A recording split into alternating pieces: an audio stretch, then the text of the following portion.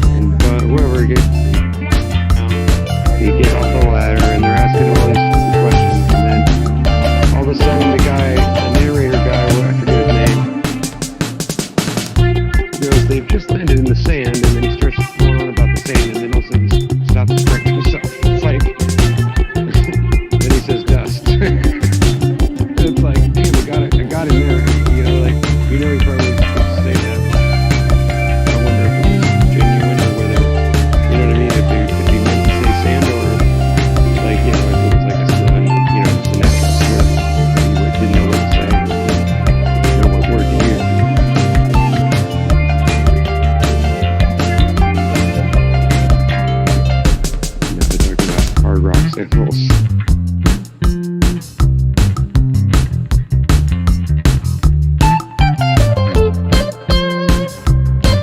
just said, I swear he just said, I just found a rock and it looks like it has a pentagram. I swear he just said that.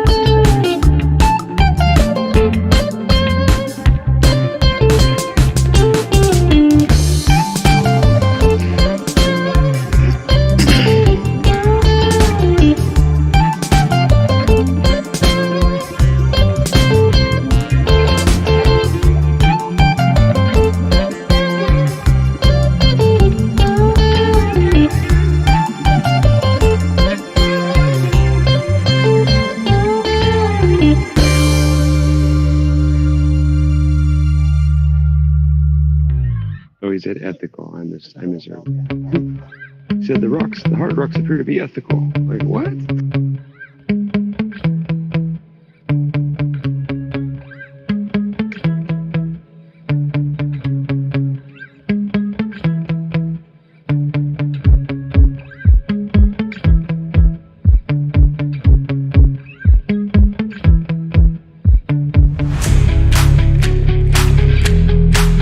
I forgot to put the import in.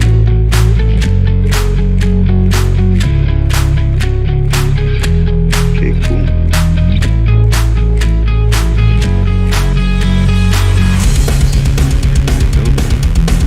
It's really hard to bend over.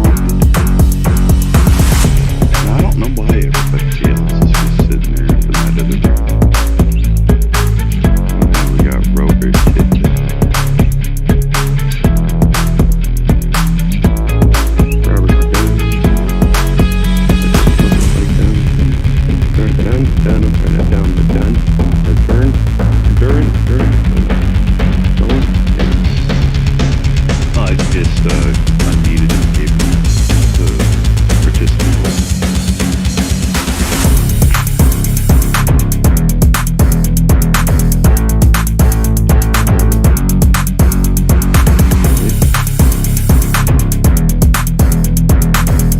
I am sitting here listening on you right now and scanning a book.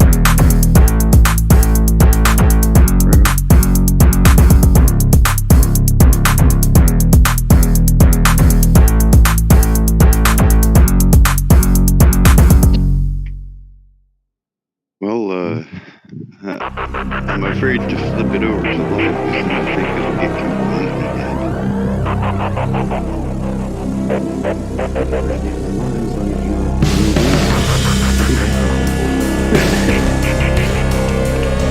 Oh, that'd be a very good feature. No reason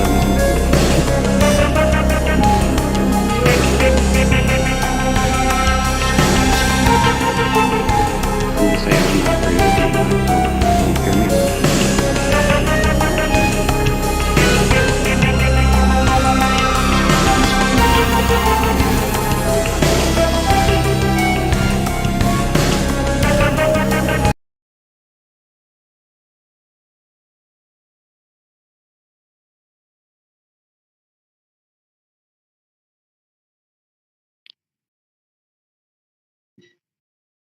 Well, we should be live.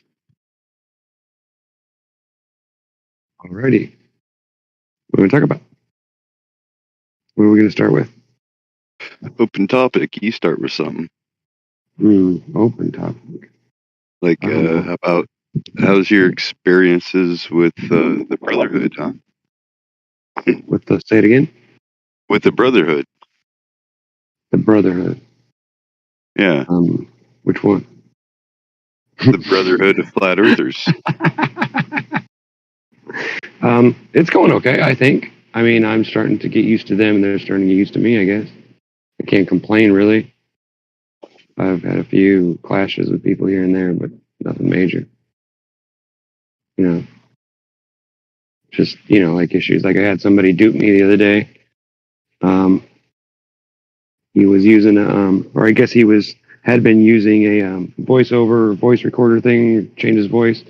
And so I guess I don't say I guess, but he had me convinced that he had some kind of a disability or something, because he was sloshing his voice, and every time I talked to him, he seemed like, like maybe he was having trouble speaking, or maybe, I don't know, maybe a disability of some kind. So, later on that day, I heard some people in there talking about him in particular, and was saying that he's drunk and all this. And I was like, hey, what, what's up with the guys, man? Like, why are you guys being such dicks? Like stop it, right? And they're like, what do you mean? I'm like, well, he has a disability. He's not drunk, and I really believe that, right?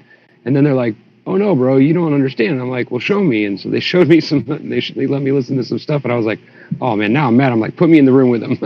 So they put me in the room with him. I'm like, dude, you're an asshole. I go, why would you do that to me, bro? Like, that's hella messed up. He's like, I'm not faking the voice. And then he starts to fake the slobber. I'm like, yeah, get out of here, man.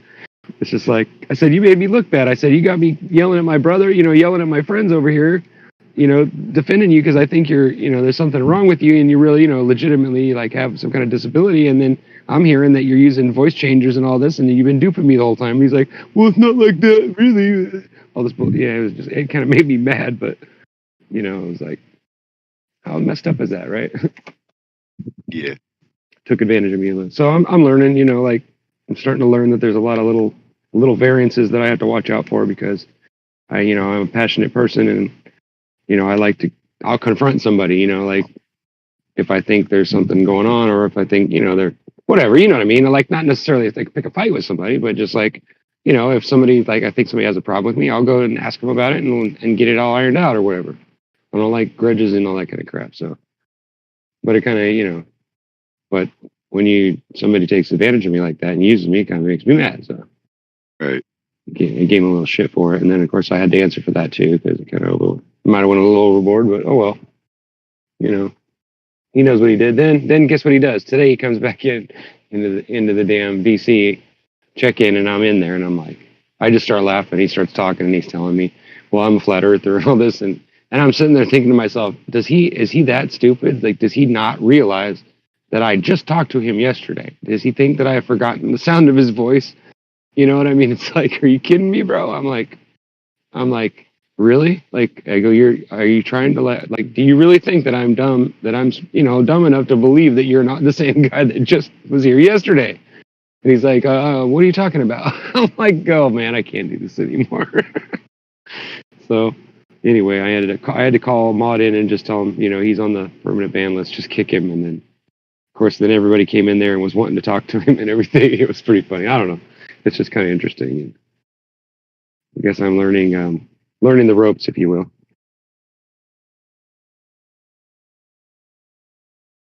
Big Gambino. Yeah, Big Gambino. I don't know. That's a big name. The new guest, or the flat Earth or globe Earth role, but they're supposed to remove the new guest. And I'm going to go ahead and give you the participant role. I will boot you in a second if you scream obscenities, but you should be able to talk now.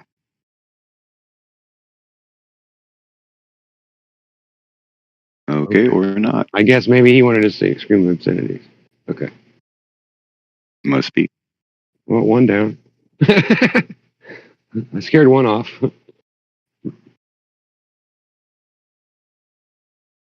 And another one down, and another one down. Another one bites dust. Ow! Yeah.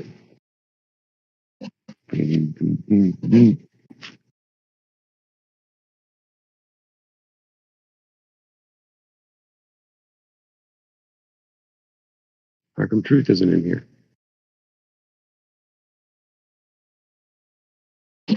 That's a good question. If she's in the general BC, we should holler at her and ask her why she hasn't come over. Unless she's in there talking to somebody. Or I can't see him or something. I don't know.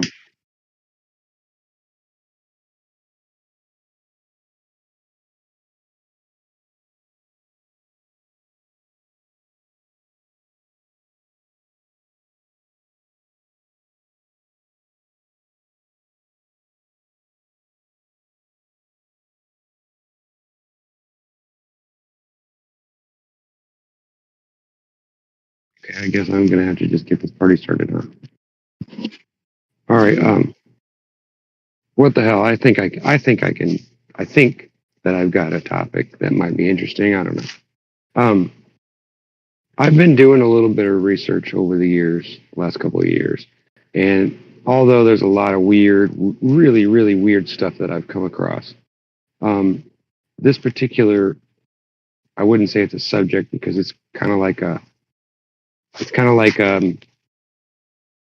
more like a spider web type of thing that kind of like would connect things if it was true, or if there was something to it. But I've started to notice things about some of these buildings that they claim are Tartarian or whatever.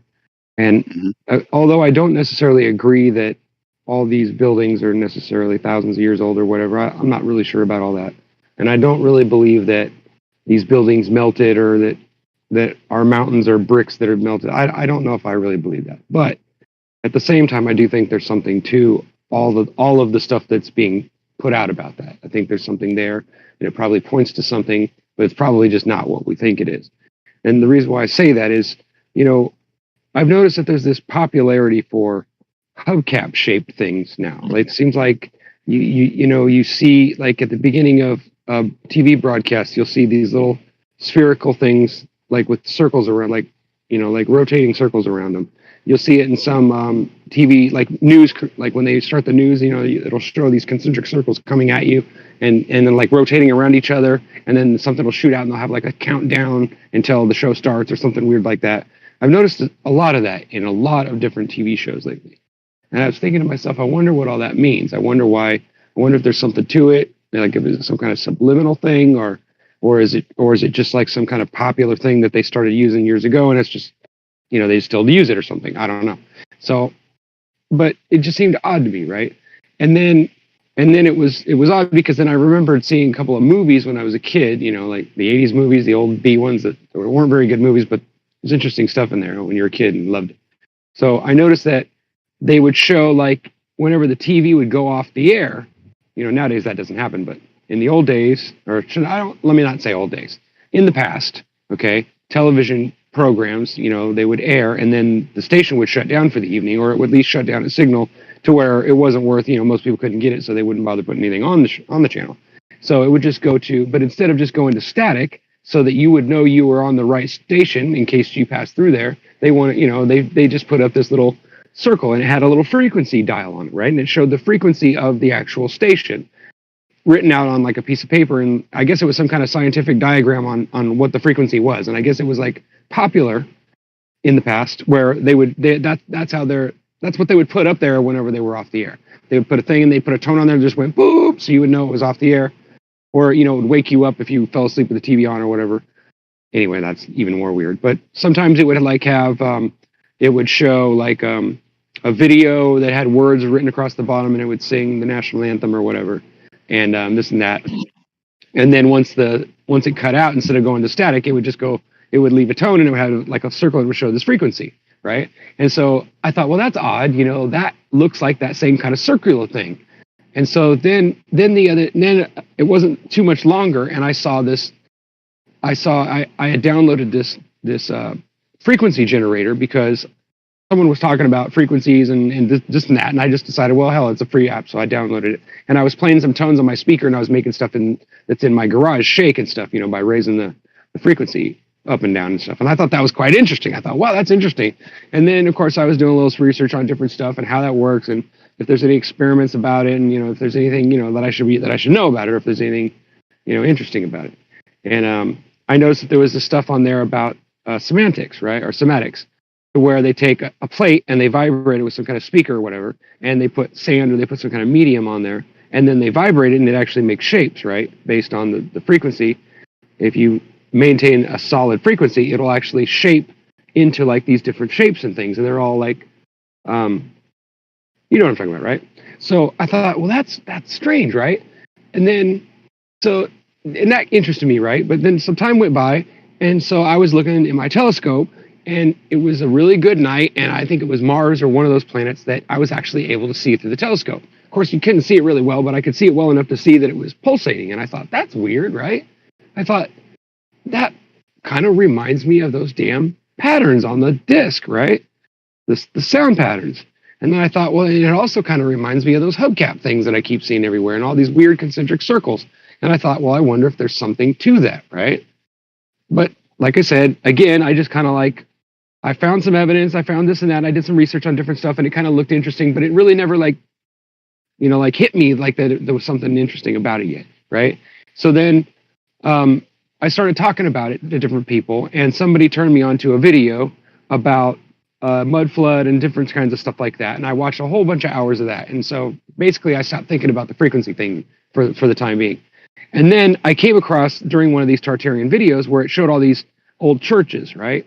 And it showed like what is it called? The one that they just burnt the steeple down not too long ago, a couple years back, and the fire, at the big church, it's somewhere in England or somewhere. But anyway, so, and I noticed that they, people were starting to talk about how they might be destroying parts of the old building, and they didn't want us to know what the old building was for or whatever.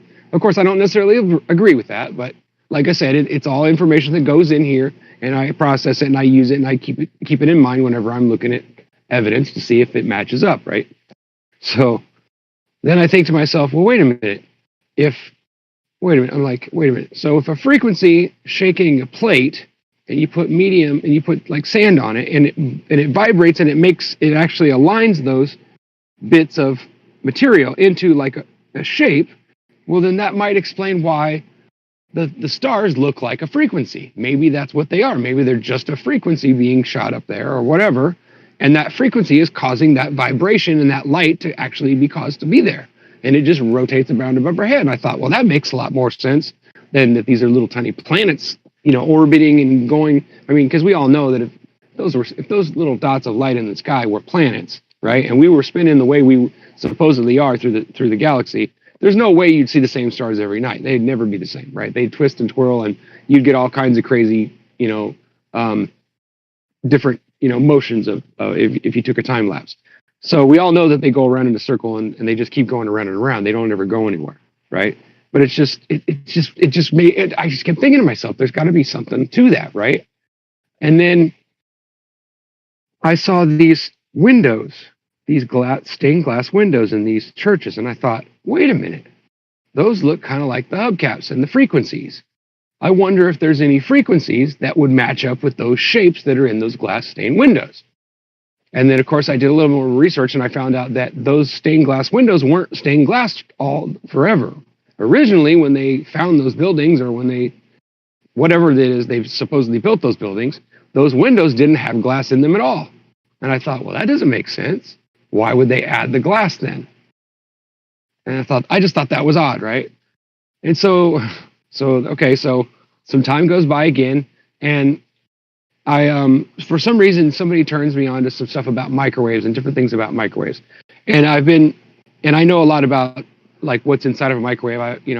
I'm not like an electrician or anything, but I do know quite a bit about the different things about electricity and how it works, and some of like I can manipulate things with circuits and things. I'm not a professional or nothing, but I know how to fix stuff, little stuff. Like I can add a new switch to something or whatever, or put a resistor that's been, or replace a capacitor or something on a circuit board. It's not a big deal. But I'm not like an expert or anything like that. But I started wondering to myself, I said, okay, so if these buildings were built and these big stained glass windows didn't have glass in them originally, they just had metal bars that held up the shapes in these windows, then maybe these shapes mean something, right? So I don't know if there's a place where I can text something down or not, but can I post something in the chat here without leaving or whatever? Or is there a place I can do that? I was going to post a picture or something here. I guess I can put it in general chat, right? So anyway, I see these things and I start looking at these windows, right? And I'm going to post a couple of these pictures in the general voice or the general text chat so you guys can see them. So, okay, so here's two of the glass windows, okay? Why does somebody keep calling me? Anyway, some salesman. Anyway, so If it pertains to the convo, you should be able to put it in the live stream chat. is that where it's supposed to go?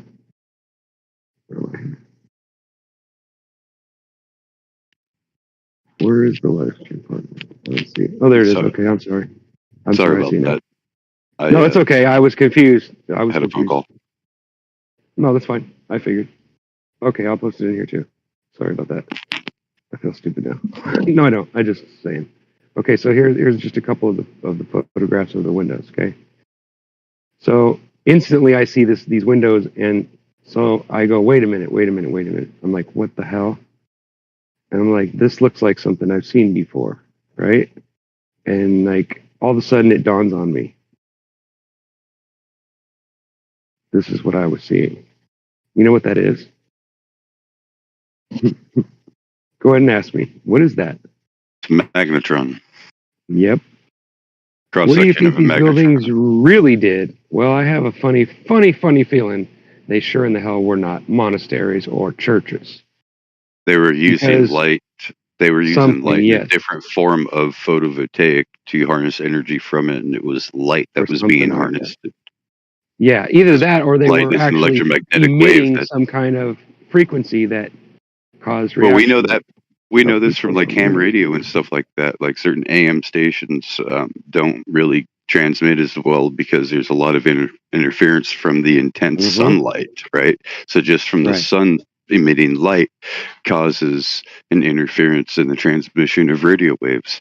So if that's really the secret to light, then perhaps that's what we can use as a form of energy, just like plants use it as a form to create sugars, you know, and we consume the plants.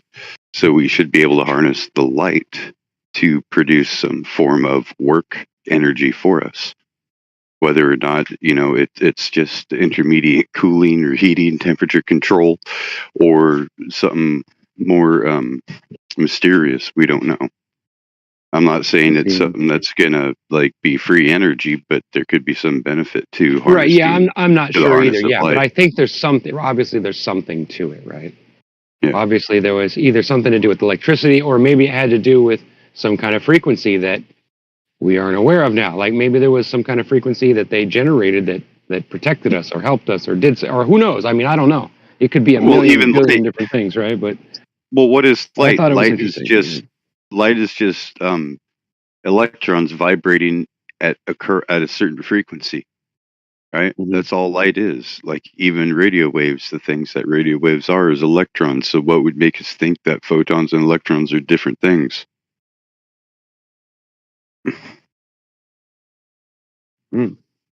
Now, so this is where it came to.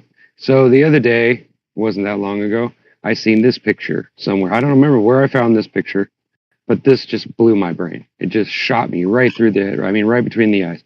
I was like, wait a second. Hold on a second. So you're telling me we have a resonance inside of our head, not just that makes noise that we're from our voice, but there's actually bones in our face and in our skull that actually are susceptible to frequency. I did not know that. And suddenly it started to make sense to me. I'm thinking, wait a minute. So, if frequency is what holds all light things together, right? It would, let's say it's the breath of life. Let's call it that, because that's a good word for it. It's a good phrase for it. The breath of life. Okay, it divides our cells, right? It's that force that's invisible that we can't see, but we know is what divides our cells and makes us able to duplicate ourselves so we can continue to live, right? Otherwise, we would just be created, we'd be born, and then we'd be dead instantly, right? We'd die within a day or two because the cells in our bodies wouldn't be able to reproduce themselves. And I started thinking about, so what if the guy who made us and put us here actually also puts out a frequency that we can pick up and hear, like a radio station. And what if What guy? these buildings, What guy? the man upstairs? It's not a man. Well, you know what I mean. The big cheese. God, the creator. What if we could hear his voice, but somebody's changed things to where now we can't? And maybe that's what those buildings had something to do with. I don't know. It's really, really strange to me at how this just kind of pops in, and this information just kind of like leads me. You know what I'm saying? I mean, maybe it's nothing. Maybe it's just my imagination. Maybe I'm just, it's just my investigative nature, But when I saw this picture and I started to think about the pineal gland and how the shape of it is, right? And I'll put some pictures of that. I started to think about this is just like, here's a pine cone, okay? And a pine cone, if you look at a pine cone and then you look at the inside of your face, there's some resemblance there. The pineal gland is also right at the top of the skull, right at the backside of the skull, right behind this little area where this little resonant chamber is in your nose. Looks kind of interesting to me. It's almost trying to tell me that maybe there is a way to talk to whoever's on the other side. Maybe not directly, but maybe there's a way that we can hear things. Here's another picture of that bone that's in your head. It's just, I don't know, there's something to it. I just don't know what exactly there is, what it means, but it means something. I know that. It's like almost like there's certain shapes and certain things that identify themselves as related. You know what I mean? I just found it fascinating. Maybe there's, like I said, maybe I'm just tripping, but I've got lots and lots of photos, and I'll share some more photos here of different stuff that I found in kind of sort of an order. So it kind of started out with this was the hubcap thing I'm talking about. This came off of a cover of an album from a 21 Pilots record or album. I believe that's where that came from. And as you can see, there's a 9-digit code in the center, right? Like as if there was 9 digits there, 1 through 9. Then there's concentric circles around there, and I didn't count them, but I think there's 12 of them. That looks like an X-ray of a gold atom. A gold atom? Really? I didn't know we could see atoms, but interesting. Notice that there's a notch in the top of it. See the top corner there's a notch. So anyway, so that's the hubcap thing I'm talking about. And there's lots more references that lead to that. Here's another one. This is what I'm talking about. These are frequencies. I am assuming. I didn't read this really well, but I'm assuming that this is some kind of a month calendar or some kind of a thing or something, or I don't know what it is. Tempura, Sundari, I don't know what it is, but it's frequencies, right? I'm assuming that's what that is. Some kind of Kindali or whatever the hell they call that. Kunalinga or whatever the hell they call that. Anyway. But you see where I'm coming from? You see what I'm talking about? And you see why are you starting to see let me add some more. So there's all this weird stuff, like a whole bunch of stuff that matches up with this. We're talking about from math cheat sheets to explanations of the human body. There's so many. The Astroglide or Astroblade has the same symbols on it. Let's see, what else do we have here? God, I have thousands of these. Here's some more stuff that's about chakras and crap like that. It's all the same stuff in my mind. Okay, maybe it's not exactly the same, but it's similar type of things. Let me see what else I've got here. Damn it, I can't see. Then there's this, which is what I think the sun really is. That's the sun. That penetrates the dome, and the dome reflects it down into a focal point, which is what we call the sun. That's my guess. Now, like I said, I don't have any proof of that. That's just my philosophy. But and then here's some more of these different designs. They start you'll even see this at that place up there that in what is it called? Hell's it called? Not Heart, but the other stupid thing where they bounce atoms against each other, smashing atoms or whatever the hell they supposedly do. You notice that there's all these little grid things, these little star-shaped patterns, right? See, these are all frequencies. I know this. They're frequencies. That's what they represent. They're in crop circles. They're in all kinds of stuff, right? I'm not done yet. Have you seen that individual named What the Flock TV? I think so. I think I might have, yeah. Why? Because you should hear him going off on the keys, the 11, the frequency keys. Mm-hmm. Frequency keys. There you go. And here's some more stuff. There's just so much of it, dude. And it all like is linked together. And how I think this is linked together is I think that they've already figured this out. I think that our government or whoever these, whatever you want to call them, whether you want to call it a conspiracy or whatever, I don't really care. But I think that they figured out exactly what that frequency is. And I think they know exactly how to manipulate us and put thoughts in our minds and all kinds of things. And I think that and I think that some of this stuff that I'm showing you, if you look into it, you'll see that it leads right to genetic manipulation and protein removal, protein magnetron controlling brain behavior. Probably has to do with 60 cycles. Yep, that's part of it. There you go. You're starting to get it. So then we've got all these other places in the world where all these things exist. These weird shapes, these weird. Oh, look, it's going to let me. Wow. 5 files in a row. I don't believe it. Usually it tells me there's not enough space or your files are too big. But there is lots of this stuff. It's everywhere. It's in churches. It's in buildings. It's in, like some of these places you'll recognize. But look at this one at the top here. It's like black and white. Look familiar to you? Do those little flower shapes look familiar to you? They should. They're everywhere, dude. These things are everywhere. They're in all the major buildings, all these Tartarian buildings that we talk about all the time. They're full of these symbols and these They're weird not Tartarian things or whatever. That's Or whatever you want to call them. Yeah. I know. I'm just saying that because I'm trying to describe it easier. I'm sorry. Look You're at right. the columns. Look at the columns. You notice anything about the columns? Look at all these columns on these old buildings, right? You have two different styles of columns. You have some that are geometric and shaped, and other ones that are smooth and round. Yep, you're right. So right. The ones that are geometric in shape, those are Edomic or Ionian, right? Oftentimes we're told that they're the Roman Greco style, right? Mm-hmm.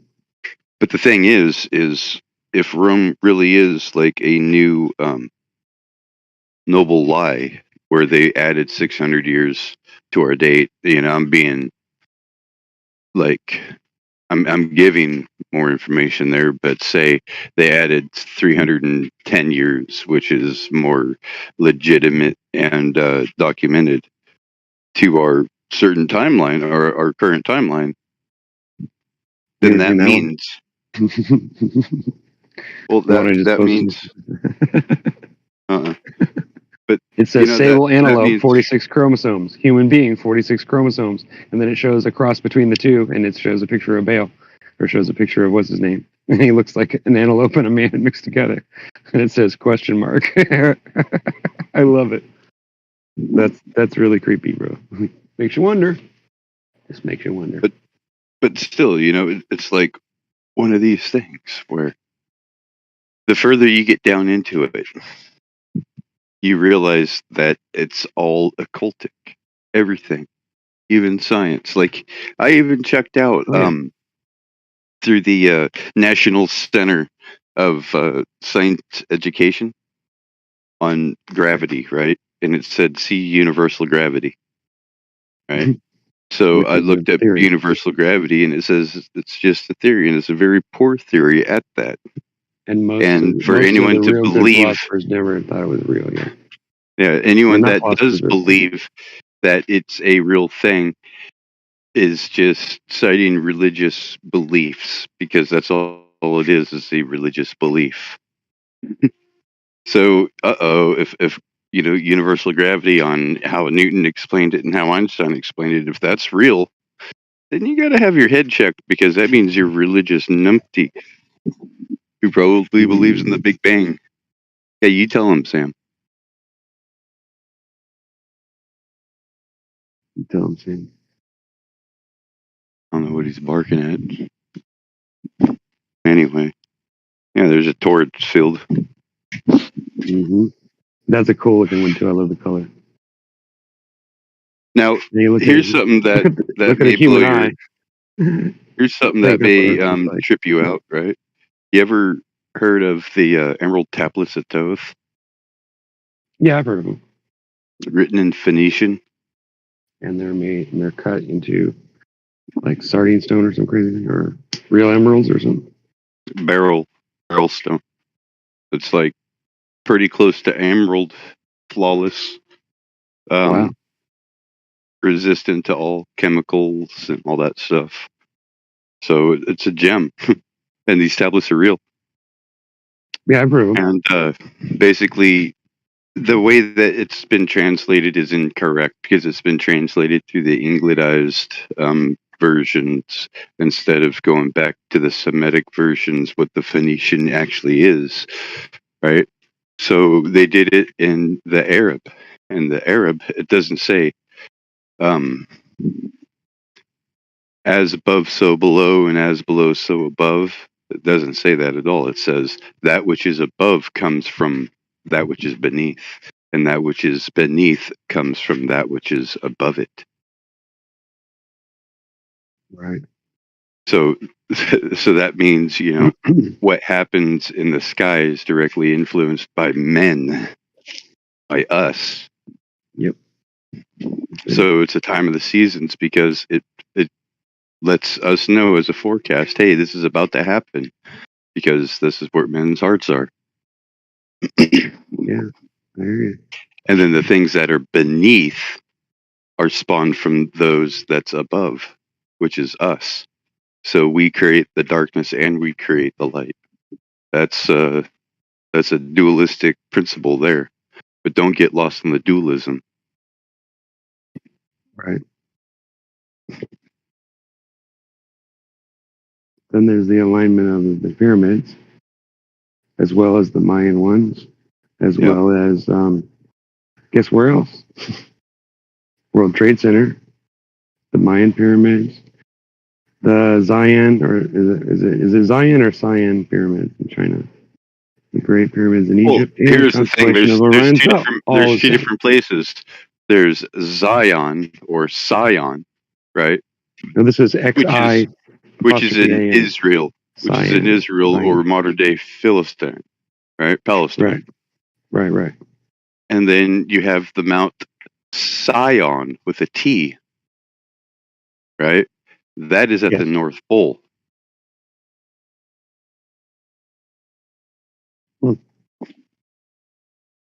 Well, I was just noting that the constellation of Orion matches up with pyramids, among other things. Oh, yeah. The World Trade Center is built the same way. You kind remember hearing about this all-seeing eye, the blazing eye, the all-seeing eye, the copper Providence, eye? yes. The Eye of Providence, yes. Okay. So, what do you know about As you can tell, I've done some eye? homework. What do I know about artificial intelligence? No, the eye. Not the AI. eye. Okay, I know that they want. Well, I know what the American interpretation is. It is the eye of God. That God is looking us over, and that's what it represents. But I guess what I've heard in Freemasonry is that the Eye of Providence has to do with the headstone. It has to do with that we were given everything except for the headstone. We were left incomplete because we don't have control over the actual mechanical parts of the world. We're only put under the world, right? And so I think this is my interpretation. Like I said, it may not be theirs, but from what I'm gathering, it represents their dominion over it, and knowing that the dome exists, knowing that we're in a container, and that knowledge is basically what the eye stands for, being the headstone, as in their group, their symbol, it symbolizes them being at the top of and being the Illuminati or illuminated beyond what everyone else below that ladder is. But I mean, I could be wrong. Maybe there's more to it than that. In the Hebrew, it's ayin, right? Now, in the Arabic, it's ayn or ain, right? Oh, is that why? Is that why all the AIN. Jews name themselves Einstein and all this other stuff? I don't know. They put "ein" at the end of it. I don't know. But check it out. Like, that is the name of a star in a constellation, where Aldebaran is the budding or the follower of the eye, right? And the eye. Well, I think it the eye of represents Taurus. the red nebula It's, that I put up it's there. the orange. It's the orange star in the eye of Taurus. What I It's a think that it represents copper-colored is star. See the picture I posted at That's the blazing star. 5:14 p.m. It says the red square nebula. Look at that. That's your pyramid right there. And the eye is at the top. It's the bright spot. That's your sun. That's your what do you call it? Your infinity symbol. That's your hourglass. That's your all that symbolism is all room 101. All that is all based off of that red nebula right there. There's your pyramid from above, and this is in space, right? Supposed space. Explain that one to me. That's what I think. I don't know. I could be wrong. It has something to do with it. And they know about this. That's what I think. But I'm crazy, so you never know. I've been known to be considered, I've been known to be called crazy and all that. Can you open your mic now, Evil Mice? I like the name Evil Max, right on.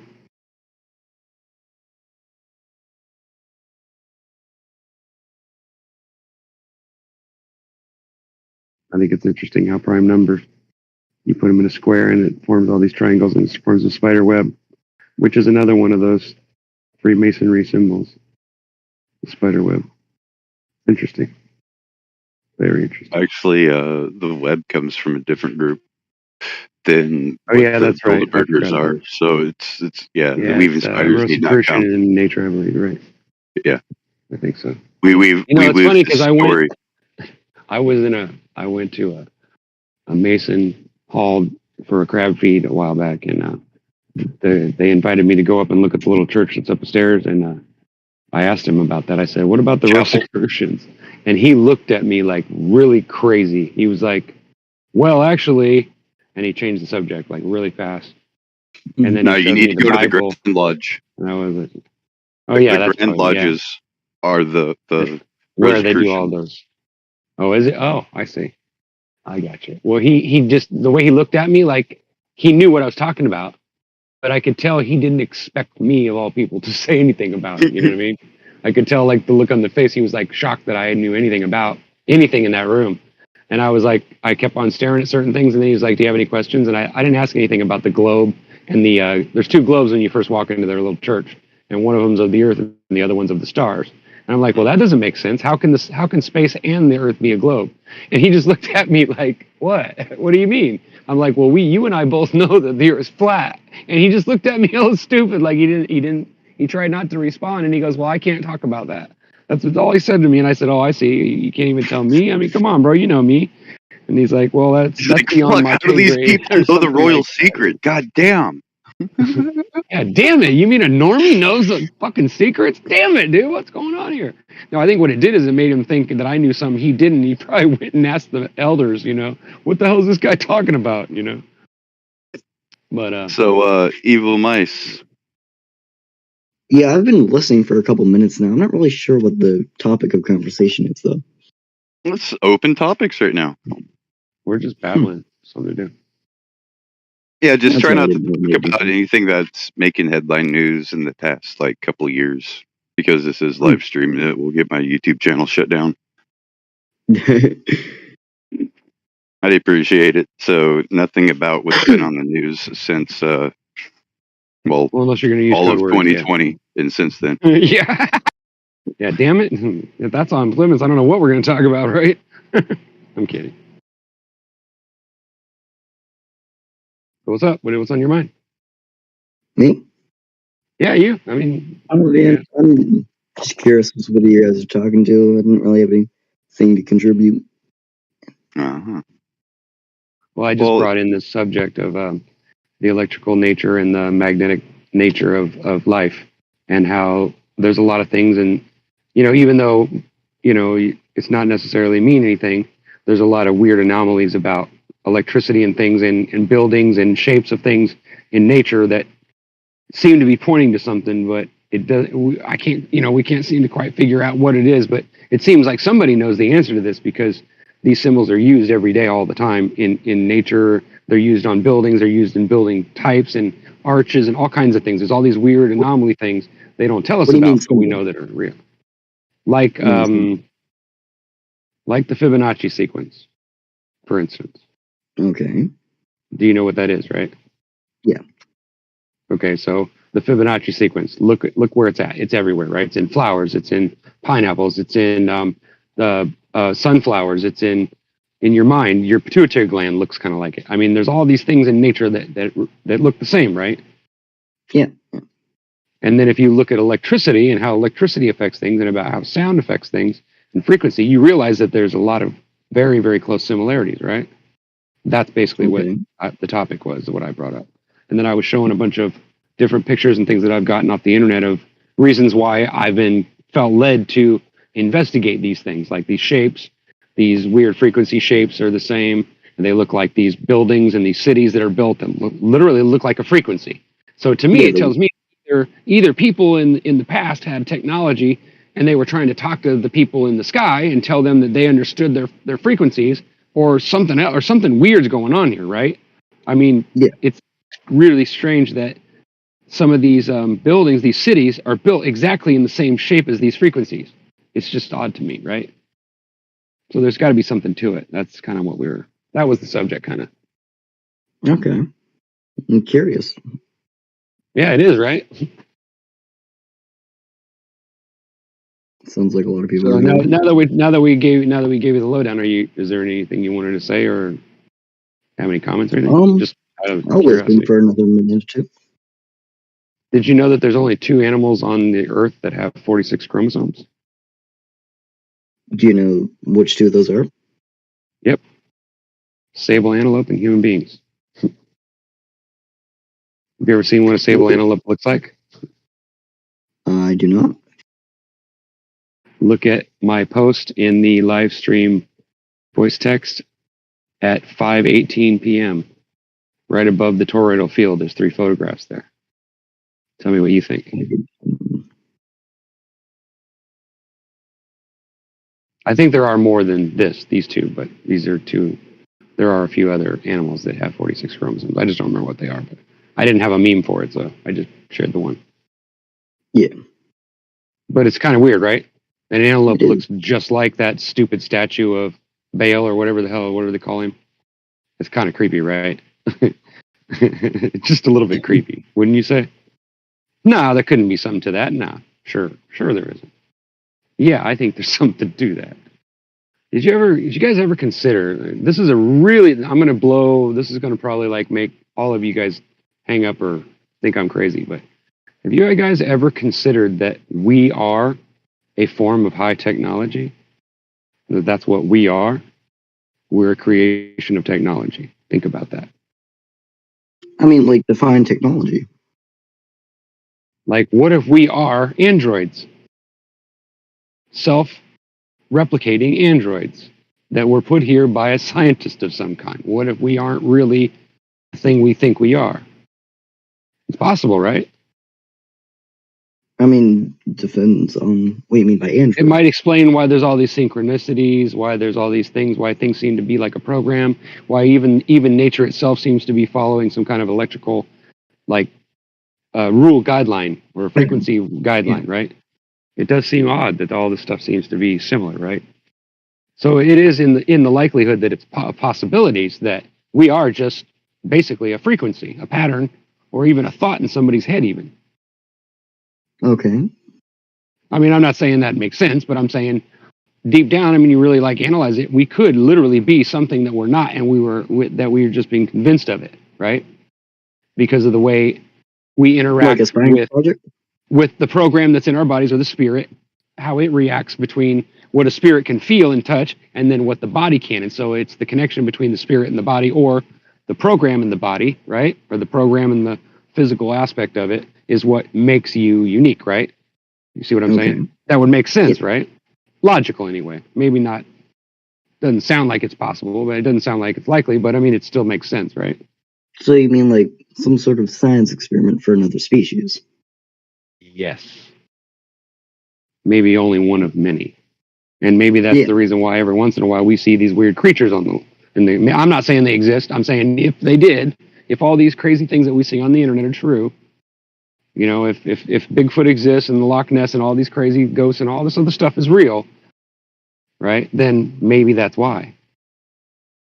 Maybe that would explain it, because every once in a while those creatures do have to come here and make repairs, right? Or fix something that's broken, or whatever the case is, right? Interfere, like change the variables. Right. But what is the likelihood of that? Probably not as likely as that a smarter, intelligent being created us and then put us here for whatever reason, and this is just where he keeps us, right? Yeah, it does. He made a place for us. It does seem far-fetched, but it's not outside the likelihood of it being true, right?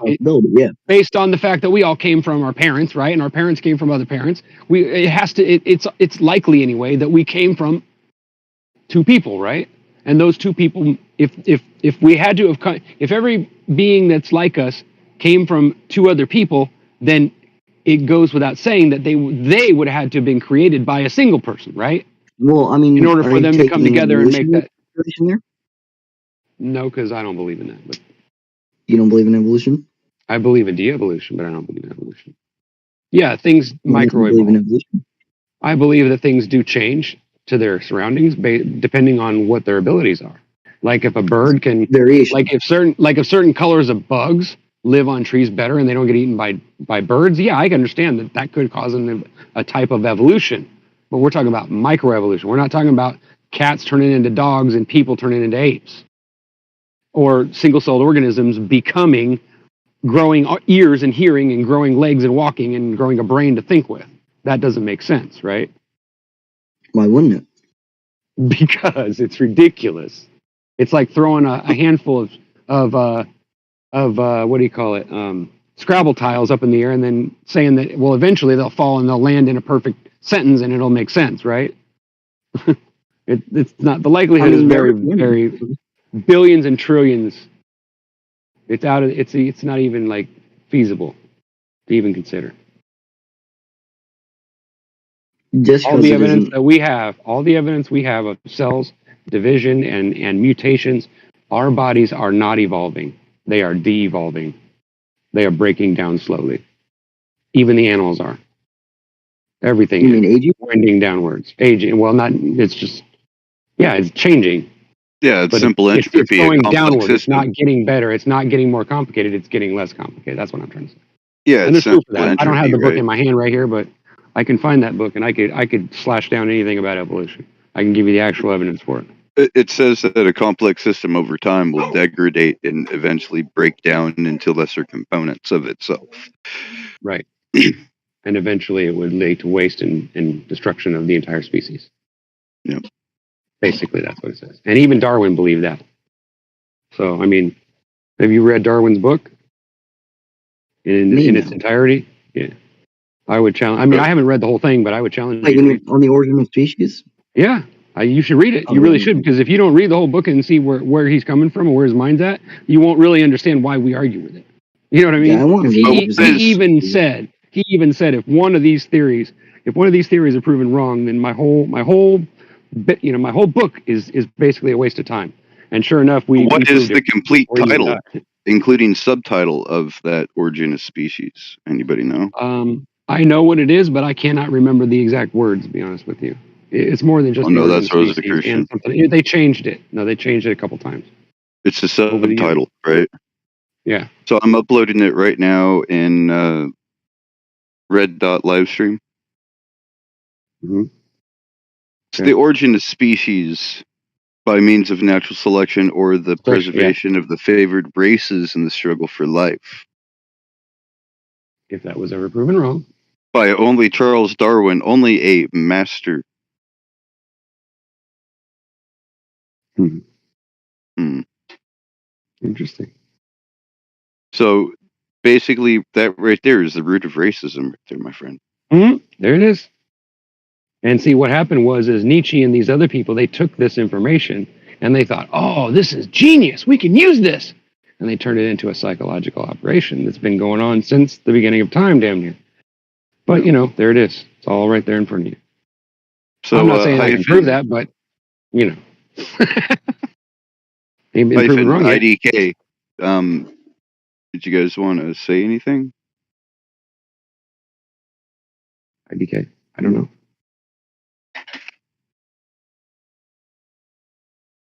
Guess not.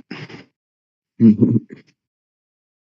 hear somebody talking. I don't know whether they're cutting out or what. It's Evil Mouse. Oh, okay. Whether his mic broke. Oh, should I turn down my sensitivity? Ah, I hear you now. What's up? Me? Yeah, you. Oh, no, I can't really think of anything to say. Okay. Nothing to add. Why not? You don't have an opinion? Or you just don't know what Nothing we're I talking think I can really have credit about? Okay, for. that's fine. Well, maybe you ain't gonna get credit till you start talking about it, are you? Ain't no harm in talking about it or asking questions, right? Or saying what you think it is or what it isn't. We're not gonna bite your head off. I'm not anyway. I might tell you you're wrong, but I won't get mad at you for it. Single-celled organisms came into existence.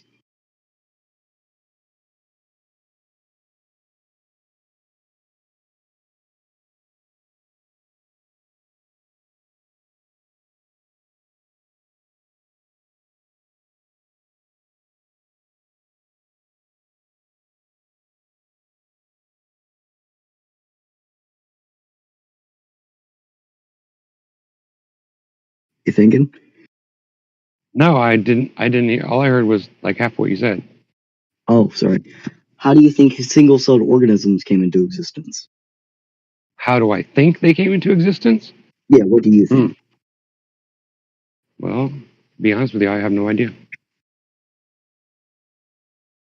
Okay, then. But I know it wasn't because sugar and water were in a bowl somewhere, even though you would need those single-celled organisms in order for sugar to exist. But I know they didn't come from nothing. That's for sure. You would still need supplies that already exist in nature in order to make something. You understand that, right? Proven in multiple experiments that you can take non-biological matter and turn it into. Yes, but it's still matter. You still started with matter. You can't start with zero and then end up with something. And that's what evolution says, right? It says that nothing exploded into something and then eventually turned into all that what we have, right? And then evolved into all these other things, right? Which doesn't make any sense at all, first of all. It's ridiculous. Well, then how do you think? From the very beginning, it's ridiculous. But it isn't much different than somebody created it all at once either, right? But somebody has to be right. It had to have been made somehow, right? And we know that. We're here, right? We're conscious, so we know we are real. We're not just imagining it because we're all having the same hallucination, right? So if we're here, that means somebody put us here. Somebody made us or took us from somewhere else and put us in here at the least, right? Because that's a logical answer, right? Like a big assumption. But to just say that but is it a bigger assumption than saying that just long time ago there was nothing and it exploded into something and that's how we got here? You see my point? I mean, it makes more sense than that, right? Come on, be honest. Come on, you know that, right? Yeah, so I mean, come on, let's be logical here. Like, what makes more logical sense? That we got put here, or we came from common ancestors, like parents and their parents and their parents, and they were always people. Or do you really think that we came from a single cell and then that single cell evolved into something that had more than one cell, even though it didn't have the ability to divide into two cells? But you're claiming that it somehow it evolved into the ability to do that. That doesn't make any sense at all. Incorrect. Actually, we come from two specialized cells called gametes, and I know, these but I'm saying gametes that's form what a gamete, right? Yes. Or excuse me, it's the other way around. These gametes form a gamete, and these gametes only have RNA or half the DNA structure of a living being. And when it's combined with another gamete of an egg variety, then it completes the living structure DNA sequence of the living Without being. it cannot And that's what reproduce. causes life. Well, it's not actually what causes the breath of life, but the breath of life is more of a electric type phenomenon. In fact, with a very expensive dye, you can capture this on film when cells mitose. Mitose is the phenomenon where a cell will multiply itself or actually divide itself, but it's actually multiplying because it forms it reproduces itself asexually by splitting by mitosing. Yes. But that act of the mitosing, the breath of life is involved in it. And So it's still an unknown force. Well, whatever you want to call it. Force because it acts on physical things, but we don't really know. But we also know that it only does that when we look at it. For all we know, it doesn't divide at all when we're not looking at it. and there's no what we know. chemical involved that creates the breath of life. That's right. So, I mean, yeah, you can say all those things, but you would still need that energy, that frequency, that energy, whatever, that voice, that sound, that whatever that is, in order for that stuff to actually have the ability to do all it does. He's right. So, I mean, as far as I'm concerned, evolution is just a book. It's a book and it's a story, just like Santa Claus and the Easter Bunny. And it's all horse crap, right? Because even the scientists that you would think would believe these things, if you really ask them the questions about the science, they'll tell you that this science doesn't match up with reality. They'll tell you that. In fact, evolution is the act of evolving, and evolving means to open up or unroll something that has been rolled up or hidden, like a book, for instance, to open a book up or to unroll a scroll, which comes from evolve, which means to unroll or unravel. Procreate is a good word to mix with it too, because I think that's so. How can something that goes from unraveling or opening up to make something lesser be conscribed to something being coming from like a fucking dog to a bear? It's never happened. And there is no evidence, there is no scientific experiment that proves any of that either. Oh, even though they're very closely, yeah, it does look that most way, closely resembling in DNA, closer than humans and chimpanzees, as a matter of fact. Wait, no question. There's only like 6% difference between canines, whether it being wolves or domestic dogs, and a grizzly bear. Okay, wait, Rookie. Yeah. You believe in adaptation, but not evolution, right? Well, somewhat. No, not necessarily adaptation, but I do believe that, yes, I believe in some forms of adaptation. Like, I believe that an animal finds new foods, like if it moves into a new area because it's starving to death, and it sees food on the other side or wherever in some area that it hasn't been. Yeah, I believe it can adapt to that situation. Yeah, of course. I think that your skin can even adapt. Like, if you get sun all the time, then your skin naturally will stay darker than normal. My skin does anyway, even though I'm a white person. If I stay out in the sun all the time and I don't wear, like cover my body, I'll stay tan almost all year long, except when I'm in the house and not going out and getting sunlight. But if I cover my body up, suddenly my skin starts turning white. Is that adaptation or is that evolution? No, it's not evolving. My skin is just reacting to nature, right? It's not changing its structure, or the melatonin in my skin isn't going to rearrange its structure, right? It's just going to react to the stimuli from outside the body, right? Whether that be by disease or by some natural occurrence. Why can't those stimuli be different over a period of generations and our species adapt to that? That would be like saying that knowledge makes us able to evolve. Because if that were true, and if that were right, then just knowing, just understanding would be an evolution type. Then our brains would have evolved beyond the technology we have now in a very short period of time. Because, like, if you got to think about evolution from the whole perspective. Like, let's say it's true, and then you start to like check it with all the things that we know in science, and you balance it out, and you see that it doesn't fit together. That's what I'm trying to say. I'm not saying that there isn't some, it doesn't make sense in some senses, or even may even look like there might be something to it. But I don't know. I do not believe that the type of adaptation you're speaking of is relevant to it. No. But yeah, I do believe that animals can adapt to their surroundings. Yes, of course. But I don't believe that their body and their DNA will change because of that. No, I don't. Just like, if I get abused as a child and I grow up around people that are violent, doesn't mean that when I have kids that my kids are going to be violent too. Right? Does it mean adapting by the form? Necessarily. Not necessarily nurture versus nature, but adaptation as in the form of when you're first born, everybody lives on milk. And then later on, we tend to not necessarily consume milk, but we still can until a certain age where we start to consume meat instead. In fact, even our teeth change and adapt so we can eat meat instead of milk. But that and then was there comes a programmed point in our into us life, in our genes, once we hit it about does that 40. because of that, not because of some Well, outside yeah, force, right? but see, the thing is that once you hit 40, you have evolved to the point of consuming milk without shitting yourself. What? Wait a minute. What? Consuming milk without shitting yourself? What are you talking about, man? Especially with coffee, Why man. you got to throw a wrench in the whole conversation like that, bro? Why are you guys? Why you got to do that? Adaptation has nothing to do with that.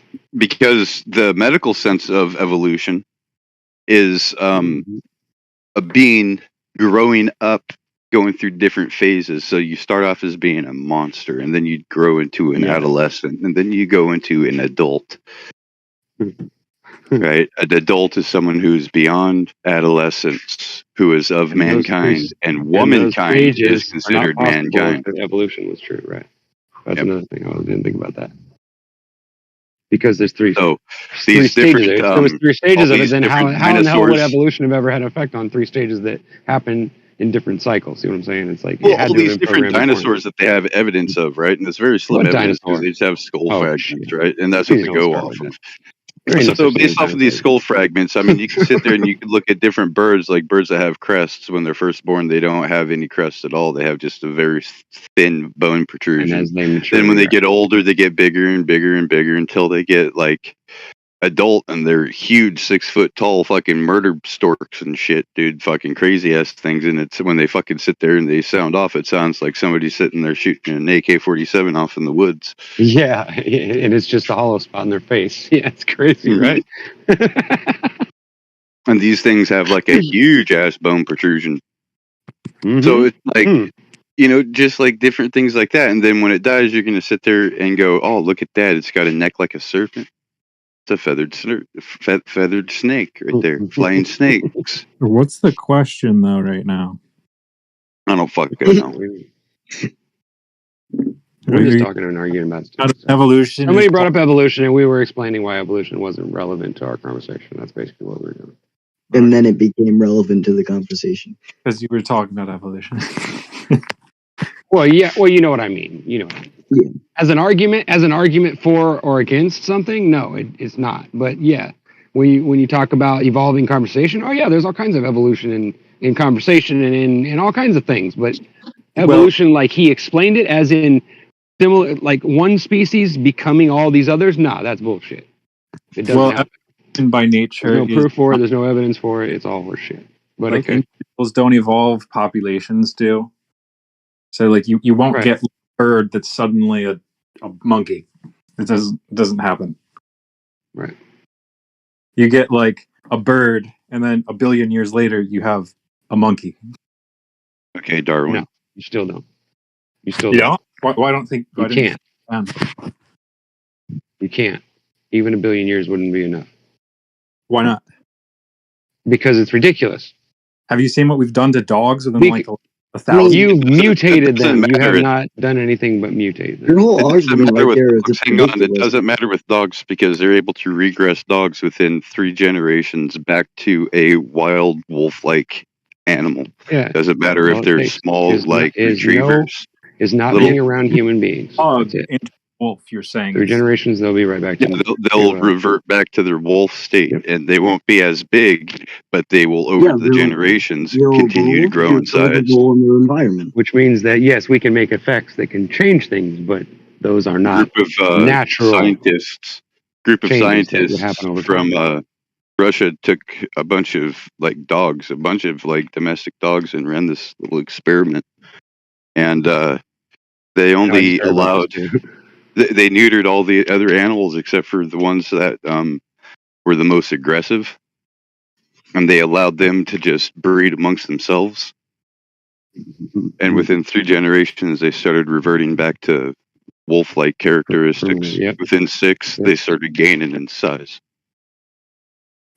Which means they would reborn. Which means if we weren't domesticating them, then they would go right back to the old ways, the way they were.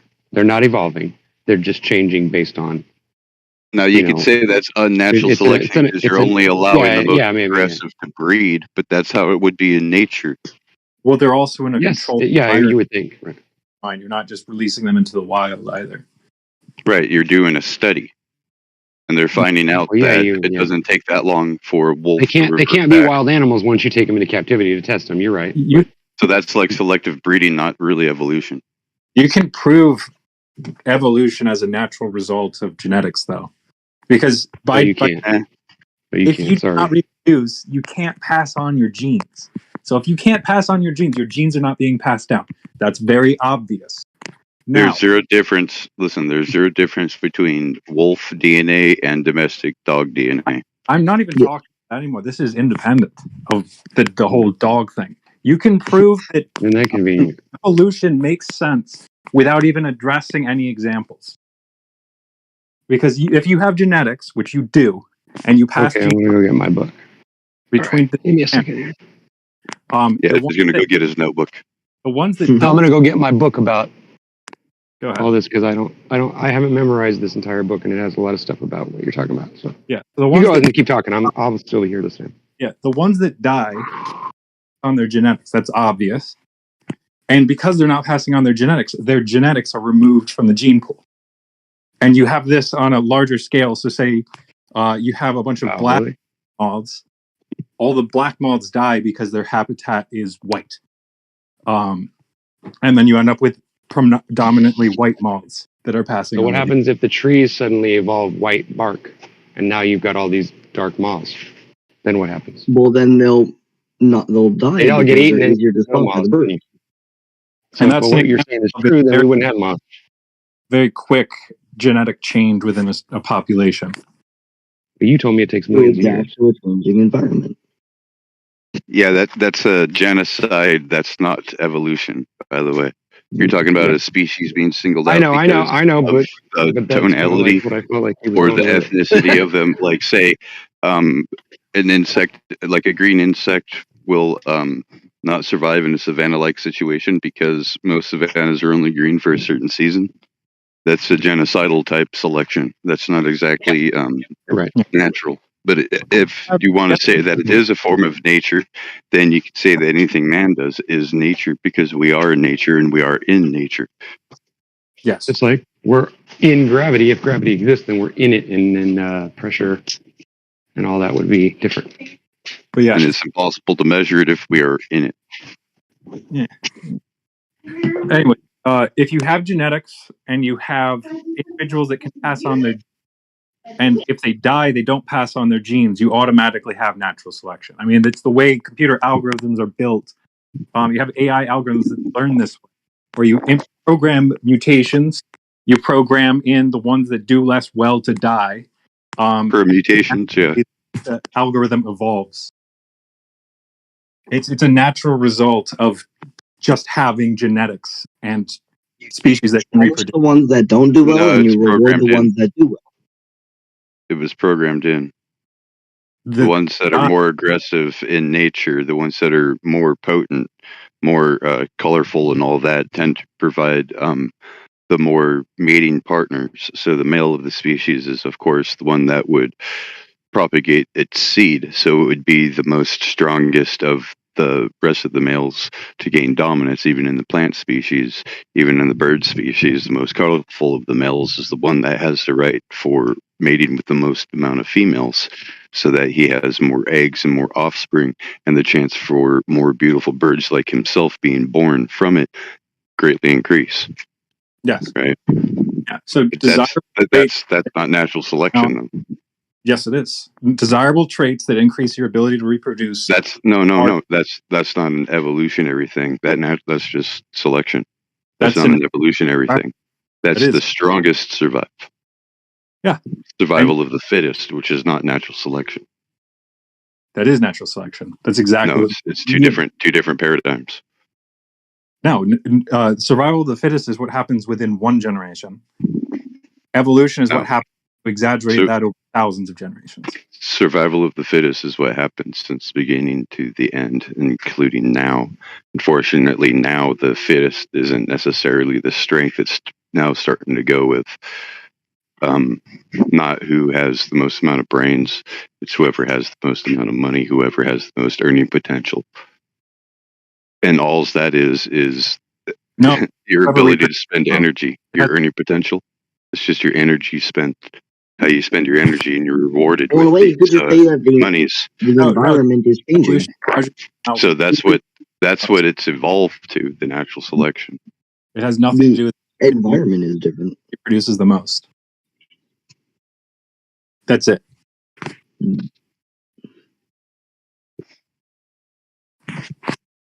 Because our offspring no longer dies. Yeah, that's not natural selection, is it? That's funny, dude. You have the ability to control the environment. There's no natural selection. Oh, I thought you said that is natural selection. No, there's no natural selection within the human population. But it is because now it's moved from fitness to what fitness means is they who can earn the most amount of money. No, it has nothing to do with money. The poorest among us are actually the ones who reproduce the most. That's a big truck smack if I ever heard.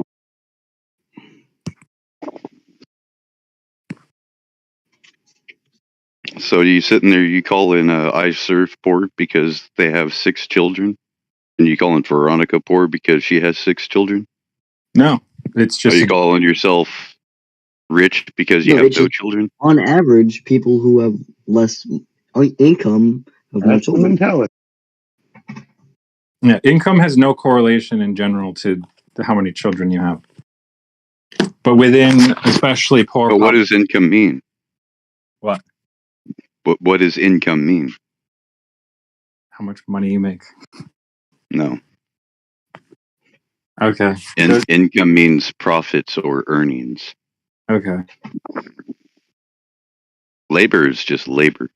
And if you trade labor for money, that technically is not considered earnings.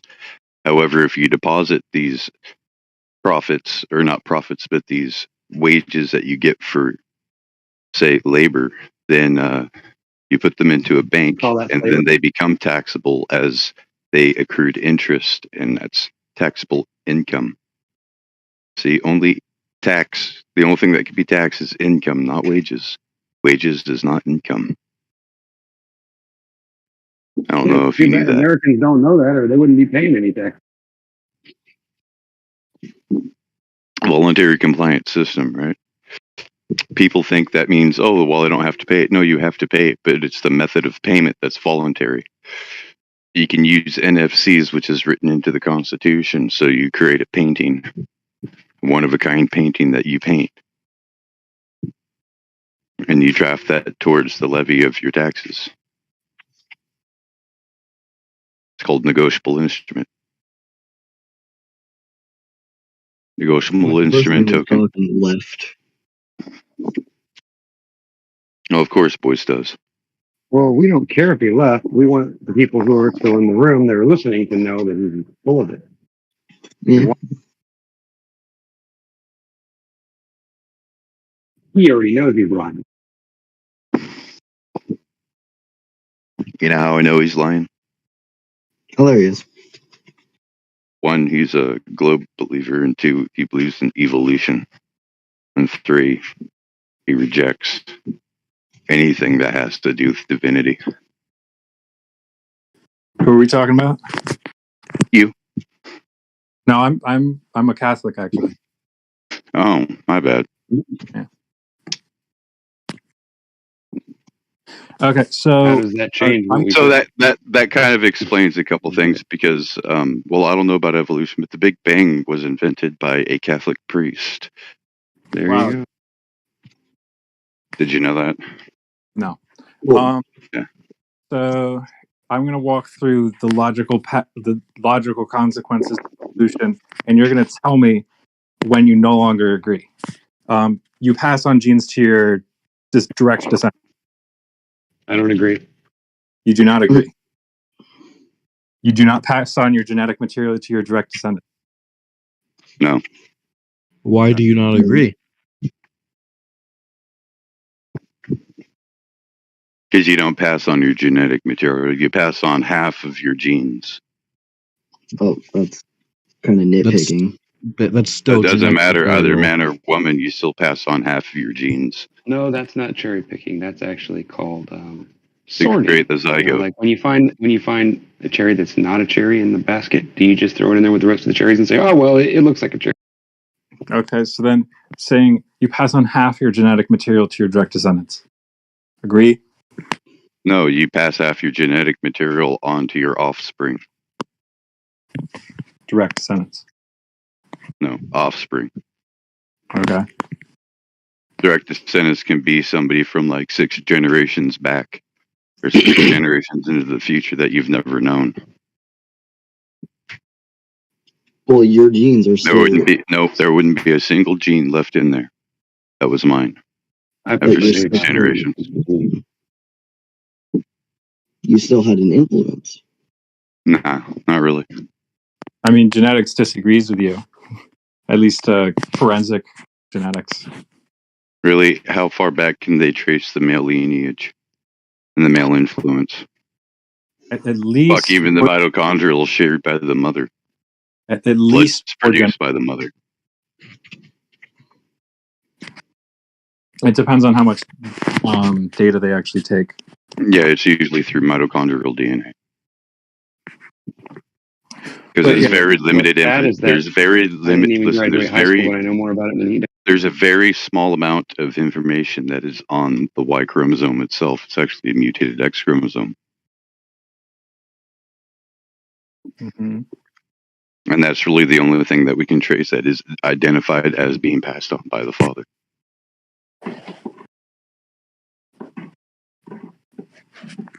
So if the male only has, like if I only have females, well then that means half of my genetic material is going to be gone within the great-grandchildren. They're going to look completely different. Your genetic material is not present within grandchildren. Where do you Yes, when it goes to females. from? Where is it coming from?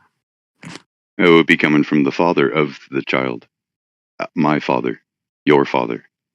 If you're a male, you can only get the male chromosome, which makes you male, from the father.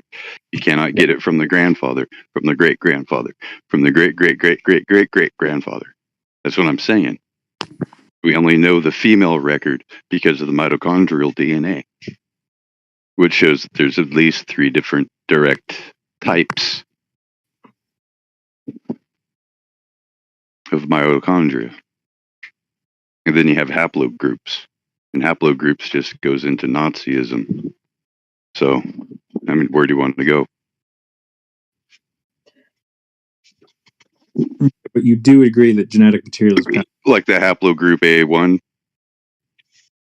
the one that's right there in Ivory Coast, Slave Coast, Gold Coast area of Africa, is the very same haplogroup that is not the non-Jogon descendant Japanese individuals, which had white European features. They called Ainu. It's the very same haplotype, type A1. So if you want to go out of the Africa theory, then they are the first ones to have left Africa. Okay. Very interesting. So my question then still kind of stands. And they were white, dude. They were white. Yeah. My question still stands, which is, do you or don't you pass on genetic material to your descendants? You kind of went and did your great grandchildren don't have any of your DNA thing, so I wasn't really Yeah, clear. Move on to your Yeah. second question. Well, do you agreed or you didn't agree? I've already answered that. Move on to your second question because it wasn't phrased correctly. You just Okay. move on. So then the next question would be, do individuals with more desirable traits, or are they more likely to reproduce? No, because even if you No. look at animals, even those that are not fit for reproduction still reproduce. Look They at do. the donkey and they're wild. Look at the rabbit, they're wild. Look at the geese. Look at the damn quail. What you But think?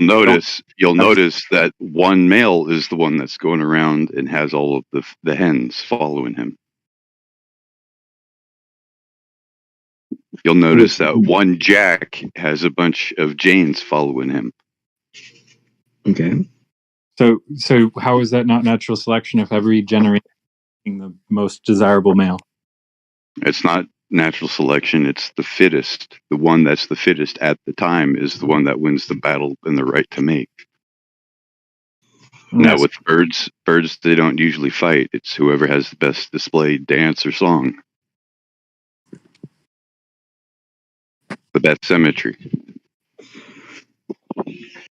That's what I'm trying to say. That this natural selection thing, it's not exactly the mechanism. So what do you think is happening? If that's the mechanism, after 1,000 years, then all birds will have the same appearance. If one bird can mate with another bird and create, hang on. If one bird can mate with another bird and create a different kind of a bird, then can one snake mate with another snake to create a different kind of a snake? These so-called hybrids. And if so, are these hybrids able to breed? Are they able to reproduce? Most of the time, if they're different species, no. Well, I know a mule can't breed, and I know there's a liger can't breed. Yes, but those are for species that are pretty far separated. Well, no, those are still under the same kind. That's what I was going at. Like, because one lizard can mate with another lizard. Well, they have to be relatively close to the same species, otherwise they can't breed at all, can they? Right. It's based on genetic similarity on whether or not they breed with each other. Like you could take a turtle and breed it with another turtle, and it will produce little turtles that are different from both. Right. However, those little turtles aren't going to make it in the wild. So therefore, you're never going to find out. So yeah, they might mutate and they might do that, but then they'll immediately die in the next generation, and you will have none. So yeah. So you have to raise it in captivity.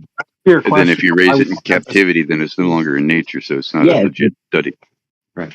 Your question, I think, was why do we not only have one kind of bird, and it's because all of those different species fill different niches. Like really compete with a rat for food, even though they're very similar. I'm talking about an eagle, like a bird of prey, and like a scavenger, right? Like I could see the similarity there because they both consume carrion, right? So a vulture and an eagle, there's some similarities there. But what's the similarities between a vulture and a finch? Okay. I was going to have macaroni salad ribs or something like that. There's no similarities at all between a finch and a chicken or a rooster or a quail. Those things have like pins, like not pins, but like claws on their freaking wings. Well, I mean, you're just talking about like appearance-wise. Yeah. What about a duck? Right? I mean, they all share feathers. They all have beaks. The beaks are all specialized for different types of food that it specializes in. Yes, and that's like why the duck has a webbed foot, whereas an eagle has a talon and a Because vulture it has does no not have movement. a talon. But you can see how they're similar, though. Only based off of diet. Like they have a completely different body design. Like how long does it take from a talon to form into, say, a web foot, or say from a web foot to a heron foot, or even better, the roadrunner foot. Well, it The may be roadrunner foot, when wrong. you're trying to track a roadrunner, you can't tell which direction it's traveling in because it forms an X.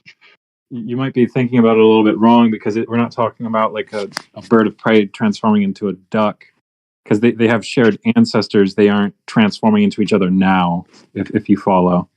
So Yeah, like but a bird of prey is a raptor known as the roadrunner, right? But it doesn't have talons.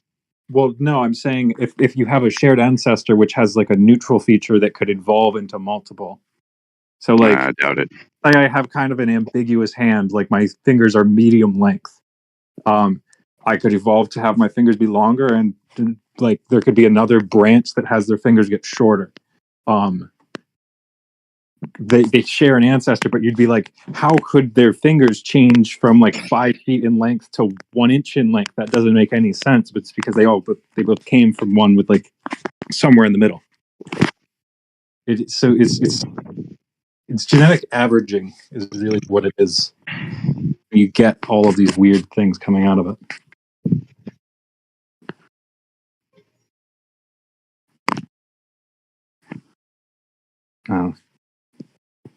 I think genetics is a chaotic system with very towards like stability.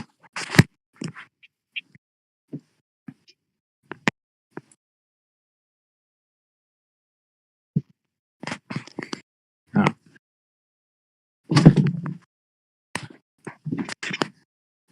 So you don't think things share common ancestors then? Well, I think you and I have a common ancestor, but you're not going to like it. Who's our common ancestor? Well, you would say Charlemagne, and I would say no, my ancestors never had anything to do with Charlemagne, but we had a lot to do with Noah, No. which your ancestors would as well. So our common ancestor is, in fact, Noah. A bit of an odd one to choose. Well, even if you look at the genetics, right, since you want to champion the genetics, when you look at the genetics of it, you'll realize that there's the bottleneck that transforms down to about 70,000 years ago, right around the time of the Toba eruption, which caused an ice age. And there was a bottleneck, worldwide bottleneck, where a lot of people died off. And this could have been the Garden of Eden time period and all of that. But the thing is you can look at the genetic record and see that there was 3 lines of men. Well, not of men, but of females. 3 female lines stemming from 1 female. How do you know Noah existed? Because of this little bottleneck incident. Because of the genetic evidence. Now, some want to call him Noah, others call him Utnapishtim. You're reminding me of a different question I had, which is, what is the minimum number of a species that you can have and breed them within that body of the species and not have them end up inbred, diseased? And I don't have an answer. I don't know what the answer is, but it's definitely more than 2. I don't know. I mean, the next logical step would be trying with 4. I don't know if 4 would be enough either.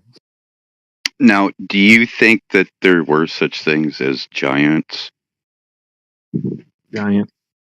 I mean, giant humanoids, people that were giants. I mean, men of great stature. Like a 13-footer, 20-footer. 20-foot. I mean, not just NBA players. I mean, they wouldn't be really humanoid shaped. They are humanoid shaped. Well, they would have very different proportions. Because Noah was depicted as being 20 foot tall. Yeah, you end up with issues with your bones. Like your bones Yeah, increase a lot. the bone Yeah, isn't strong enough to hold the weight of the body. How do you know? that How do you that know? wouldn't really be a human. It's what causes the issue with. Well, actually, it's what causes the largest living creatures to be in oceans, which is that they aren't affected by gravity in parentheses As because they much don't. by density. As much, but they're still affected by it, yeah. So are you saying that water is an anti-gravity? When in Not reality, it's just a difference not Well, it as is. in I the like it, medium. maybe. When in reality, it's just a change in the medium, right? Yeah. It's just So buoyant. you're going from a gaseous fluid to a liquid fluid. You could call it a pressure differential, but it's not pressure because it's not gas, but it is. Technically, I think water is a gas all the time, but I guess it has a solid state, so technically it changes. But Yeah, there's even something called the there's so triple much point about where it water can that be. doesn't make sense either. Well, there's something called the triple point where you can get water to boil, turn to Yes, and freeze, ice, and and yes. freeze. I Like, saw that. yeah, I thought I shared that with you, didn't I? Didn't I send you that video? Or no, did you send it to me? I sent it to you. I think Oh, that's what it was. Yeah. See, I remember that one really well. it's 'Cause I threw that around. I gave called that to a triple lot of points, people. I and when you remember start that. playing with pressure and temperature, a bunch of different things start to happen. So Exactly. when you start looking at things with a different lens, then different problems start arising and answers that were never there to begin with start to show up. Like, how come liquid nitrogen, or not liquid nitrogen, how come liquid carbon dioxide doesn't exist on Earth? Not naturally, no. Because the Naturally. pressure's too low. Yeah. The pressure's Not too naturally. low for We it have to to. exist Yeah, at we have to these high put it into a temperatures. bottle for it that way. Yeah. Yeah. But solid will, and that's what causes sublimation. And that's how we kind of know that nature abhors a vacuum because it's not a natural thing. It's only Well, right, created but we know when water will things are. sublimate at 28 inches of mercury, so it doesn't even need to be a perfect vacuum. So you just freeze the food stuffs and stick it inside of one of these vacuum chambers to where it'll maintain 28 negative psi Well, you or also whatever, don't need 28 to heat inches it of in order to mercury. make it turn to gas either. Right, Just because it will actually any sublimate at temperature. that Well, point. there's a temperature where it will slow it down to the slowest point Well, of what happens? evaporation, but it never stops evaporating. What Right? happens with freeze drying is you bring the temperature down to where there never is a liquid phase, and you pump the air out of it. And once you pump the air out of it, then it turns into like how dry ice behaves, Oh, to I where it see. just And so sublimates and the water vapor gets sucked when out by the when it pump. gets when it warms up, it just basically it desiccates. That's fascinating. I didn't Yeah, know that. so like Huh. astronaut ice cream was made, and like all those trail foods. Well, that And shit. explains why freezer burn happens. Why when you put something under a vacuum into a bag, it doesn't allow any air in there, and therefore the moisture can't build up and grow into ice crystals and cause frostburn or frostbite as quickly. Well, ice expands, right? Water expands when it freezes, so it forces itself out, and then it continues to grow in a certain area when the temperature's just right with the humidity, because inside your freezer it's still humid, and even inside that bag there's still, you get a little bit of humidity if there's ice present. So it's a process where the crystals will continue to grow, and when it pulls the moisture out of the meat, what happens Right. is Yeah. It just freezer keeps burn. drying Yeah, it out. Right. Exactly. That's interesting. I didn't think of that. Huh. That's a trip. But I know you're right, just based on what I know about it. I mean, you're right. That makes complete sense. Interesting. I love smart people. Especially a smart person that can communicate his intelligence and express it. I think that's more important than any of it. Because you can be smart but not be able to communicate it, and then I mean, I can see how it would really kind of like maybe even harm you to be intelligent. Whereas if you're able to communicate that even with someone who isn't intelligent, that makes the information you have 10 times better, right? we'll Or it see enhances. what they've ended up doing is they've taken coffee beans, right? Before they roast it, they'll take these green coffee beans and they'll put it in this vacuum chamber type thing. They'll suck all the air out of it, and then they'll introduce a bunch of carbon dioxide into it to where it's under, like, I don't know, 4 atmospheres of pressure. and then they'll introduce heat to it. Then what that does is that causes a superfluid carbon dioxide, right? So it behaves like a liquid and a solid, or a liquid and a gas at the same time.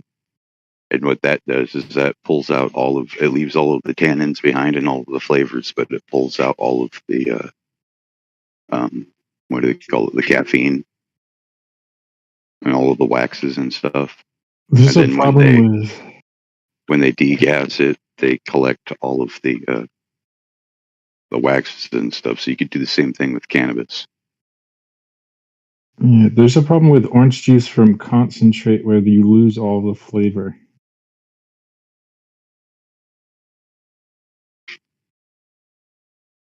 Yeah, because you're heating everything up and you're killing the flavonoids.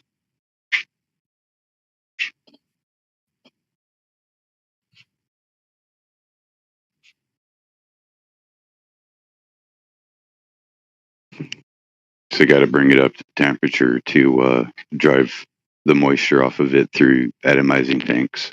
It's the same thing they do for drying milk. That's why dried milk tastes funny, tastes different when it's reconstituted. Because So they heat it up and they shoot it through these jets. And then once it hits the bottom, it's heated up again and then set back up until it starts forming this powder.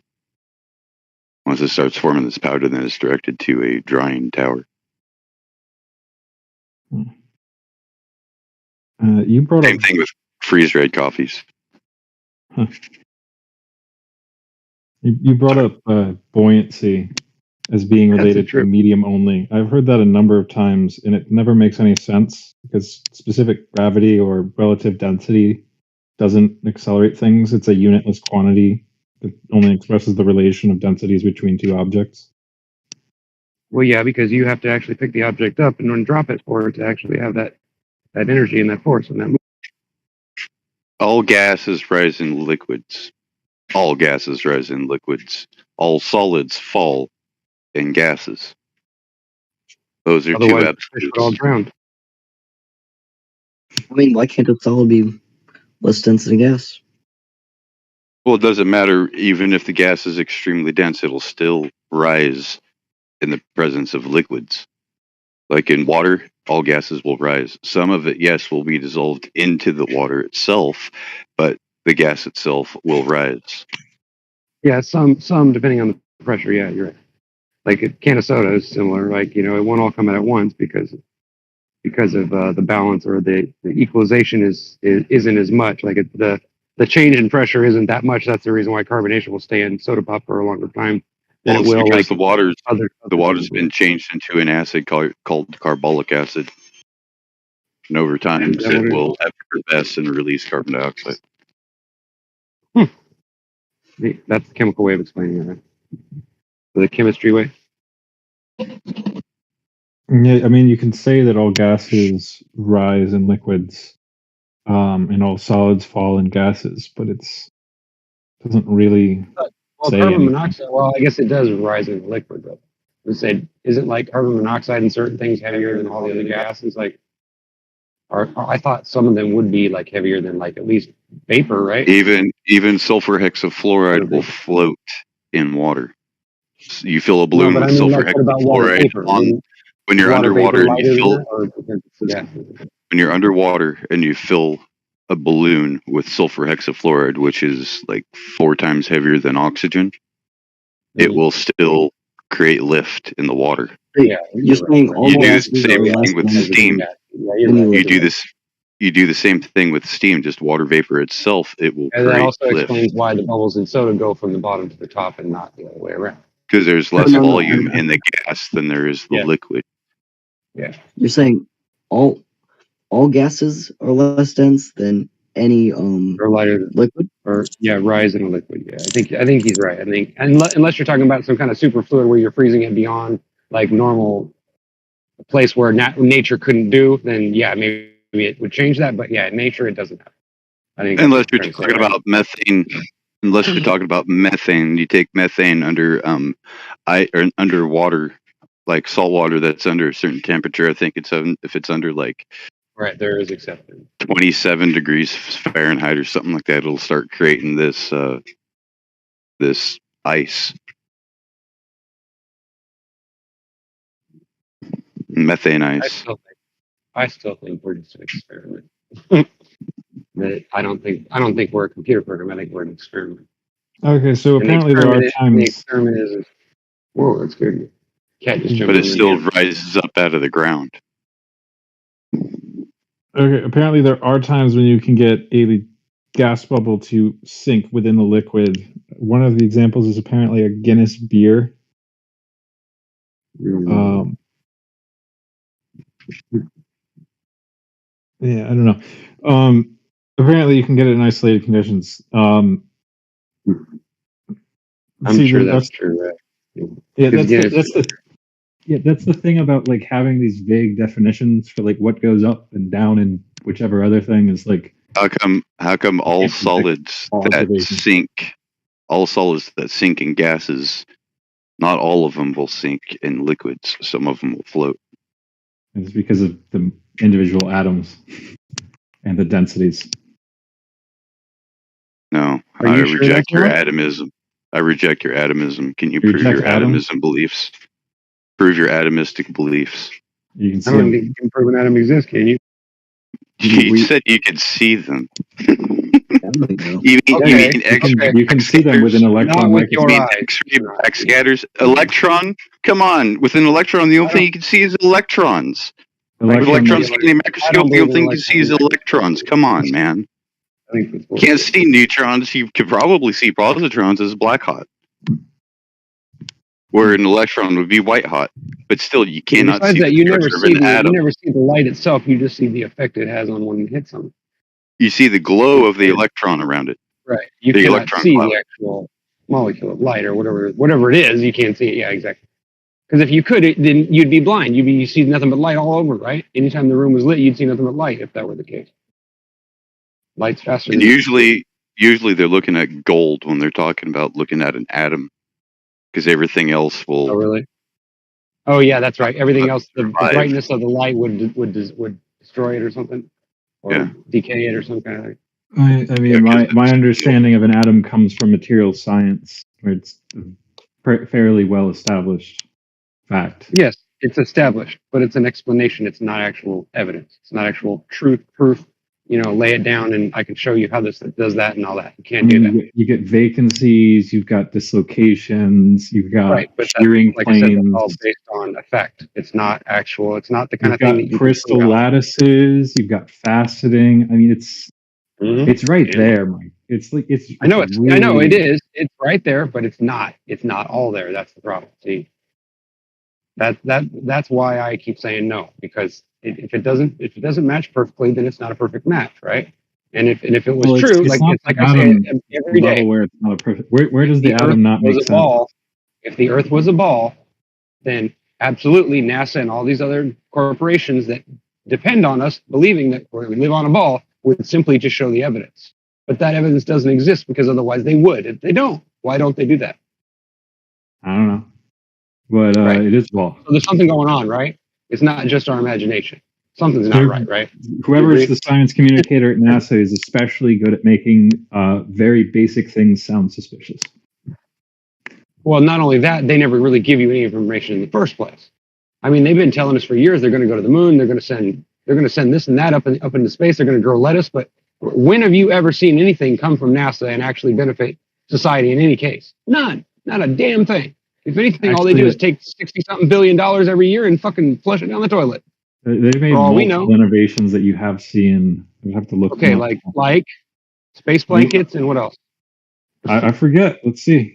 The innovation. Aluminum foil. Come on, really? Like what? Seriously. I got to show me this fucking Velcro, man. Fucking Velcro. Experiment in space is what made it help us. Like, don't just tell me, okay, well, they invented something that they used for space. Okay, that doesn't make it a space. I have an answer for one, but yeah, he's never gonna come up with anything like that.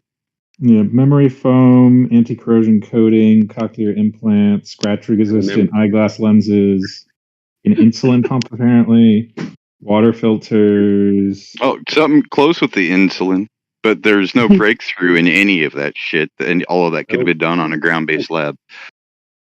The one thing with that we Without have any of that discovered with a free fall situation is the growth of crystals, especially insulin crystals. Yeah, They and a free found fall out is that when they grow, free fall is the zero gravity situation that they're experiencing. It's a free fall situation, like the vomit comet. That's all it is. Because even they're but even like I according to said, their own dynamics, they're moving weightlessness so fast wouldn't look forward, the same as, and right? they're falling at the same rate that they're moving forward. So they're not actually falling, but they are falling. They're falling forward. So it's like, huh?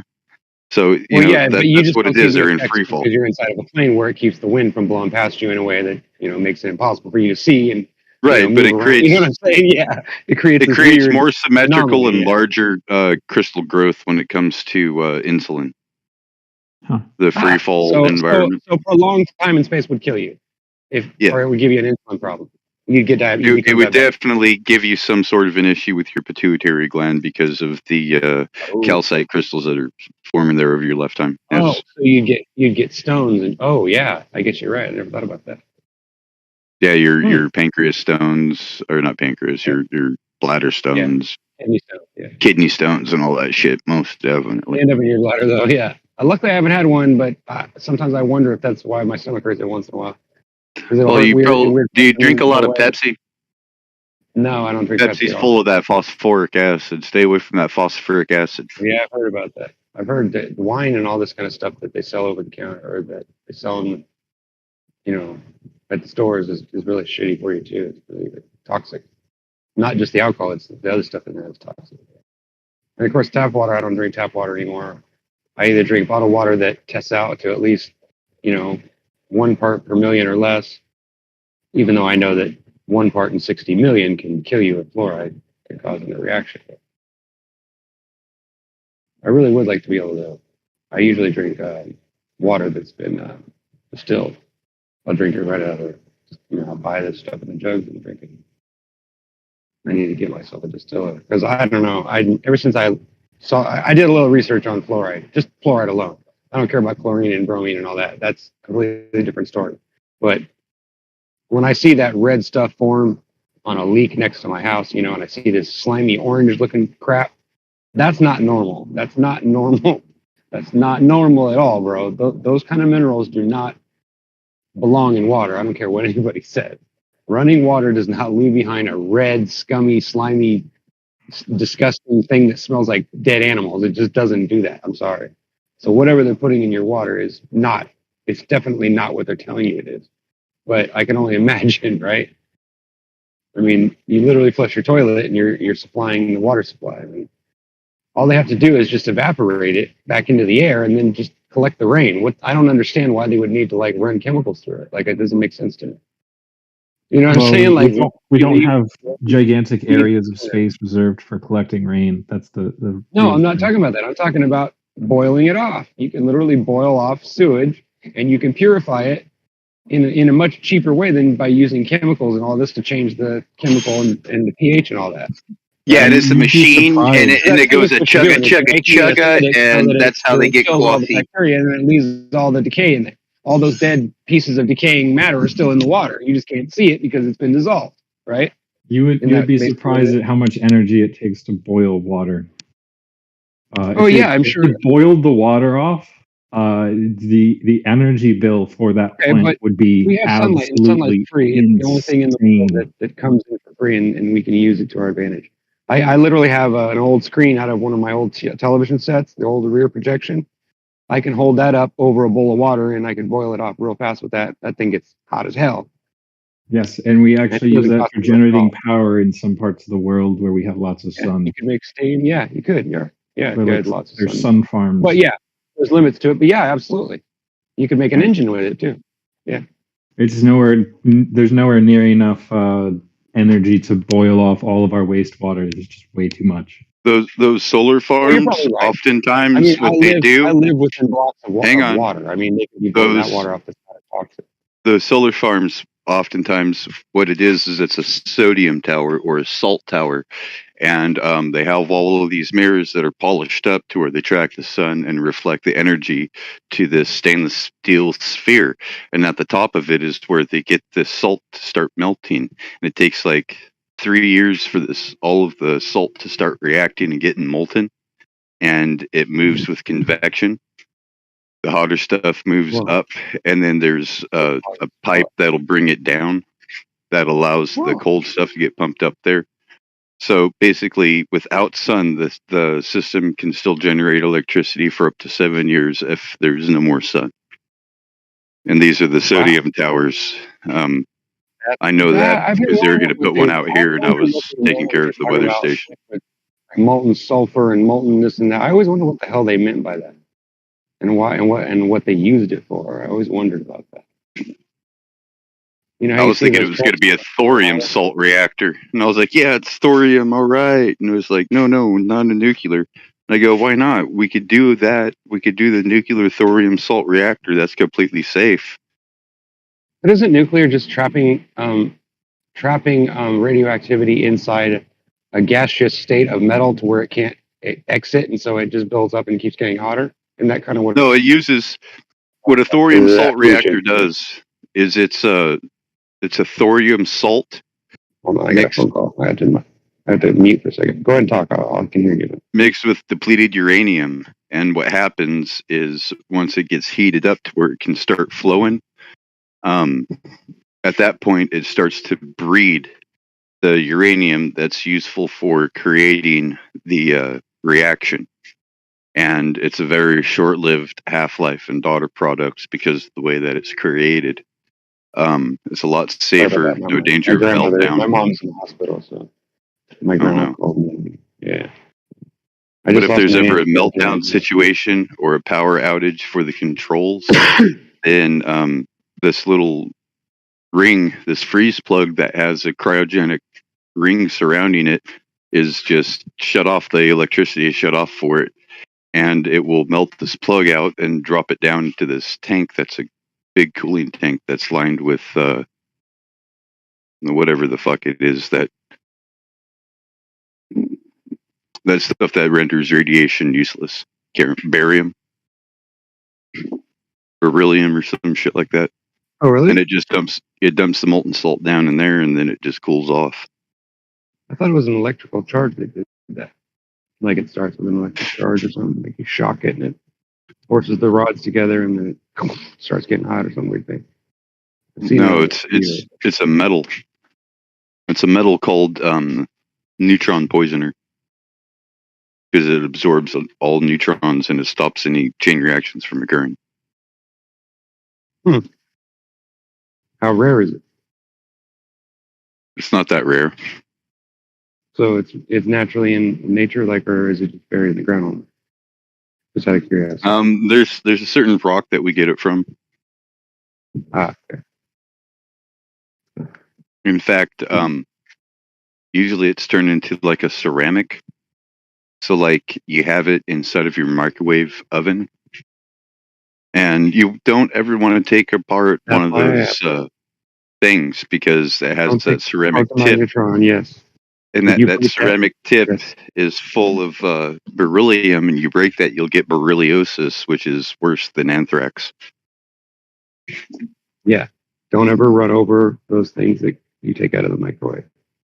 Those parts, don't ever run them over with the car or smash them on the ground. Yeah. I know a kid who got poisoned by that, or I heard that he got poisoned, and I didn't understand, like, how did he get poisoned? Because all he did was he was smashing the damn microwave with a hammer, and then the week later he was all screwed up, like he was never the same, like he was all messed up and had to stay in the house and stuff. It's weird. But I never did figure it out until later, and until I found out about that particular thing you just talked about. And it just suddenly just smacked me in the face. I was like, oh, that's what happened. I was like, I wonder if they knew that. If they knew that's why he got, injured.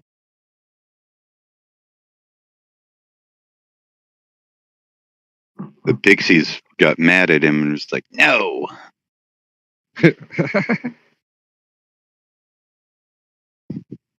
Well, I've often wondered if certain scriptures might be actually describing some of these crazy technologies we have, because they can't, sometimes the weird things that you read in there just sound weird, like as if there's some kind of an experiment of some kind, you know, like, I don't know.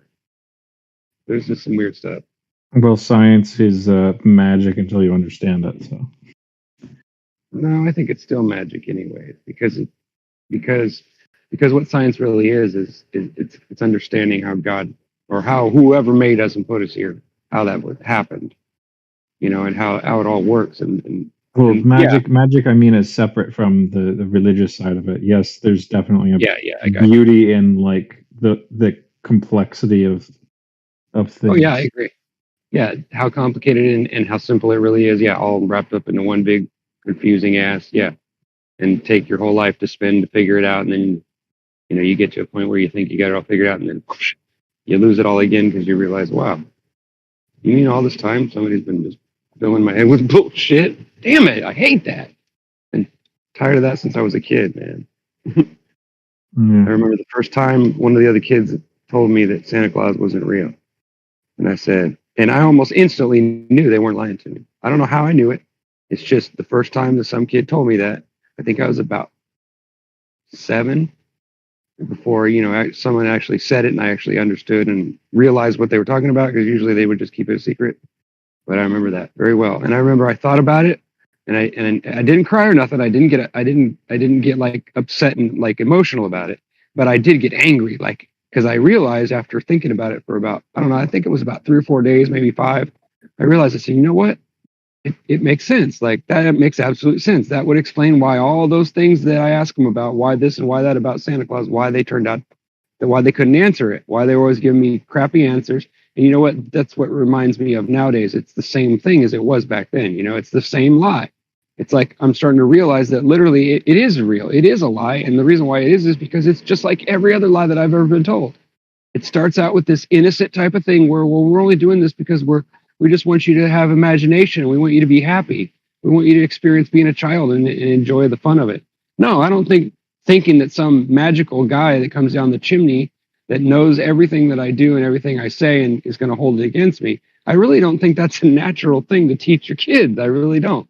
Although people do it and it doesn't seem to like have major drastic effects that we can see. But how do we know? I mean, before they had Santa Claus and they taught kids to believe that stuff, I'm assuming that kids either didn't get presents, maybe, or if they did, they realized that their parents were the ones giving it to them, and they knew that they were only being good because their parents were the one giving them the treats, right?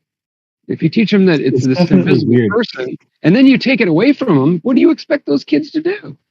They're going to be confused and they're going to be angry. We celebrate our holidays by train to do it to their kids. It's like, what the fuck is wrong with us? We celebrate by lying to our children. Yeah, we see, and we think it's funny and cool. And we laugh about why we have to lie to them and all the excuses, how we keep from telling them every year, how we keep the lie on there. You know, it's like, I see this and I see it everywhere, and I laugh and I think to myself, do you realize this is child abuse? Do you understand that you're actually harming your children by teaching them lies like that?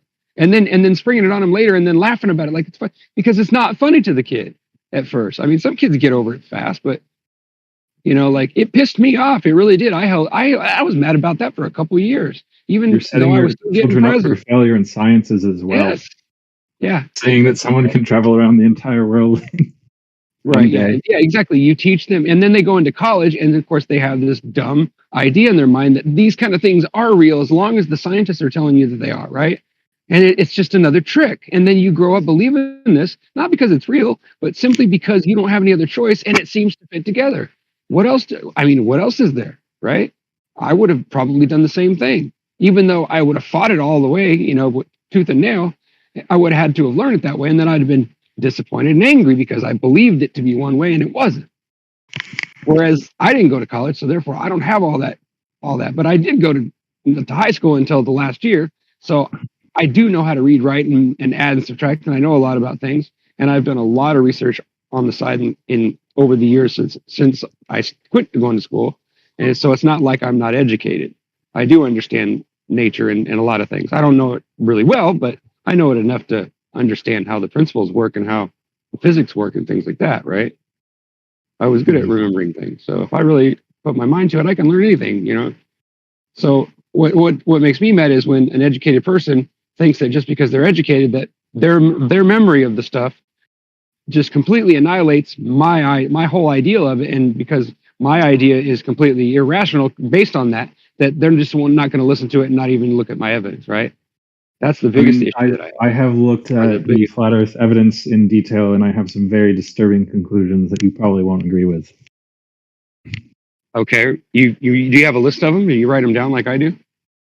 You write down all the things that don't make sense to me, like, because I do the same thing, only I do a lot of it on the opposite side. But I do a lot of finding out that some of the stuff that I've been told about flat Earth is a lie too, because sometimes Yeah. it is. Sometimes people just misunderstand it or whatever.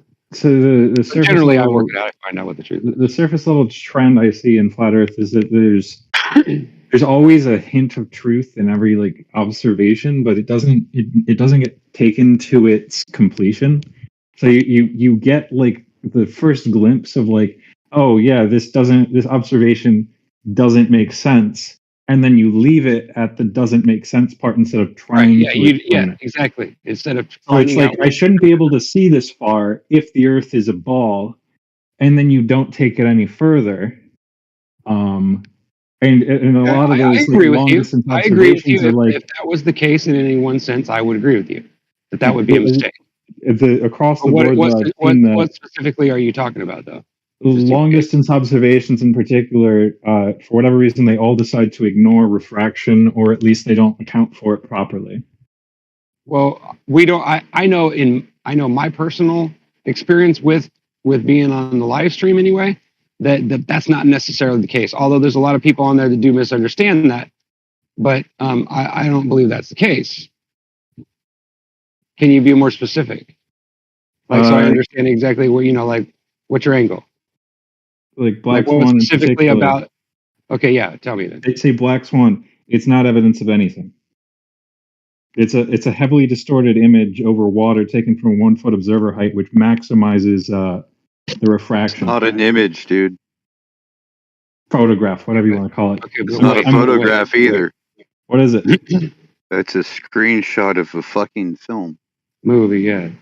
And Look. I've seen the film, and I've seen a lot of others too. I've actually taken some Here's video the film right here. on the ocean when I was on a cruise. Yeah. So there's a lot more to it than what you're. But yeah, you're right.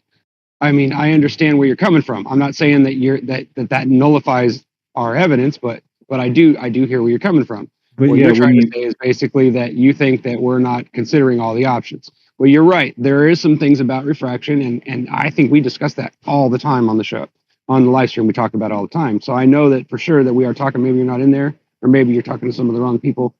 And because all the people in the live stream and they're involved with that kind of a server, is we're all volunteers. So everybody has their own little ways, and people understand things differently. Sometimes we disagree with each other. So we've got all these differences in there, right? And all these different kinds of people, and some of us think different ways, right? And sometimes we're right, and sometimes we're wrong, and sometimes we get stuff mixed up. But that's going to happen in a natural environment, right? And that can get dealt with, right? Like you can say, hey, wait a minute, I got a problem with what you said about that. I'm not trying to be a jerk, but I'm just trying to say this. I found some evidence to say that maybe you guys aren't considering this. If you do it in that way, because I've done it, I've actually brought some evidence to people in the flat Earth since I've came into the fold, and become who I am and get involved, and donate my time there. I've learned a lot of stuff, and I've realized some things that I think are slightly off, and I've talked about it, and I've had a lot of people agree with me too. But there are also a few people who don't agree with me, and because we have that clash between people being different, and we have moderators and we have admin that are all on both sides of the argument too. So there's a lot of what do I say? There's a lot of different people and a lot of different ideas in there, and a lot of issues between us, right? And we try and somehow we manage to keep from killing each other because we all believe a little bit different things, and we clash a lot, but we do talk about it and we try to work things out most of the time. But I do see where you're coming from, because the amount of water in the air. But you know what? Every time I've ever heard anyone on there talking, and usually it's Quantum Eraser. I'll just throw that out there now, because Quantum Eraser can tell you that yes, refraction is real, but it actually has the effect that it actually has from what testing they've done, and there is science to support it. Okay, but what they've found out is that it's such a small amount that it really isn't that enough to be worried about. And plus, whenever that kind of refraction happens, it distorts the view so much you're not going to see a clear picture. Like it's going to distort it so much that it literally makes the light to where you can only see part of the image when you stand at certain places and you look at certain angles. And when you're looking at that angle, you can't see any of the rest of the image. You know what I'm saying? There's all kinds of anomalies like that. But because it's such a small amount and because it's so distorted, you can tell the difference so easily. Most of the time, we don't talk about it just because of that reason. Because it really wouldn't change the fact that if you're seeing the light from it, right? It really doesn't matter if that light is refracting slightly, because if it's getting to you from let's say 100 miles across, and you're only supposed to be able to see, like, say, a quarter of that distance because the other of it is on the other side of the ball, then it doesn't make any sense that you're saying that that refraction can cause all that light, the whole entire picture at a distance can just bend around the corner, because it doesn't work like that. You know what I'm saying? Refraction doesn't work like that. It distorts it so badly you wouldn't see a clear picture. It would just be like literally cloudy. It would just be fog. You wouldn't be able to tell the difference between one and the other without some kind of like software to figure it out, right? Because there's so much to it. So basically, when you see a clear picture of something at a distance, you're really seeing it. Because if it was just refraction, it would blur it too much. You wouldn't be able to get a good enough picture of it unless you were like taking many photos and then putting them on top of each other, which would be cheating, because then you're creating images, right? You're cheating. Just like you do with a plant. You can look at them through a telescope and they look like a flickering light. But if you put all that light together and you cram it all together on one thing with a computer program, it looks like a planet. Wow, look at that. But it only does that whenever you put it through that filter. You don't. All it does, it looks like a light, like shining through some kind of liquid. That's what it looks like. I've seen a lot of planets with my own eyes. I'm telling you, that's what they look like. Now, if I take all those little pictures and I put them together into a computer, yeah, I can make this look like a little sphere. But does that make it what I'm seeing? No, it doesn't. Because that's ridiculous. Come on. Now, the moon. There's lots of things about the moon as well. I mean, they claim that the moon, this is the heliocentric model says that the moon is reflecting the sun's light, right? Well, I can tell you just from the experiments I've done and just from watching the moon every night that I walk outside, and I walk outside almost every single night to come out here, and I sit out here and I look at the sky and I watch the moon go by and I watch the different shades of it. And I watch it when it comes up during the daytime, it looks like it's blue in the background. Now, how in the hell am I seeing through the moon if all it's doing is just not reflecting light? That doesn't make sense, does it? Like the dark side, the dark half of the moon that's being covered, why is it that I can't see the surface of it? You know what I'm saying? Why isn't it there? Why is it that the background of the sky is the same color? And you can literally see through stars. Sometimes you can see through it. Now, how does that work? Nobody can explain it. But you're telling me that I'm supposed to take that information and say, well, the moon looks like a sphere. Well, I've also seen the moon go down at an angle on the horizon when the temperature was right, and it looks like it flattens out, and it doesn't really like drop all the way out of the sky at all. It just kind of like gets smaller and smaller, and then just kind of like moves to the right off the screen. It's weird. It appears to actually be bending and flattening out before it goes down the horizon. I can't explain that, but I've got pictures of it, and I've seen videos of it. I've also seen, and I've also heard of those rare eclipses where, there's an eclipse but the sun and the moon are both in the sky at the same time. That doesn't make any sense to me, and how do you explain that whenever there's an eclipse, and I've actually seen one, the one that just happened a few years back in 2018 or 17 or whenever it was, I watched it through a filter through my camera on my phone. I still have a couple pictures. They didn't come out very good, but I could actually view it by looking through the screen of my phone and then looking through a filter. I could actually watch it live, right? And I actually figured out how to take a couple pictures of it too. And I was fascinated because you can't see the moon in the sky at all. Even when it's moving towards the sun like hours beforehand, and they tell you, and they're tracking it on TV, and they're showing you wherever you are, and how you can figure out what's gonna look like, and all this other stuff. And I watched that whole day, and I never seen the moon go across the sky, not one time. Never seen it come up from the horizon. Never seen it go back down at the end of the day. On that day, but yet something got in between me, or it looked like something got between us and the sun. I only saw it just partially shadowed because I wasn't in the actual penumbra or whatever you call it. But at the same time,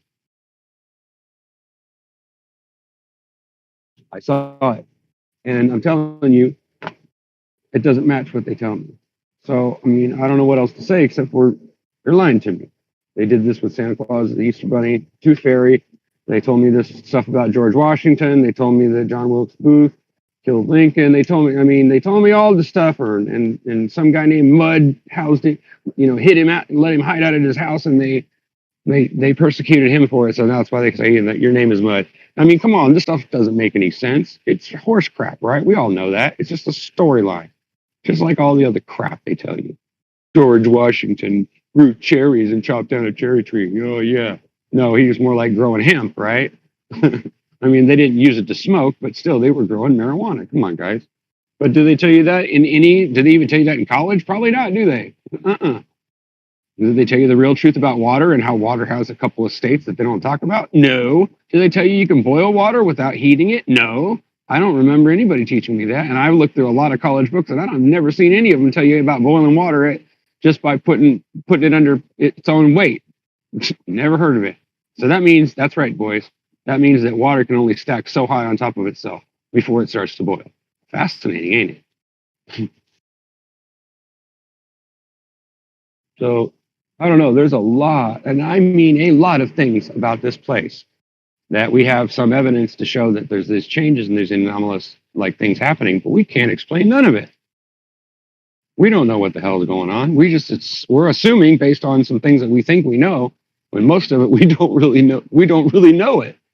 It's just how they explain it, so that we're hoping people can understand it. But as far as I'm concerned, they're explaining it that way so that you'll understand it wrong, and then you'll never be able to come up with any reasons why or figure out how it works so that you can stay away from it. See, that's the whole idea. That's why they compartmentalize everything, and they compartmentalize us. That's why we have racism and feminism and all this other stuff. You really think that the government would push this stuff if they would benefit from it, if they would benefit from it helping us? No, right? Think about it, guys. Come on. No. And would they spend money to censor something if they weren't lying about it? That's another thing I want you to ask yourself. Do you honestly really think that an agency, a government agency, would spend money and pay some company to literally cover something or to censor it simply because they claim it's harmful? Now, how in the hell is it harmful to believe something silly like that if it's not true, right? It's only harmful, my friend, if it's true and they're lying to you about it. That's the only way it's harmful. Are you talking about YouTube shooting videos? Anything, flat earth, anything, yeah. Telling you that it's an archaic conception and that it's scientifically disproven. That's a lie. It's an outright, bold-faced lie. And especially when you can cite Wikipedia themselves, Matter of fact, stating that Wikipedia is not a credible source anywhere. It's stupid. But Josh, you can't use Wikipedia as a credible source to discredit Wikipedia as a credible source. Don't you get the irony? Yeah, they're right. That's kind of true, but so by them saying that they're not a credible source, you can no longer trust the word that by they're them not saying that websites that use Wikipedia as a source of citation is considered what do they call it? Vandalism? I think is funny. Oops, well that's like a slap on the hand, isn't it? But what's petty theft? It's like, oh no, you're a bad Rookie, boy. you brought up the sun or the moon having the blue sky in front of it, and that actually is what you should observe in a globe Earth, specifically because of the reason the sky is blue, which it's from light scattering. You just said something. You just said something where you just went wrong right at the beginning. That's where everything you say after that is a fallacy, and you know it. Which you part? Just say it again. Say it specifically, just like you said it the first time. It's what should happen in a globe. Yes. There's your assumption right there. There's me going wrong. Stop doing that, and then you'll start to understand me. Right? So the sky being blue is the result of atmospheric scattering of light. Which is... The sky being blue has to do with the sun's light and the energy that's caused when the sun travels through and gets closer, or whatever. It's something to do with that, and the gases in the sky and all that. That's not what I'm talking about. Come on, it's very simple, guys. Why is it when the moon fucking moves water across the sky in the daytime? Because the sky's water. There's lots and lots of water in the sky. Right? The moon is blue, just like the sky. But then at nighttime, when it goes by, it's dark, just like the sky. Now, why does it change color with the sky? Is it some kind of chameleon or something?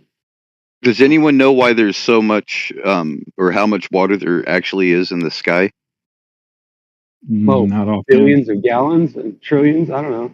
there's more water in the atmosphere and in the sky than there is on the ground and in the Earth. That's interesting. It is interesting, but you know what? It does make sense, because if there's vapor, you can't see it. Then yeah, it's all around us. It really is. We don't realize it, but it is. Water is actually what was boiled, what was turned into air or gas in order to make us breathe. The oxygen doesn't come from the ground. Give me a break. And maybe the trees do recycle and absorb it and maybe give off oxygen, but that's not really how that cycle works. And we all know that if we really look at the evidence that we have for it, we realize that there's holes all through that theory, right? Those ideas that they put in that book don't make sense. Not with what we're starting to figure out. And we're starting to really now. I think, and this is going to change a lot better for the better from now on. Hopefully, that people are going to start to see that, that the people who are questioning some of these scientific theories and scientific supposed truths, we really need to keep open to that, regardless of what we think about that, because even if we waste a lot of time on people that don't know what they're talking about, if we find out some evidence of 1% of it turns out to be true, or it turns out to be something evidence, then that we actually learn, and that's going to make us advance. Well, right? What does the Glober say all the time? Science doesn't prove nothing, but science proves their globe. Right. Right? Right? They say science doesn't prove nothing, and then they'll turn around and act like they're intelligent when they say science proves the globe. Physics proves the globe. Yeah, none of that shit proves the globe, because science isn't a proof. Doesn't prove anything. It makes generalized statements that fit with the conditions under which we exist. It's systems of logic that prove things. It's how things work under these circumstances and our current understanding. You can glorify it all you want.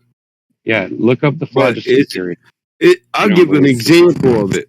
There's an example. Water boils at sea level at a certain temperature. Well, that's our current understanding, and it's also based on the current conditions under which we boil water.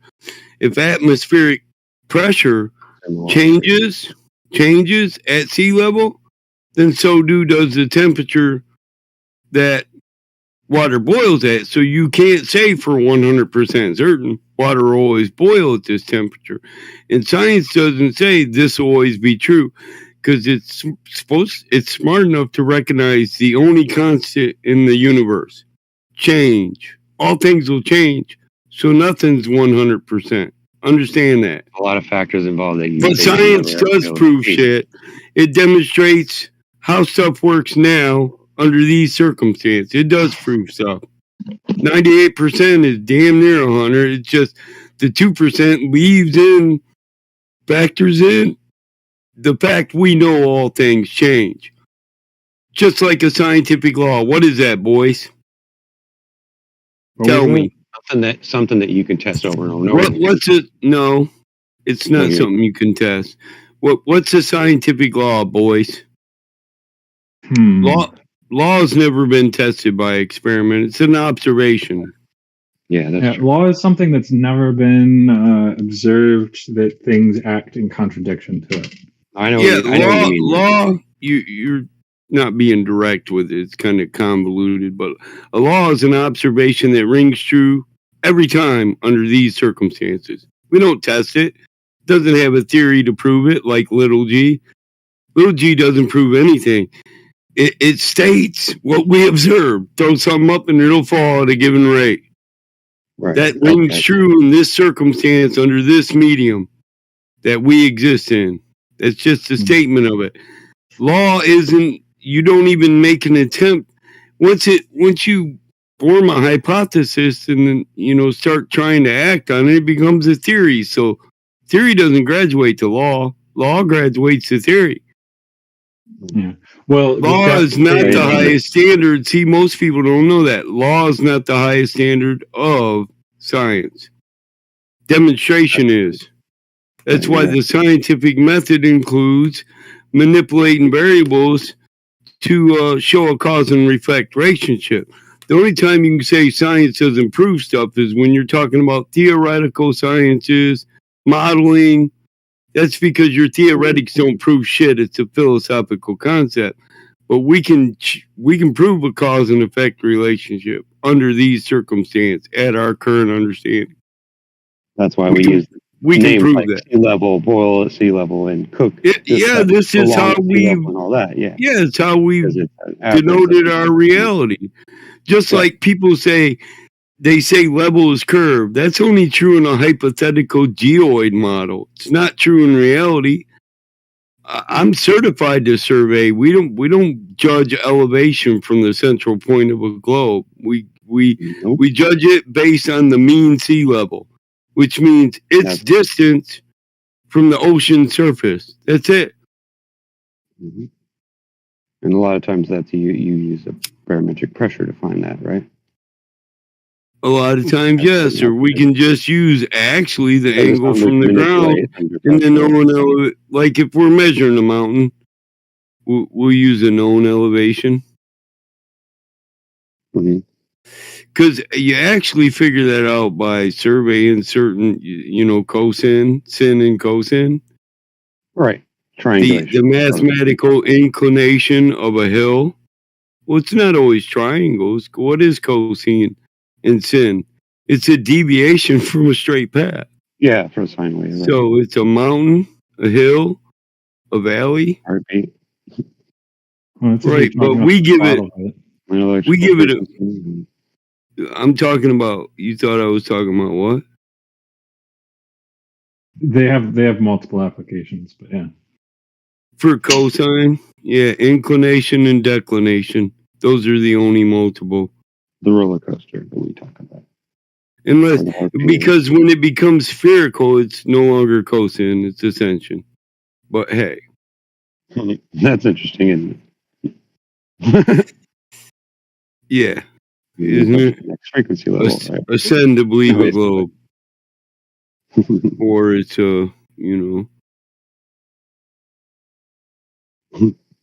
exponential function. Right? It's an exponential function. And the cosine isn't really. Because it's based on grade. And grades aren't always consistent. That's the thing. That's why you had to do surveys done in planar math. They say I don't like how they say geodetic survey. You know what a geodetic survey is? Where you take 15 planar surveys I did in Cartesian coordinates, sector and grid, and you wrap it around global math. And work and it's more. See, here's the thing. Like there's it is more work, and you end up with a deviation when lines converge because they don't converge in reality. So when you map reality in the Cartesian coordinates, it works fine. People act like we need longitude and latitude for actual navigation, but we don't. Nav charts are Cartesian coordinates. They're not. They don't have. There's no. Yeah, there's no converging lines in navigation or travel. You run a straight line, a run line, and it moves you sector to sector, and that's how nav charts are, navigational charts. They're sector to sector on a Cartesian coordinates. Everybody here know what a Cartesian coordinates is? Just a grid, bunch of squares on a sheet of paper. Each square is a sector. What map do you subscribe to out of curiosity? What map do I subscribe to for what? It depends on the application. If I'm trying to engineer an antenna for radio distribution, I might use an azimuthal equidistance map, but that's for radio wave propagation or digital wave. So that's a distribution map. If I'm trying to navigate, I would use a Mercator variation, because Mercator maps are for navigation or port of land charts for you ever used a globe? Aquatic navigation.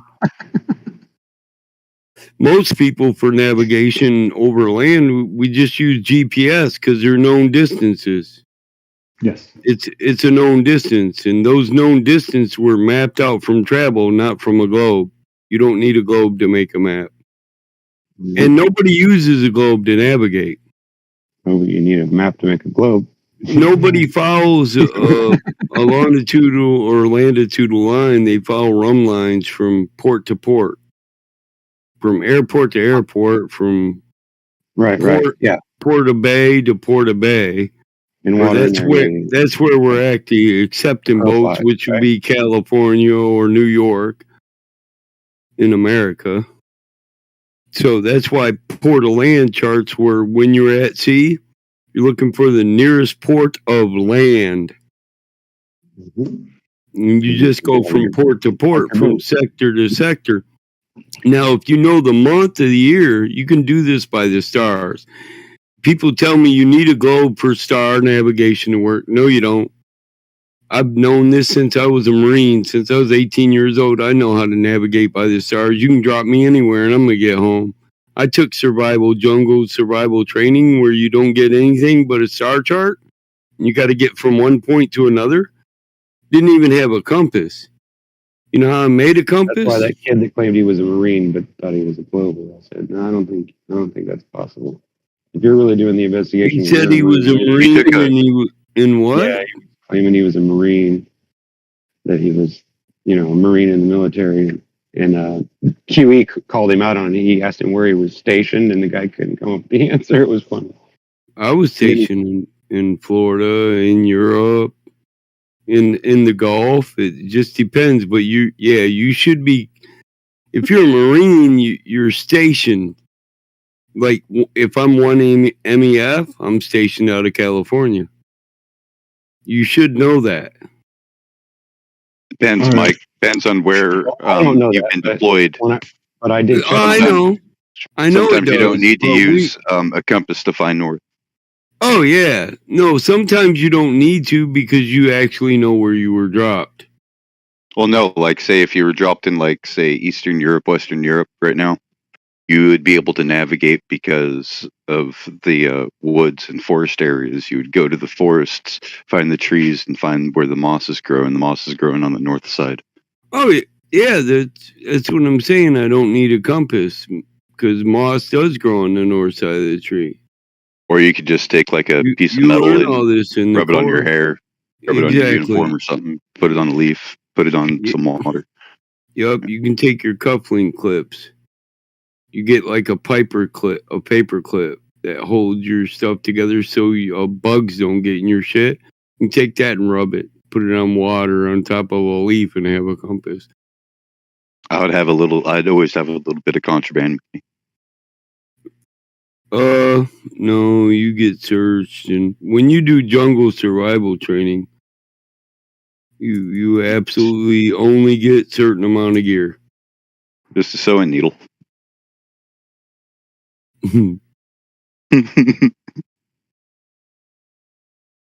All right, question. Do the sun and moon have physical positions? Physical? No. Yes. Do they have physical positions within like 3-dimensional? Well, they do, but not in. Yeah. That's a coordinates. You need a Cartesian. Well, you need a Euclidean coordinate system for that. But that's what time and space is about. They have a relative position. Actually, putting a physical position on anything that occupies time and space. I would say relative position. But if you're talking about observations, no, they don't. They have an apparent position versus an absolute position. So you don't see the absolute position, you see the apparent position. But yes, everything that physically exists has a physical position. Do I think the moon is a projection? No. I wouldn't be able to prove it though, because we can't go there and physically touch it to see. Okay, well, I can tell you that it's a geometric impossibility for the sun and the moon to have physical locations above a flat Earth at any altitude. Above a flat Earth. Yes. It's a geometric. Do you understand what you just said? Yes. Geometric. What does geo mean? Geometry. Huh? What does geo mean? I ask you. It means returning to Earth. It means geocentric. It means relating to Earth. Yes. And yes, geocentric. So the geometry of Means rock. geocentrism works just fine. And that's a geocentric Earth is a flat on top, half a hemisphere. It's a hemisphere, flat on top. But the math worked just fine with that. So I don't know how geometrically it wouldn't work. It's already been proven with the geocentric Earth, and that's the point. Okay, so using calculus and related rates, you can actually find that the sun does observably move overhead at a constant angular rate. This is why you can measure the amount of hours left in a day using your 15 fingers. degrees per hour. Hang on. Yeah. We know This- that. What you're saying is he that's- going by the laws of 400? The fact that right No, now he's saying everybody it's thinks that the moon is mathematically impossible for you to move 15 degrees under a flat Earth over a flat 40% the Earth size of the Earth. The moon's because the 40% arc the size of seconds the would Earth. change. The arc seconds would change. Is that your premise? And the Yes, sun they is would. 400 The times other, smaller while the being other 400 big times further. problem. Why would the arc seconds change? You're saying the distance would change? Yeah, if you either assume. So if you wouldn't assume the it has a distance constant change? altitude, Hold its on. speed Wouldn't the goes up. distance change as it goes around the arc too? Sorry, what was the question? Wouldn't the distance change as it goes around a parabolic arch, which is your observable field? You're not going to see it go all the way around the circle, but you're saying the distance wouldn't change as it ascends around a parabolic arch, which isn't true. Elevation and distance would change. No, the math I did was for a day on which the sun passes directly overhead and then moves directly away from That you. doesn't address what I said. That didn't address what I said at all. I can show you the math. The distance changes over as it travels around a curved surface. Yes. Yes, the arc minutes change the minute the distance from the observer changes. So, how would it differ? That's what I'm trying to listen. I'm trying to establish you're not basing this on a false dichotomy. Yeah. So if you assume either a false or a constant altitude or a constant speed, one of the two of them would have to change. If you assume neither of them are constant, then the sun. One of them would have to change as you observe it move over a flat Earth. Velocity would have to change. Why? If you assume altitude is constant, velocity changes. Let me get my other picture. On a flat Earth. On a flat Earth. Why? It's because of the way angles work. Let's see. So the velocity or speed would have to change for it to keep the same arc angle at 15 degrees per hour? Yes. Untrue. Show me a physical representation of this. It's mathematical. Because I say it is mathematical, but you should be able to represent it with an image of an observer and a sun on a flat Earth.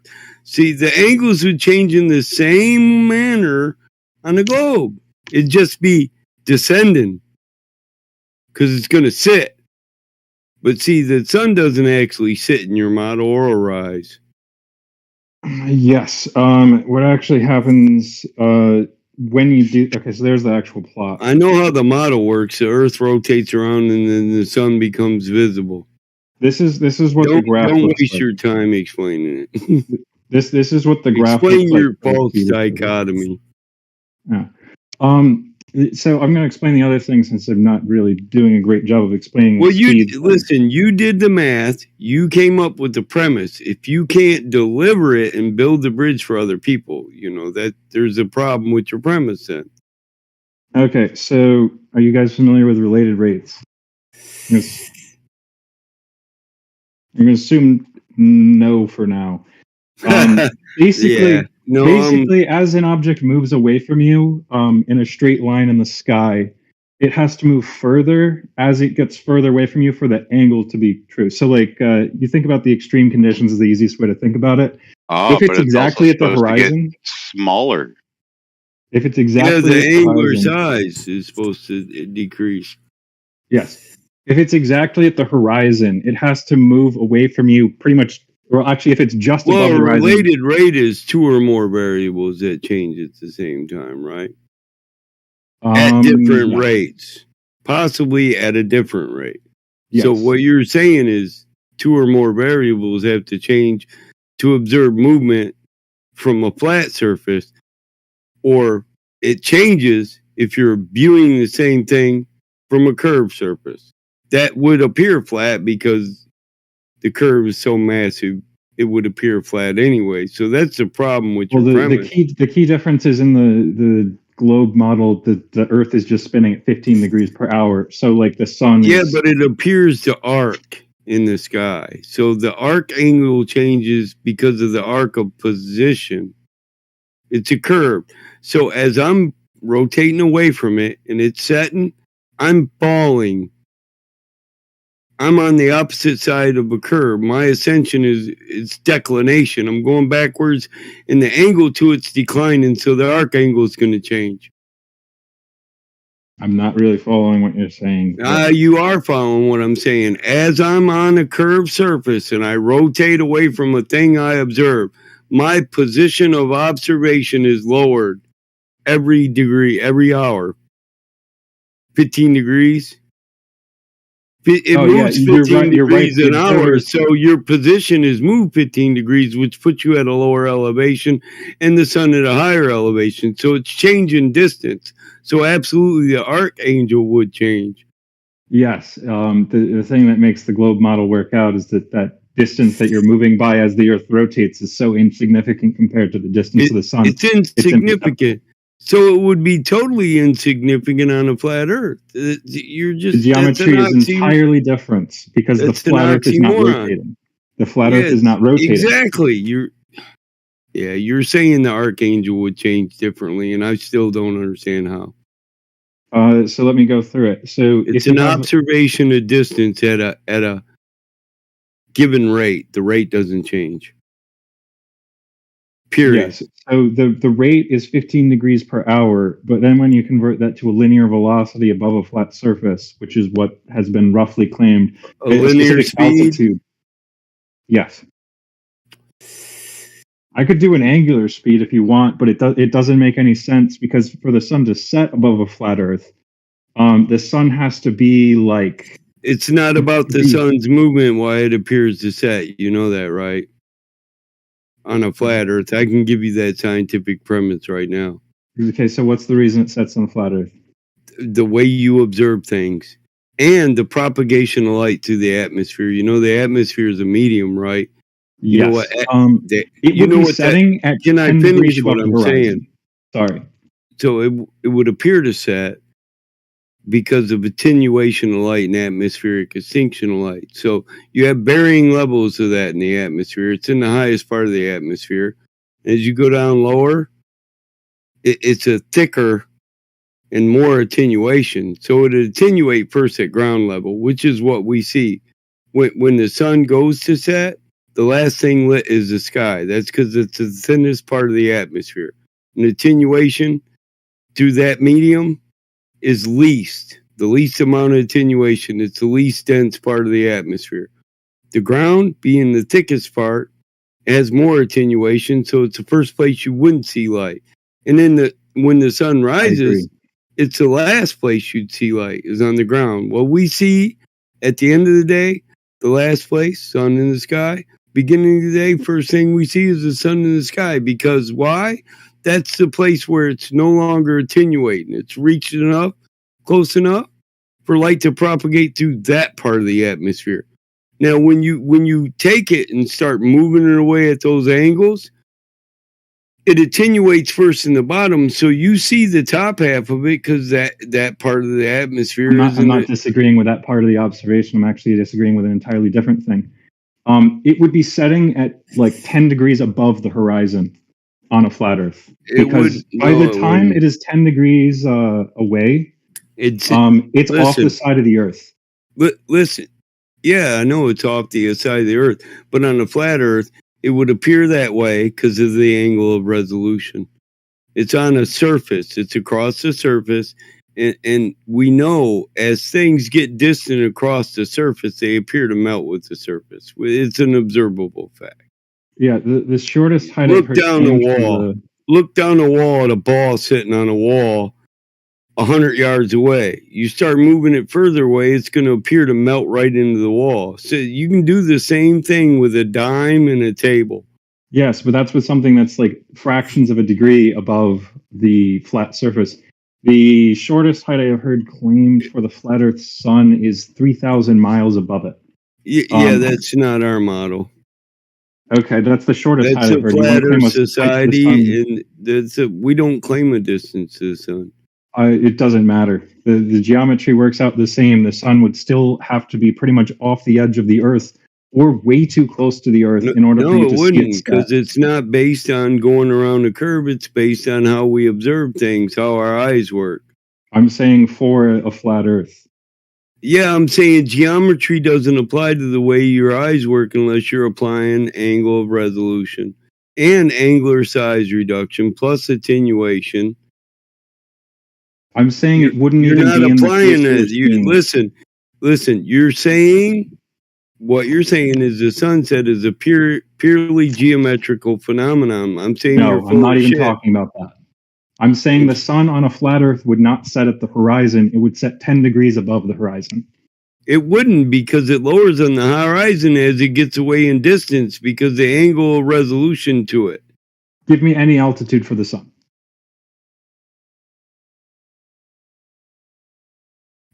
Listen, the altitude doesn't matter. Altitude implies it's in our atmosphere, and I'm not saying that. It doesn't have to be. Wait, altitude is within the atmosphere. Okay, well, what height is it above the surface of the Earth? Give any height above the surface of the Earth. I don't know. Okay. I don't speculate. You don't know the absolute value either, not even with your model. You have to assume it. For a sun that's 3,000 miles above the Earth, which is a very short distance, the sun would have to be 172,000 miles away horizontally from the observer for it to appear 1 degree above the horizon. 172,000 miles. That's like pretty much a decent portion. How many miles did Captain Hook map out when he tried to go outside the outer realm of the ice wall? He followed the ice wall looking for an edge, or the ice shelves for those people who don't like the words ice wall. And I don't believe there's a ice wall around everything. But there are documentaries that people mapped out 60 and 130,000 miles around the ice shelf and couldn't find a way through it or around it or an end to it. Captain Hook gave up after a year and a half and came home.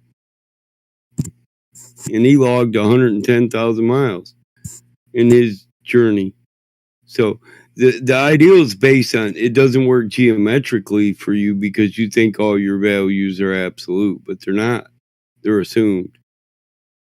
I'm saying I did the math for any value. I did it generic. No, I'm saying what's the values of the globe? You're saying it absolutely had to be going around a 3,959 mile radius, right? And geometrically. I'm saying. Well, then how'd you do the geometric math? I did it based on a flat Earth. Based on a flat Earth, the sun cannot be. Yeah, anywhere. Well, the observations of light are not purely geometrical. I agree. But they're also not off by tens of degrees. How would we know it? It gets refracted through our atmosphere and scattered. We don't even know we're not viewing the absolute position.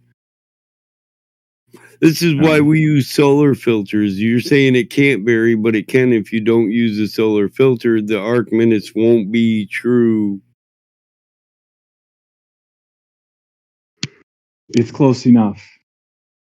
For you, it's not absolute, but you're trying to attribute absolution to it. Well, no, I'm saying that the results are off by a scale that's so astronomical. Yeah, and what are the varying? It's two rates. Yes. 2 rates of variable change. What are the 2 rates? So the first rate is angular, like as it passes through the sky, which is constant. And then the second rate would actually be the related rates. You're saying the rate of change would change. That's the variable, the rate of change. No, there's 2 other variables, which are altitude and the speed. Yeah, it changes position, right? What is that called when you change position? Physics defines that, the rate of change of position. That's what you're saying. Yeah, its velocity, the rate of change, or its velocity and its altitude are two things that could change as the angle changes to make it seem like it's moved, like as it's setting on the flat Earth. That's the two ways it can move for it to look like that. And if you do the math for that, the graph on it is just stupid. Well, how do you boil it down to those absolute two? That's another problem with it. I'd say this is just a false dichotomy. You just have to assert it as that's the way it is, and you can't even build your reasoning. It falls out of math. Absolutely boils it down to, no, you can't just say math. Build your variables. There's a reason for a mathematical variable. What is it? Like X. What we can define X. No, I didn't actually post it in the right place. Sorry, I posted my math. You can't even say why these are your only two variables. There's three variables. And it's not an equation in the sense of like X, Y, Z. Yeah, it doesn't matter how many. You can have an infinite amount of variables. If you can't say why these are the only three variables, it doesn't matter. If you can't say why the infinity of variables is true, it doesn't matter. What boils it down to only these three?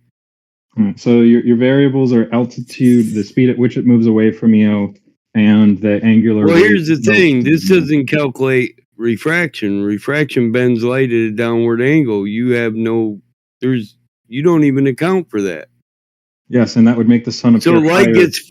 Light gets refracted at a different angle the further it goes away. The angle is always constant. But as you go away, the appearance of the light goes down because it's further away. Light refracting downwards makes things rise in your field of vision. So the sun would appear higher in the sky. No, it wouldn't appear higher. It's downward. That's a declination. So it's basically saying the further away it would get, the light would be pointed right at the ground. But you want to say it would rise on a downward ascension. How does that ring true? That doesn't even make sense. You, I think, are misunderstanding the way light refracting downwards. No, I'm not. I can get a gift to show my premise because science agrees with it. Apparent position versus absolute position of stars. All you got to do is search that and you'll get the gift that shows it downward. And that's how stars get to appear to be off the horizon, even in a globe, 10 degrees off the horizon because the light is refracted downward. It's called astronomical abbreviation. And you're not calculating any of this shit with your geometry. You're not calculating how light works at all. It makes the observation worse for the flat Earth. No, it doesn't. It does. No, it doesn't. Look up your apparent versus absolute position of a star. I have. It's a downward ascension of light. Yes, which makes the object rise in your field of vision. How so? So if something is, if you look up in the sky and the light turns downwards. Yeah, if light is projected downwards and you're looking upward for a light that's projected downwards, how does that work, buddy? The absolute position of the sun will be lower, but it will appear higher. No, the absolute position will be higher and it'll appear lower. You're actually flipping what they say. Or I couldn't even get it. I'm going to show you the image. Give me a chance. Okay, so I am 100% sure you are wrong. I don't care. I can give citation for what I'm talking about. I've seen the image before. It's not wrong. It's actually, they denote it. This is them telling their fucking premise, building their premise like you can't do. Let me say. I put it in debate earlier today as well.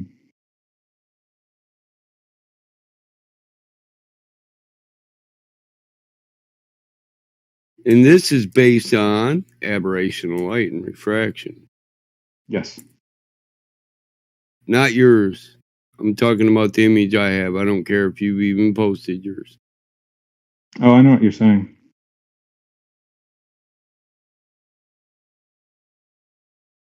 The reason it's apparent is because light is bent downwards. It can't appear to be higher when it's bent downwards. I can demonstrate this with a fucking magnifying glass, dude.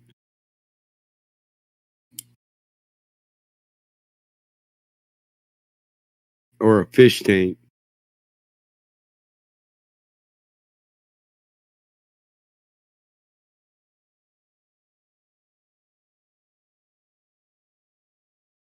Okay, yeah, found it.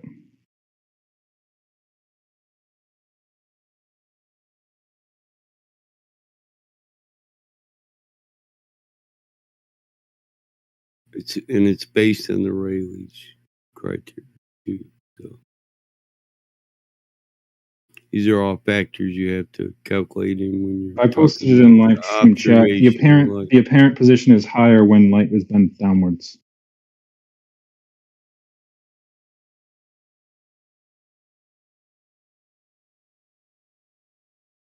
That's a flat Earth. Who shared this? Flat Earth Society? No, that's a debunking of flat Earth type thing.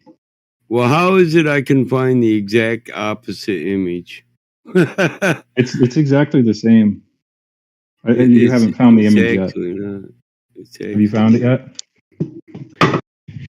Well, I haven't even searched it yet because I know what image you're talking about.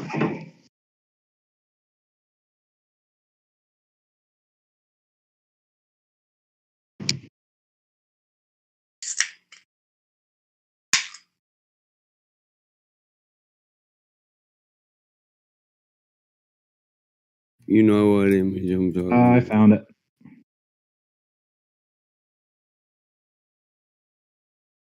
Or at least one of them.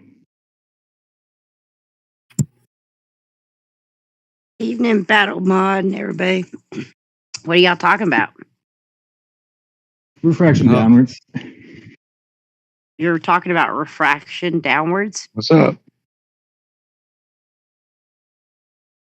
Yeah, I know a lot of people. There's a lot of people that probably didn't really like Rob Skiba, but he had a lot of good refraction videos about. He had a lot of good refraction videos about all kinds of different refraction, in my opinion, actually.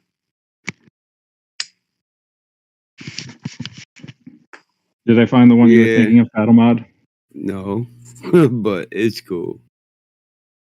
But yeah, the star appears higher than it actually is when you refract light downwards.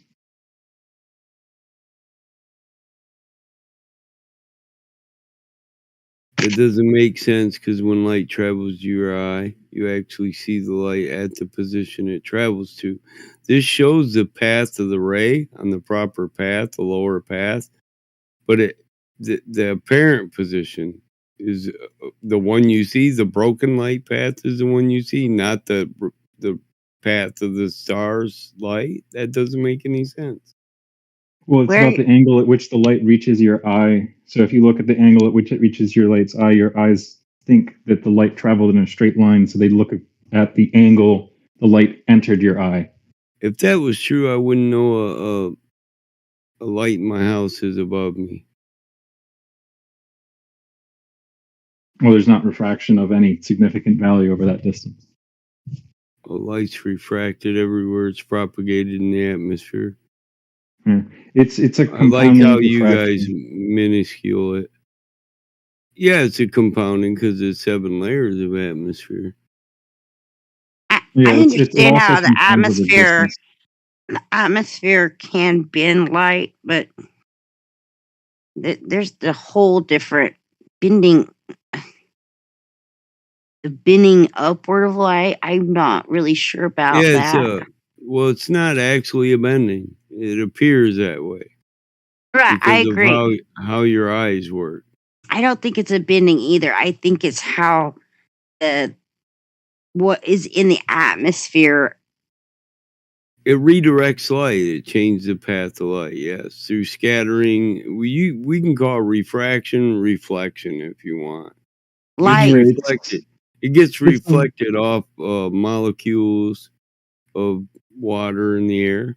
You know, but light travels straight, right? Not through water. It doesn't. We can demonstrate that with a fish tank. If you could have a no no atmosphere whatsoever. Light is a straight traveler. Yes. The thing about air, though, yeah, is kind of weird to me because it's mostly void. I kind of It's just disagree atoms with in that between. too.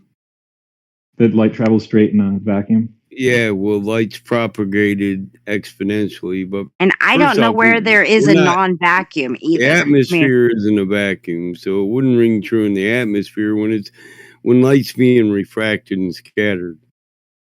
I don't know There'd if be no we've parallel ever light in the gone. atmosphere. It's impossible due to refraction and scattering. I don't know if there's a place that there is actually a So vacuum Aristotle wasn't aware of that. where You there. know that, right? Yeah, technically speaking, you can't have like an infinite vacuum because if you expand the vacuum to include everything, you'll always end up with something inside of it. So it'll always be. Well, there is something inside of space. We already know this. Yeah. There's things that that occupy means space. that means there's no vacuum. If there's things There's that no occupy. absolute. There's no absolute vacuums. Right. Yeah, because there's particles in space. And They're in just a less vacuum, dense. there's nothing. Even by your own model, there's particles in Well, space. actually, that's not how a vacuum works. Vacuum is anything under It's a void. atmospheric pressure. It's any pressure that's lower than the pressure around it. It's hard to explain exactly what a vacuum is. No, that's negative pressure, bro, and that's a Yeah, unit that's of totally measure. different. So a vacuum is a void. Yeah, a vacuum is nothing. Vacuum. The first two definitions for vacuum were void of all matter and a vacuum cleaner. Yeah, a vacuum, which is a collection of all matter. A space devoid of matter. Oh. The word is derived from the Latin adjective vaxus, meaning vacant. The etymology is from a word that means vacant. It's vacant of all matter. It's a void. And don't you think it's funny we call our vacuum cleaners a vacuum because it literally is like the collection of all matter we don't want in our house? By science, it says the approximation to sex value is a region with a gaseous pressure much less than atmospheric pressure. Because atmospheric pressure is based on a lot of the particles that exist within the atmosphere too, you know. They press down on you.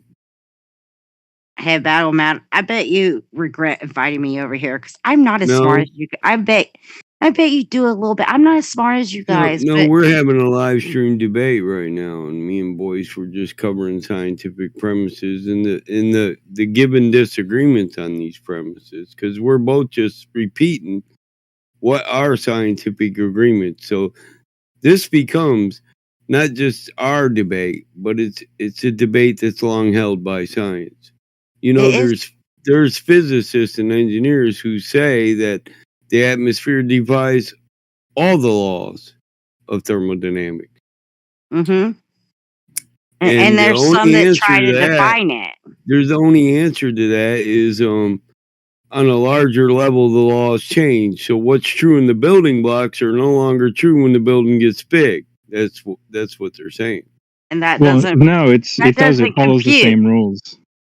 That doesn't compute. It follows the exact same rules. That can't be true when it comes to the laws of thermodynamics. Yeah, it does follow the exact same rules. The way I know you know work, the arguments, and you know these arguments aren't ours, right? Yes. We're not debating an original topic right now. It's been a scientific debate since they came out with the premise of how the atmosphere works. So you do think the atmosphere works properly within the globe model? It's not a violation of thermodynamics, right? No, that's not what I said. Do you have a comprehension problem, boys? I mean, I said it all in plain English, dude. You said it was an ongoing debate. It is an ongoing debate, but that doesn't establish which side of the debate I'm on. It doesn't make any sense that you would logically infer that from my comment. Well, no, I was asking. What I think it sounded like a statement. I was asking, is that what you think? Is it that? I believe what the argument is that it is a defiance of all the laws of thermodynamics, and I even say to the answer to it that's given, they say it is even the people who say it still works, they don't say it's not, it doesn't defy the laws of thermodynamics. They say that the laws change on a megascopic level, but we can't prove this. We can't prove it even on a microscopic level that you can negate the laws of thermodynamics. I would say that it doesn't disagree with thermodynamics, and the reason is because we have a pressure a body gradient. of science disagrees with you. It's just that simple. That's interesting. And that's news to me. Well, this is a long-held debate that a lot of people aren't aware of because they cherry pick all their citations. I mean, there's an observable pressure gradient within our atmosphere. It's very similar to the observable but pressure gradient comes from pressure. You need pressure first. So the gradient doesn't prove an absolute ascension and a holding by gravity. It doesn't prove something that can't be proven. You try to use the atmosphere as a proof of gravity, even though you can't demonstrate gravity. Pressure gradients cannot occur without a continuous acceleration across the medium. Sure, they can. They happen under containment. Yes, but a constant pressure gradient observable everywhere would not happen unless there was an acceleration or a force acting on the medium as a whole. It is true. The force is containment. It's true under containment. Then why is the pressure gradient tapering to about zero? Observably, by like 30,000 meters. That's not the argument. It changes from fluid to gas under containment. And that's a large change. You know, gas and fluid pressures can't be equal, right? But at the gauge, we'll register an equal distribution when it's not an equal distribution because it doesn't reflect the pressure of the fluid. Okay.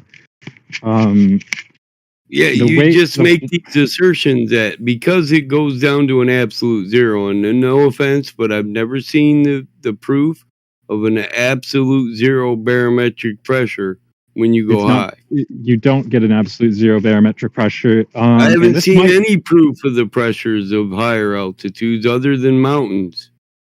Yeah, what you might not have heard, though, is that the claim for the globe is not that there's like some kind of a perfect seal at the outer edges of the atmosphere. We're actually constantly bleeding off atmosphere. I might not have heard that we lose helium and we lose other gases. I might not have heard that, huh? I don't know.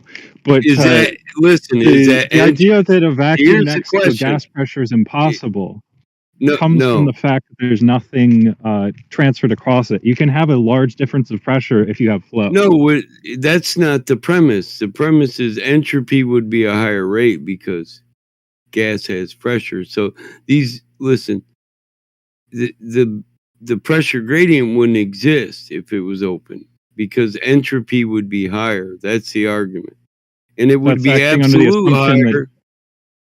The mathematics for entropy in the system, the amount of energy that's in this system that would rush to fill the void. That's what it's assuming based that on. Gravity doesn't act upon gases. It's assuming gravity's never been demonstrated to act upon anything. Except within the globe model, which is the same one supplying the idea of entropy. The model isn't a demonstration.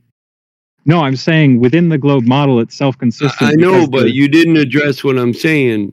Demonstrate to me that gravity can hold gas in. Show me a gas gravity chamber. I'll wait. Show me a gravity vacuum, a contained vacuum by gravity. Show me gravity causing weight on anything. You don't need to prove what gravity is in order to know that you need something. You have to prove it is something to say it actually does something. You're acting like this is an absolute proof that it's a globe when you can't even prove the force that you're saying that isn't a force. I'm saying it's not a disprove that it isn't a globe. I can't even finish what I'm saying. Listen, it neither proves or disproves. That's just it. So it's not worthy of debate because it can't be proved by experimentation. You know who said that? Isaac Newton. That which can't be proven by experimentation is not worthy of debate. That which can't be settled by experimentation is not worthy of debate. And that's known as Newton's flaming sword. Sure, and gravity falls in that level. It does. It does. So I'm not going to debate gravity. Proven. You That's can't my debate. premise. Yeah, you can't debate gravity. That's my premise. It literally. You don't.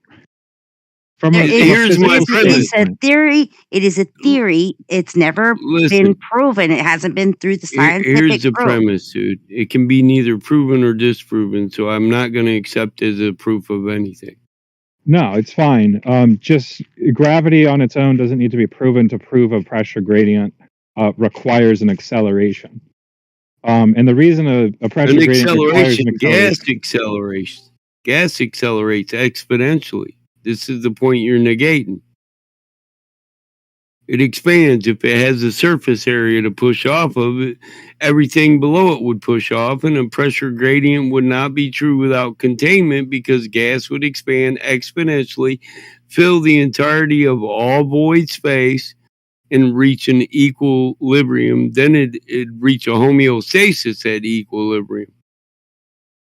Yes, under the absence of any force acting your on it. That point is, what you're trying to say is it reaches an equilibrium without doing what we actually, all the demonstrated gas laws that say it would fill the entirety of space available. This is what you're saying. And you're saying this is true because this thing I can't prove or disprove. No, you can show that you need an acceleration for the pressure gradient. That doesn't cover what I just said. By the gas laws, all the gas would expand for all the available space. You're saying that the void of space isn't available because of gravity. It holds it down. You can't prove it or disprove it. And so I'm supposed to argue. That's like arguing against the Bible, dude. No, what that comes from is from the gas laws actually being mistaught to ignore gravity. So, like, within a control volume, you will ignore gravity. Most gas laws were discovered without a theory of gravity. Yes. Just like Archimedes' principle pre-exists gravity. Yes, and part of the reason that it doesn't work is because of the way gas pressure is actually defined, which is force per unit area, and you can't have pressure without force. So you're saying that you're saying that the gas laws then are demonstrably untrue. You can demonstrate it. No, the gas laws aren't untrue. They just aren't complete. And it's the ideal gas law you're thinking of, I think. No. Gas expands to fill its container. No, it doesn't have to be an ideal gas or an ideal state. Which gas law are you referring to? Ideal laws refer to pure gases under ideal states, and ideal states don't exist in reality. So why would I use a ideal law? So what law are you using then? Who says pressure over volume? Do you even know the gas laws? Is it Gussix, Charles, Alvarado? I don't know who specifically says them. I try not to memorize. Why? Because you don't learn anything that way. In the business, or you were in the field? Yeah, but that doesn't mean I memorize who came up with things. Well, then how do you know about pressure if you don't know the gas laws? That gas laws pressure relies on gas laws. Pressure per unit volume, which is pounds per square inch. One atmosphere equals what? 7 point... I don't remember. What is it, 14 psi? 760 torr, yeah. 14.7 psi, yeah. And it's force over area, yeah. Pounds per square inch. Based on force per over area. And this is actually demonstrably true. Yes. And the thing about a pressure gradient is you need I'm going to put force in quotation marks here, in order to have a pressure gradient. And that force can be the difference in temperatures, or it can be more things. You don't need a force. Is containment a force? Yes. It's a even pressure exerted by the walls of a container. The thing about Well, it's not the exerted pressure, by the walls of the container. The pressure is built by the gas bouncing off or colliding with the walls. it's in both directions. The walls aren't really doing any work. They're kind of just They're there holding it back. anti-force. They don't do any work and they don't require any energy, so they're not a force. Force requires energy. It is a normal force. Force is the input of energy. So force could be the application applied force. It's a reactional force. And the thing about the container requirement for a flat Earth, the pressure at the container, which we've measured up to 30,000 meters, the pressure at that container would be like zero. So the container would not be creating sufficient pressure for the atmospheric ground level. So where does all that pressure come from then? Why would it be zero? Because that's what's measured. It tapers to about zero. Measured by what? Weather balloons.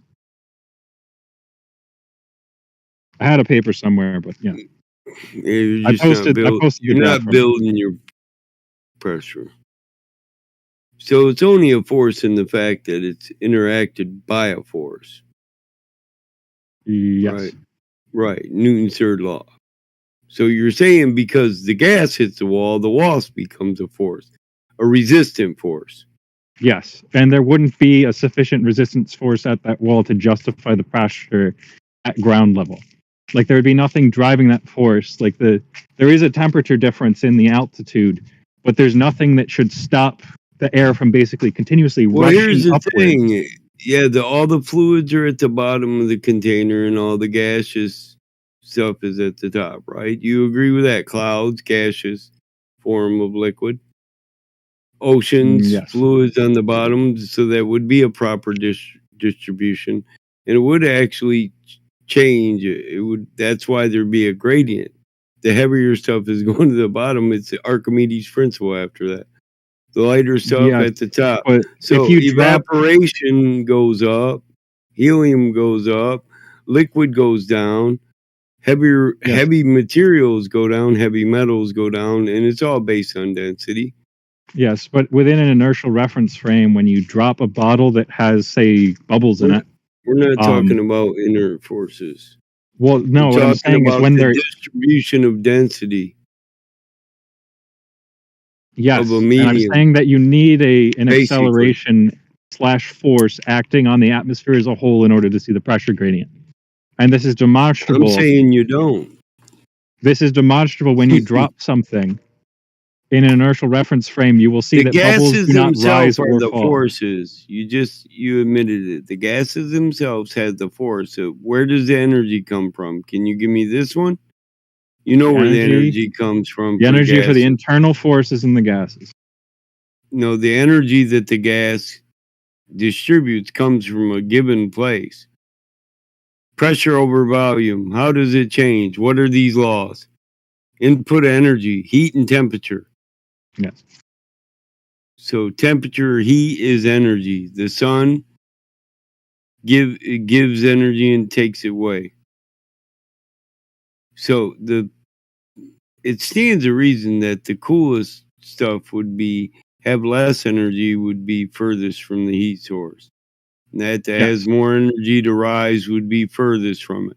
That's why the lighter gases rise and the heavier gases fall. Heavier gases are going to have a higher density, so there's your gradient. It's that simple.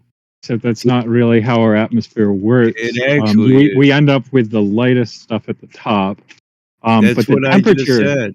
The temperature doesn't make any sense, because if the reason that things are rising up there is because it's hotter closer to the sun, then the air higher and closer to the sun should be warmer, not colder, which it's colder.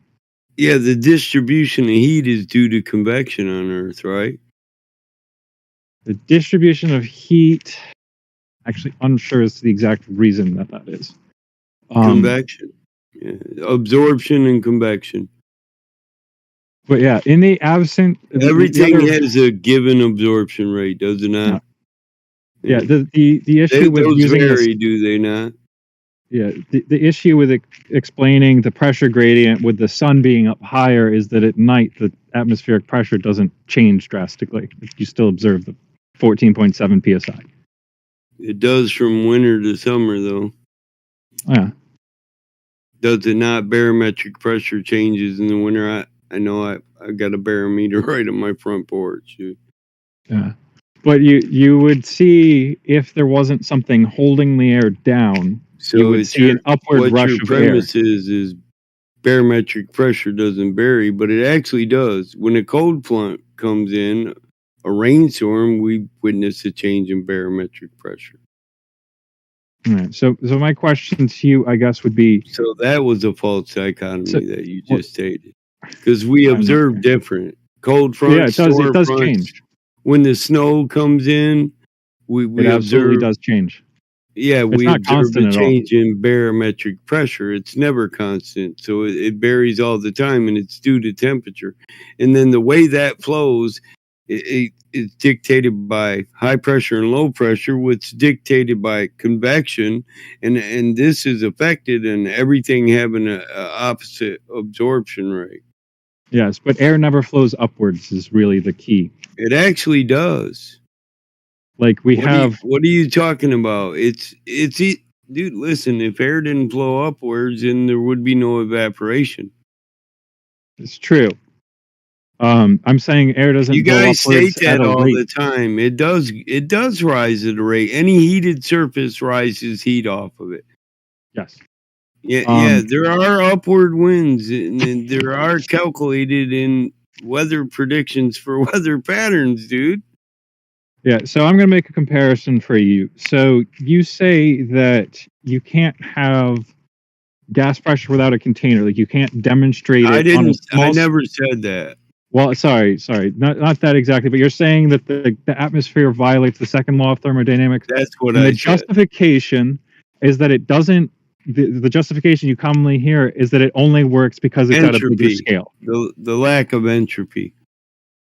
I stated my premise. Yeah, the lack of entropy is your problem, but the explanation you've heard is that it works because it's the at a bigger negation scale. of the law of thermodynamics is the rate of entropy, and it's equatable. It should be a higher rate of entropy. This is why it's a scientific argument.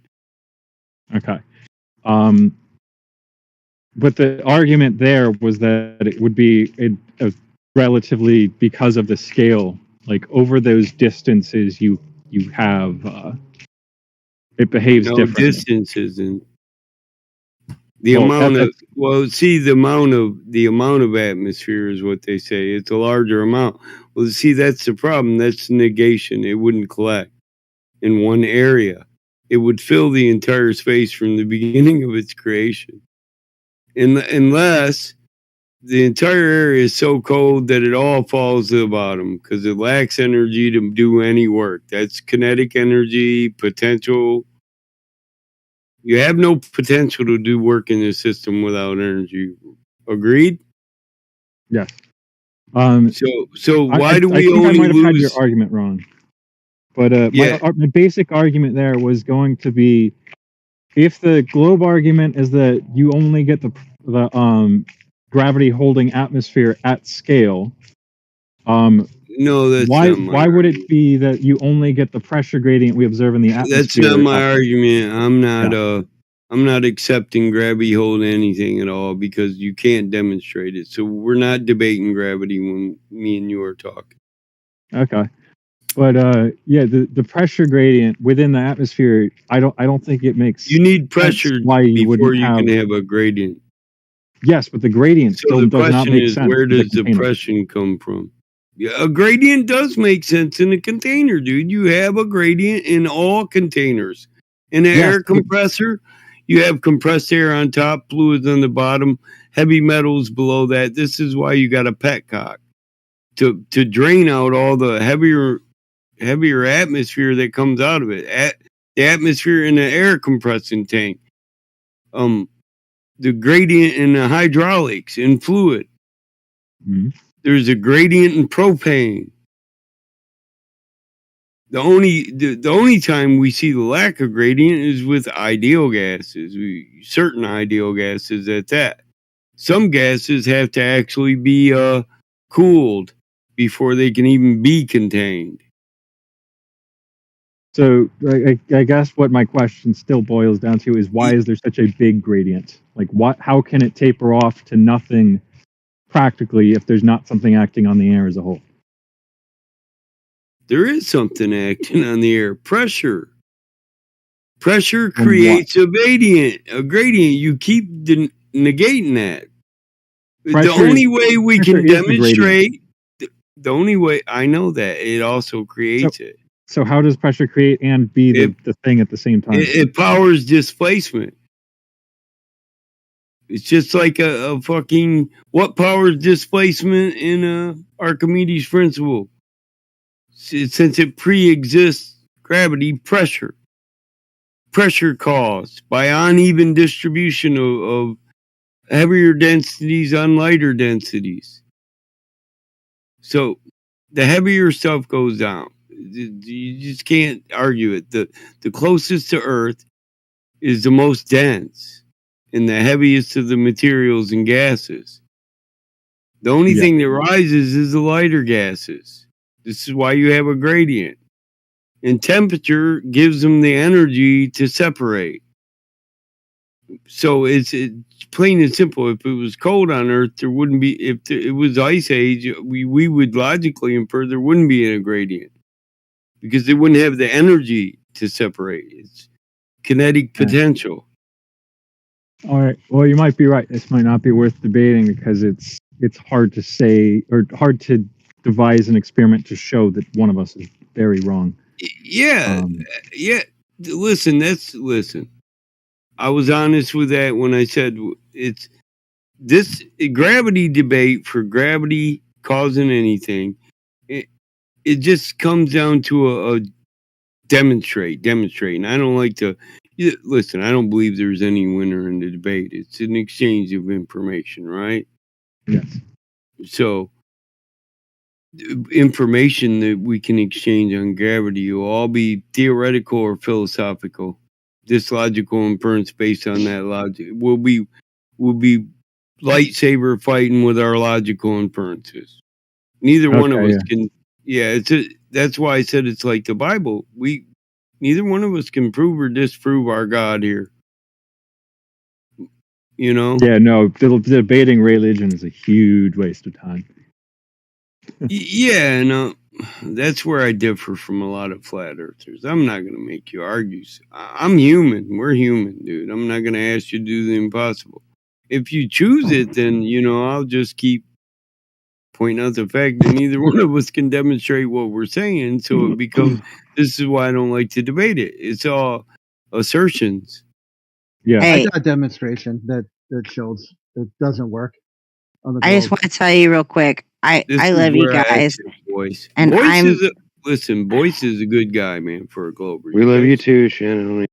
I love you guys. I do have to go, and I will agree with Battle Mod is I'm different on that stance because, and I'm just gonna put this out there real quick before I leave.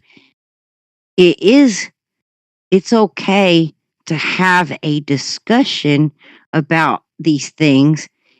It's not good to have an argument about these things because when you're arguing about it, you're not actually having a discussion. When you have a discussion with people, okay, you're hearing them, you're listening to each other's different sides of an argument.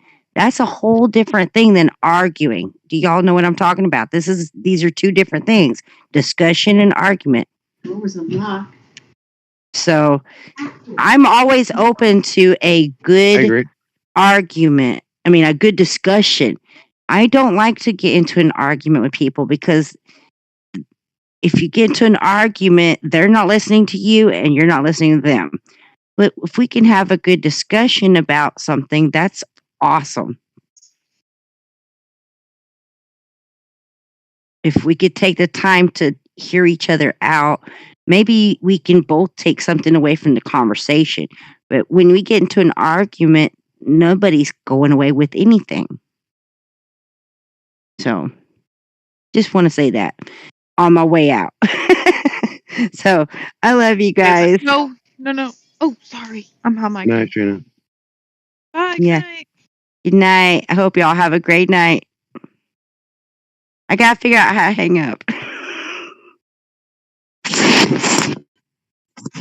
Yeah, the quick kill on this idea that gravity is their container is that Tyson actually did this. He said Mount Chimborazo is the highest What? mountain in the world. Chimborazo? What's that? Yeah, this is a mountain that is in Ecuador. Hmm. So Never heard of he dropped the claim that astrophysically the highest mountain in the world. Everest was. Yeah, it's not. Apparently, if it's a globe. On the globe, the Oh, highest hot. mountain. Yeah, so on this globe that they have, the highest mountain would have the lowest gas pressure gradient, delta V. But it turns out that Mount Everest does.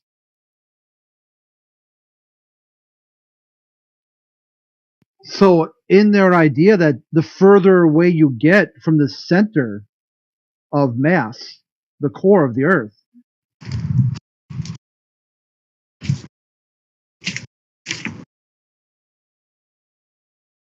then you have. Go ahead, Rich. Sorry, bro. Oh, okay, yeah. Just someone in the room was talking, so I just shut my mic off. Yeah, no, go for it, bro. So you've got this change over distance of gas pressure gradient, and what you find is that it's not the case. They have to switch it to say sea level. But once they say sea level, let's say welcome to flat Earth. Yep. And just on that point, on a ball, any point is the center. There is no center. Literal center. On a ball, anywhere you point is the center. Yep. And yep. The other thing is the way that they measure so-called mountains, they don't really measure it. They so-called estimate, which is just a synonym for guessing. They don't have a fucking clue which mountain is how high. Actually, there's multiple research papers on how exactly to estimate the average geoid of the Earth, because it is not an exact, like, this is the specific average we should use. There's like global mean sea level. But I'm just saying, bro, that's just you're theoretically just guessing things that are just guesses. You know, you can't. Well, it's you know what I mean? estimating versus guessing. Guessing implies that you don't know what the value should be. Well, it's an educated guess. I'll be more specific. It's an educated guess with so-called mathematics, and mathematics is just it's another language. Mathematics is a language, so maths to me is just another way to describe something.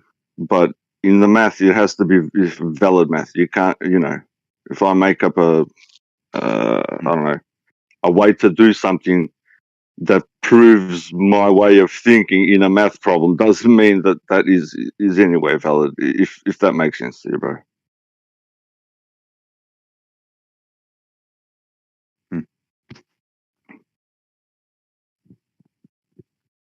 Just I've been trying to tell people, like, how do you can't, like, anywhere that you point on a ball is the center. So this, North Pole, South Pole, there's no such thing. There is no up or down on a ball. You don't know whether you're up or down on a ball. If you write northeast, southwest on a ball, and then you tilt your head or you spin the ball around, that all goes out the window. You've got no point of reference. You're lost in the wilderness. You can't have they call it an ever expanding vacuum. That is just a contradiction in itself. A vacuum, by definition, cannot expand. I don't get it. Like simple, like common sense is not in the words. Simple, simple thought is not rarely available anymore. You have the sun can light up all these so-called planets, but you look up and it's dark. It should be white if you're going to go by that logic. It should be white up there. It should be light non-stop. You should have no darkness. What direction is up? Is Boyce still here? All right. Hey, Boyce, I want to thank you for being so civil, bro. We don't get thanks, that. bro. Yeah. We don't get that from a lot of people. So I say, as a guy, you're awesome. You got some convictions, morals, and values.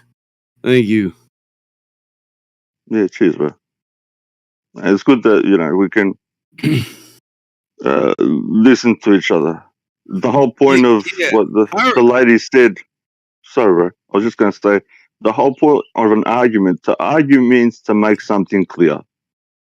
We're not here to have a yelling match. We are here to have an argument, to make something clear. Because if you don't make it clear, then everybody's got a different definition, and so on.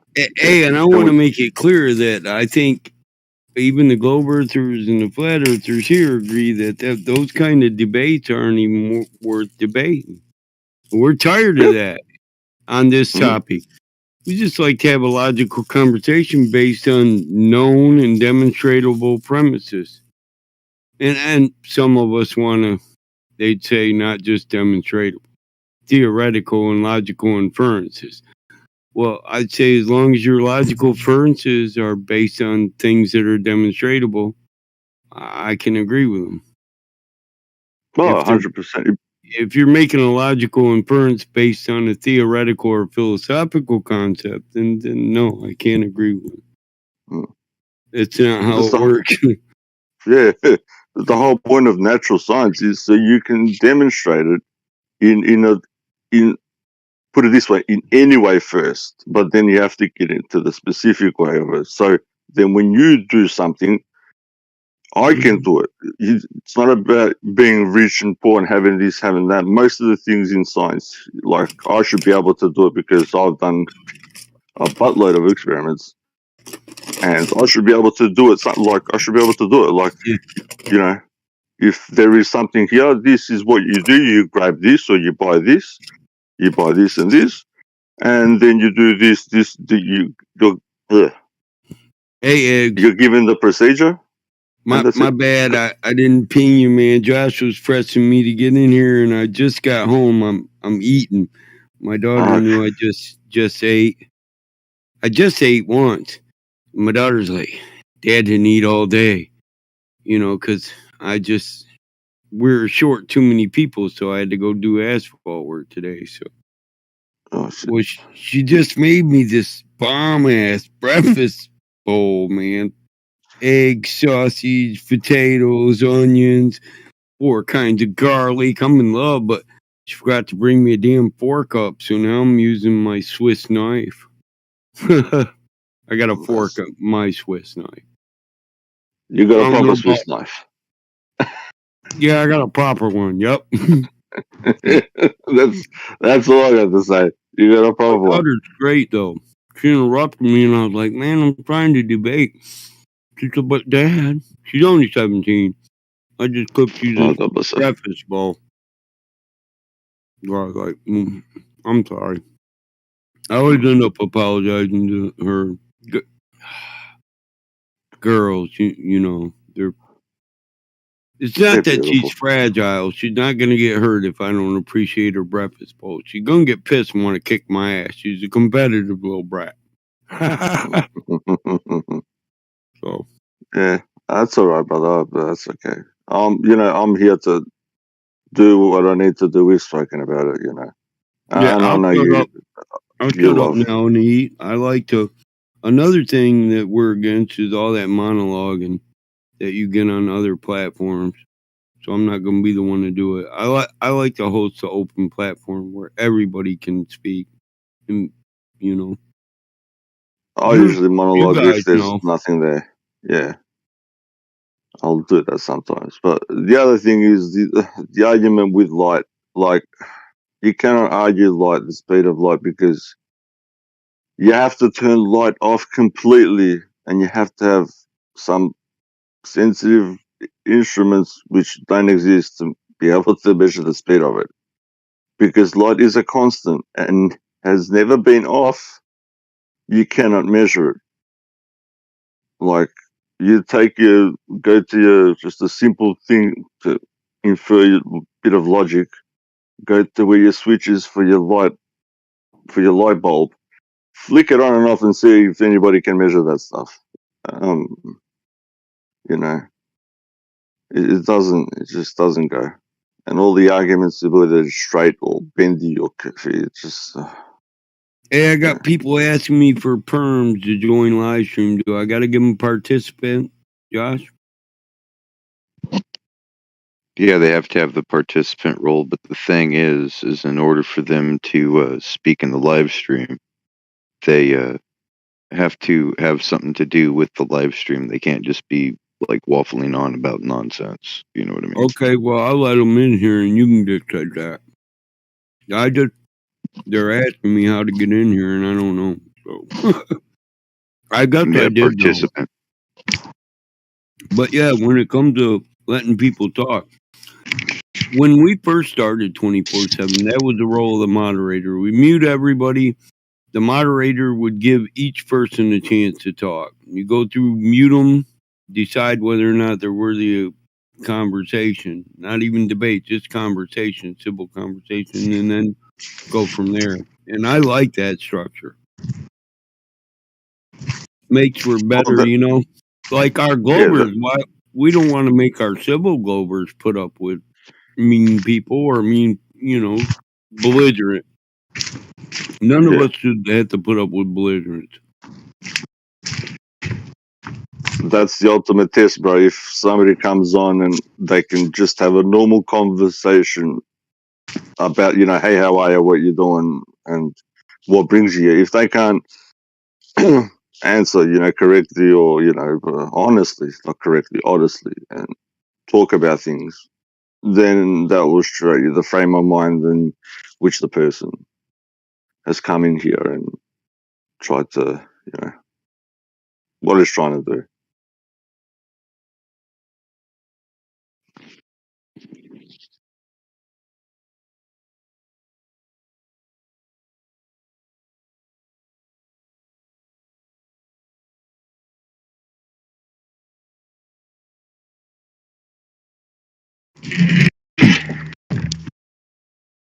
All right. I have an assertion. Yep, go for it, bro. The sun cannot have a physical position if the Earth is flat. Okay, the sun can't have a position either way if it's a ball or round. Didn't we go through this once already? I don't know that we really got through. I didn't actually have my graphic in the correct spot. Still might not make sense. But we were in disagreement on whether or not refraction would make the sun appear higher or lower in the sky. Refraction would make the sun appear higher in the sky, which would worsen the observation that I've done the math for. So yeah, but you can't. How did you measure it, bro? You can't measure. You don't know what it is, and how do you measure a light? First of all, it's a gas relative to the height we above your head. haven't seen the math. So the way this works. Hypothetical. Go ahead, bro. No. So the sun does observably move at a constant angular rate through the sky. This observation is not controversial. I think everybody agrees on this. Based upon that, you can do some math to determine if you assume a height for it above a flat plane, what its velocity / altitude would be, because those are the two things that can affect the angle it is observed above. What distance? Standing on a flat plane. Distance, original distance to it can affect the angle too, though. The thing is Mike, you were military, correct? Yeah, that's what's up. Okay, so don't we have the technology to refuel in flight? Yes, we do. Not talking to you. Technically, you're not. Technically, yeah. Okay, so why couldn't we just like put NASA's budget to good use, right? And we could refuel in midair and follow the sun wherever it goes, and then make a trajectory, and we do it every day for 30 days and map where it goes. Well, listen, we got a better technology than that. A lot of people aren't aware of them, but solar drones. Solar drones could follow the sun all day long. You're right. Could they keep up with it though? I don't see why not. Okay. They've got drones that use the air to. They take it in a certain way, and then the drone makes a cloud and hides behind the cloud. Like they've got, and all you need to do is ask the dudes that make the technology. If you ask them in a proper way, they'll give you what they have. That's what they're there for. But they've got that much technology, man. They can stay up there for a year and not move those drones. Yeah, so like I said, if you believe anything that they put out there on fucking YouTube and shit, it's literally like their quote unquote spacecrafts are literally airplanes that are like doctored up to look like that. So it's just complete horseshit. We have technology to be doing much more advanced stuff like chasing the sun than we do shooting shit off sideways over across the fucking ocean until it goes out of fucking range. And then, it went to space, right? Okay, bullshit. Yeah, what are we going to pull out our values onto? We don't have a flat Earth map. Don't need a map. No. If you're a map following is flat, bro. You want to plot the position. Your object is the sun. Your object is the sun. You just follow it. You don't need a map. Actually, any Cartesian coordinates is a flat planar map. It's a flat, yeah. A map by definition is flat. I'm tired of hearing that. The planar math. If it's a Cartesian coordinate, it's just a flat 2-dimensional square. But that isn't the circular map. That's the rectangular map, though, isn't it? That's the distribution of the known area, yes. But it doesn't have to be rectangular. It can be square. You can have Cartesian coordinates that look like a T. And just the other thing is, bro. But they are flat. I know you like, if you like globes. And here's the thing. Nobody's here is going to give you the distance to anything in a flat Earth model, because we, as flat Earthers, we can't verify distances. We can't verify shape.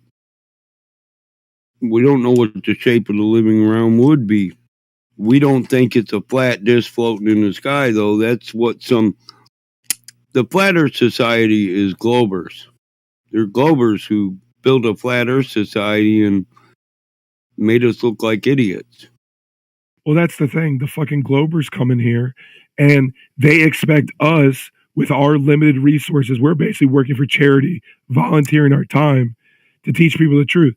And why can't they get what they ask from us from NASA if they've had a $500 billion total budget since 1958? Mostly what I get from people is we have a theory or an explanation. Can you replace the theory or explanation? Oh, you can't give me an explanation, so you must not be true.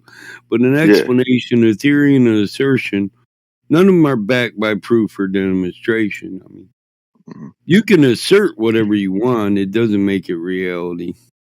I saw a pretty good one the other day, which is something that I hadn't even thought of being related to the shape of the Earth, which is a volcanic eruption and atmospheric pressure. Someone took a volcanic eruption and looked up weather station data and then plotted when they saw the spike from the gigantic eruption at various weather stations.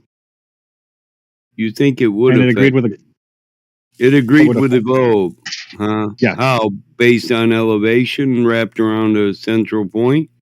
No, it was just based on when they saw the pressure spike from the eruption. Well, I know that pressure spike, you're saying it agrees with it, it propagates in a circular manner, is what you're saying. Yes. Well, but only on a globe. I know that assertion gets thrown a lot of. But why couldn't you have an exponential distribution of pressure from a zit popping on a flat Earth? a circle. A circle doesn't mean round. A circle means something flat that's No, dude. circular. Listen, he just said that the uniform pressure agrees with the globe. It doesn't. Why? Why? Let me see this. Give me a citation of this. I want to see this because I want to know what the assertion is that it would only distribute like that on the globe. It wasn't actually a perfect observation, which makes it more reputable. More reputable. Yes, if it was exactly in agreement with a circle you moving guys out. try to hyperinflate stuff. Reputable, it doesn't mean any more true to me than unreputable. It's a basically completely unknown channel. Oh, it's a channel, not even. They're not field engineers or anything like that, huh? Still, once again, none of this is any part of the discussion that was going on. What was the discussion, Josh? Oh, is there a topic? I don't think we had a topic. Oh, it's an open. No, it's an open topic, but if he wants to bring it up, then he needs to bring it up instead of just posting it and just like drive We're by talking posting. about it. There's a couple of different things. He's talking about the Tonga eruption, right? Now, the thing is with these images from, so-called space, there's been 4 different sizes that I've seen. One of them, it completely takes up a complete corner of the so-called globe from space. But the thing is you're only seeing like little bits and pieces. They can't get a full picture of the disk because they're not far enough away. They have to be over a billion miles away to get a full image of the disk. Otherwise, everything that they're seeing is just a rather localized image. That's the problem. That's what I'm seeing right now from the images I'm looking at. Yeah. Can I just quickly Images say from something? space, they look so. It has to localized. be stitched in. All these composite images have to be composite because that's the nature of how the size of everything and the limitations of what we can take images of, take photographs of. It's limited to that, so they have to be stitched together. Can I just quickly say something? Yeah, that's much smaller than what it shows on there. Anyway, yeah, go for it. Sorry, bro. Just quickly, we were speaking about maps before. Yeah, the definition of a map says that it's flat. The other thing is just if you take any globe that you have, bro, turn it upside down, and it will tell you it's not for educational purposes. So Yeah, the I people, always the found people that that, funny. yeah, well, if it's not giving you education, and the definition of education literally means training. So if they're training you for something and the training is not good, then I'm just saying you'd have to think that it's like getting a toy, like a toy car. They're telling you this is not a real car. Obviously, you can't get in and drive off on it. Like, do you get what I mean, bro? Yeah, I'm one of those that's dudes. something I've always found odd about globe or the flat Earth, like more conspiratorial side is like, if it was like a conspiracy, why are they dropping so many hints that it's a conspiracy for you? Like you take all these things and it's like, if you duped the whole world, you wouldn't want to rub it in their face that they're stupid. Yeah. If It's I like reading conned you, listen, if I conned you out $1 million and you didn't figure it out, I'd have to just throw it right in your face and then laugh because you didn't even pick up on it. Yeah, it's like reading a fine print, bro. Like, I'll tell you something. Some people know who I am. Hey, don't be pissed off because Elon bought Twitter, man. Don't be pissed off. Yeah, that's the thing. If you read anything with the fine print, like I'll have stuff from sent from government agencies. They'll put in a box down I see below. the one you're saying that only agrees with the globe. That's it. That's your blue marble with red painted on it. That's supposed to be an image from space.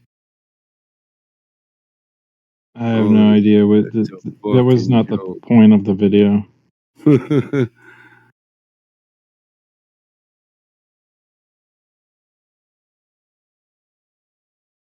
I don't what see it how. actually is the way the eruption's shockwave propagates over the surface. Yeah, I don't see how distribution would be different on a level plane other than a globe.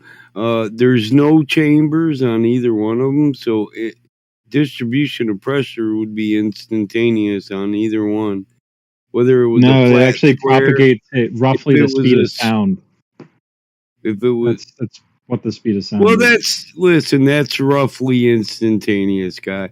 The minute you start moving pressure at this point, at the speed of sound, it's going to affect pressure off distantly. You ever got that premise? What is that theory about movement instantaneous? It's like a stick. You can't listen. You can't displace a large portion of the atmosphere and not have an instantaneous effect thousands of miles away. No matter the shape, it's all about the available space.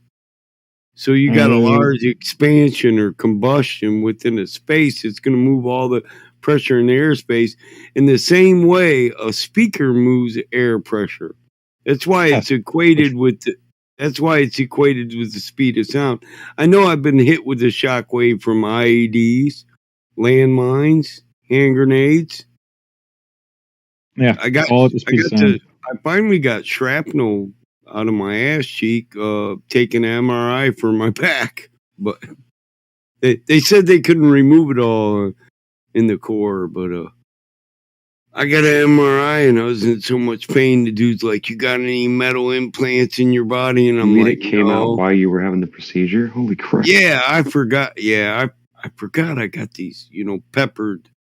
A lot of it was peppered. That was the problem, which is a good thing for me because MRI is magnetic and it just ripped this shit out, my ass cheek and attached it to the wall of the MRI. And the guy's like, "What's this stuff?" He said, "Dude, you're bleeding." I was in there an hour and a half, man. And then he's like, "Dude, you're bleeding. What the hell? You had metal in your body." I was like, "Oh shit." But it was comparable to getting shot in the ass with rock salt. I know because I've had that happen too. But Battle mods, butt of steel. Yeah, hey, this young kid, man, he was like 19 years old. I know he wasn't even out of his class he wasn't even certified yet. It's a learning. Our hospital's a learning hospital. It's owned by U of M, so they teach well. They're servicing you. They're teaching people too, and there's it's like an apprenticeship. Yeah, there's all these three whatever they call them, the people that work for nothing. What do they call that shit when you go somewhere and work for nothing until you get a job? Oh, can't remember. Oh, in America they call it something funny. Yeah. I know what you're talking about. Like an internship. Intern, yeah, interns. Yeah. All these damn interns were like, "Oh my god, he's bleeding. What are you gonna do?" And dude's like, "I don't know." And I was like, "Dude, it's really simple. I got a bunch of metal powder ripped out my ass. I'm bleeding. You're going to send me to the ER, dude. You're just going to take me over and drop me off at the ER and you're going to let me worry about it." He said, "I don't know." I was like, "Dude, are you emergency medical technician?" He said, "No." I said, "Well, I want to see the first responder, dude. I don't want the radiographer. I don't even want you touching my ass, man." I get a female nurse in the ER, and I did. They just cleaned it out with saline. I just got a saline wash, antibiotic, and a big gauze patch that I took off as soon as I got home. Yeah. It's just there weren't no big holes, not like bullet shots, dude. It was all powder. That's why they couldn't get it out. I had there was a few small. They in the Gulf, man, they packed them IEDs full of some shit. There were some shavings and stuff, but nothing that thankfully you don't have large arteries in your buttocks, only in certain areas, it's your gluteus maximus. It's your biggest muscle, so it can take a beating. That's all. I've been waiting for some glober to tell me how that proved the globe. The barometric pressure on my bunghole at that time, and the distribution only works on the globe. Because I'm tired of assertions that people can't. If you make an assertion, you should be able to get people to understand the logic behind that assertion. If you can't build the logic behind this isn't possible, you shouldn't make the statement that it's not possible under these conditions. You should be able to build the logical bridge of why. And Yes. 9 times out of 10, we get assertions. Yeah. So the reason that specific observation wasn't possible on a flat Earth is because the wave of pressure propagated. Yeah, the shock wave propagated bottom up across Africa and South America versus Bottom top up. down. Yes. So like the furthest point Why away. would it be top down when there's gonna be size. Listen, it's gonna come from the ground up. All the pressure. You know, seismology. There's gonna be vibrations from. Listen, the same all the stuff that's going in the atmosphere, all that pressure that's displaced in the atmosphere, it came from a place, right? And those vibrations are going to ring underground through the tunnels in which this pressure existed. It's going to be a sudden rushing of the pressure from underground to above ground. Why wouldn't it be bottom up? It's not as it's. You just have to watch the 1 minute of video. Yeah, you're saying that there would be no release of seismic pressure to the ground, but there actually would. It'd be a vibration, which is a wave. Ground. It's the wave propagating across the surface as a whole. So it's not like a seismic reading. It's a. Oh yeah, I've seen the spatial images of the propagation over the surface. But here's the thing: you guys say the surface is observably and locally flat, so even by your own premise, it's distributed over an observably flat surface. It would seem flat because the globe is flat. And here's another thing. How level is the ground there? It's a mountain region, so it's downward all the way. I mean, you have to look at the visual in order for it to make sense. I looked at every spatial image they had of the Tunga eruption. That's what spatial image, or this one specifically? Because they plotted the weather station positions. Yeah, the weather station positions. It's still that weather. I don't see how that applies. There's no logical premise to how it applies even been given.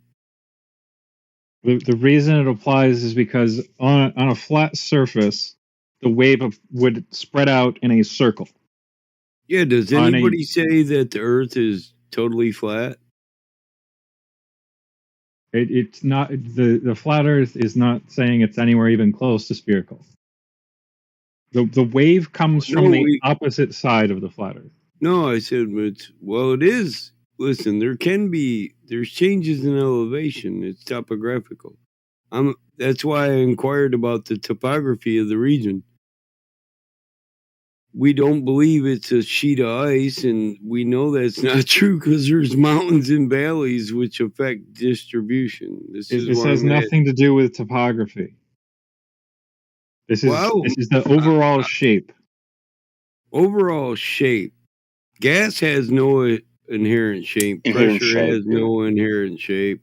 There's no containment of a globe. A pressure wave traveling across I know that, but listen, there's no. So did gravity form this pressure wave around the sphere? What contained it in a spherical manner? This is my premise. Gravity didn't go out in space. Gravity made your pressure wave form in a spherical manner and distribute in a spherical manner. For it to be distributed in the shape of a sphere, something would have to direct it. It wouldn't matter about the shape because you can spurt a bunch of energy off the top of a ball when you pop a basketball. Does that air all get distributed in a spherical manner? No. When a tire goes everything you're flat, saying is not relevant to the actual it actually observation. is. I'm asking a question. What's your question? What made the energy released from the round thing be round? Just because it's round, it doesn't force the energy to be distributed in a spherical manner. Same way you pop a tire and the air just goes outward. It doesn't wrap around the damn ball, the energy. Yeah. How does that contain itself within itself? What forces the energy to be distributed in a spherical manner in your globe model? From an explosion. Yes, explosions are exponential. Listen, it goes every which way. This is combustion. We use an umbrella effect to harness combustion in a combustion engine. So, because we have to channel the energy in a way that it moves the umbrella. So, what channels or directs the energy to form the shape of a sphere in the globe model? There's no container. Yes, that would be gravity. Gravity held down a force and it's the weakest force. So it's your assertion the weakest force that isn't a force. That's a red herring in regards to this argument, though. I'm because not the positions even gonna, of the weather it's not stations an are known. argument. It's not an argument. The positions of the weather stations are known. Listen, the weather stations are when the spike meaningless. reaches the weather stations, the site wave is necessarily meaningless. reaches the weather stations at those points at those times.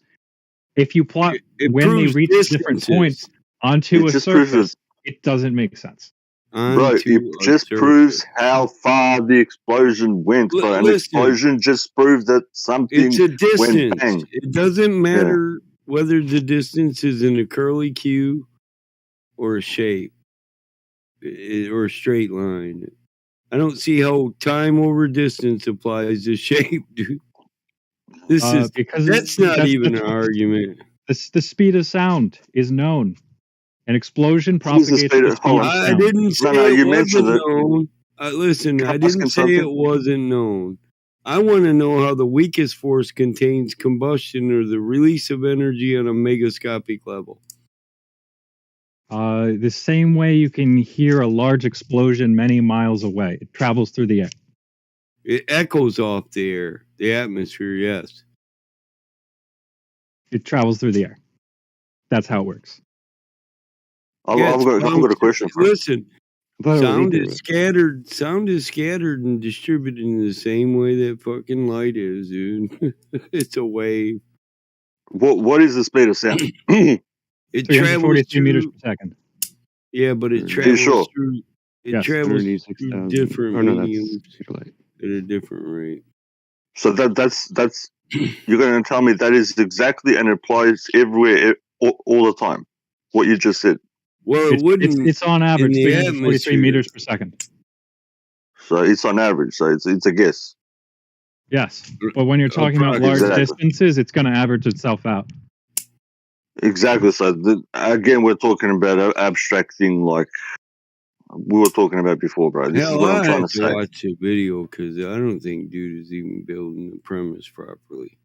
Yeah, I'm trying to give him some. Like I'm trying to help you out. Like even with when they say the speed of sound, they're trying to make. Yeah, they're trying to make the speed of sound now quicker than the speed of light, which there is no speed of light because light is constant. They were using kilometers per hour. I'd recommend watching the second video because you don't have to go through his whole spiel. You only need to watch a minute of it, and it graphs it all for you. So what I'm trying to say is, if light is constant, all right, go. Yeah, if light is constant, we can't figure out the speed of light. It's just somebody's making up stuff, and we don't know the true speed of sound, which is another guess, and it's averaged out throughout something, because everywhere we've got different rates of pressure. But if you really think about it, there is no, like, when you measure the speed of sound, you're measuring. Oh, I found the first problem with your video. Go ahead.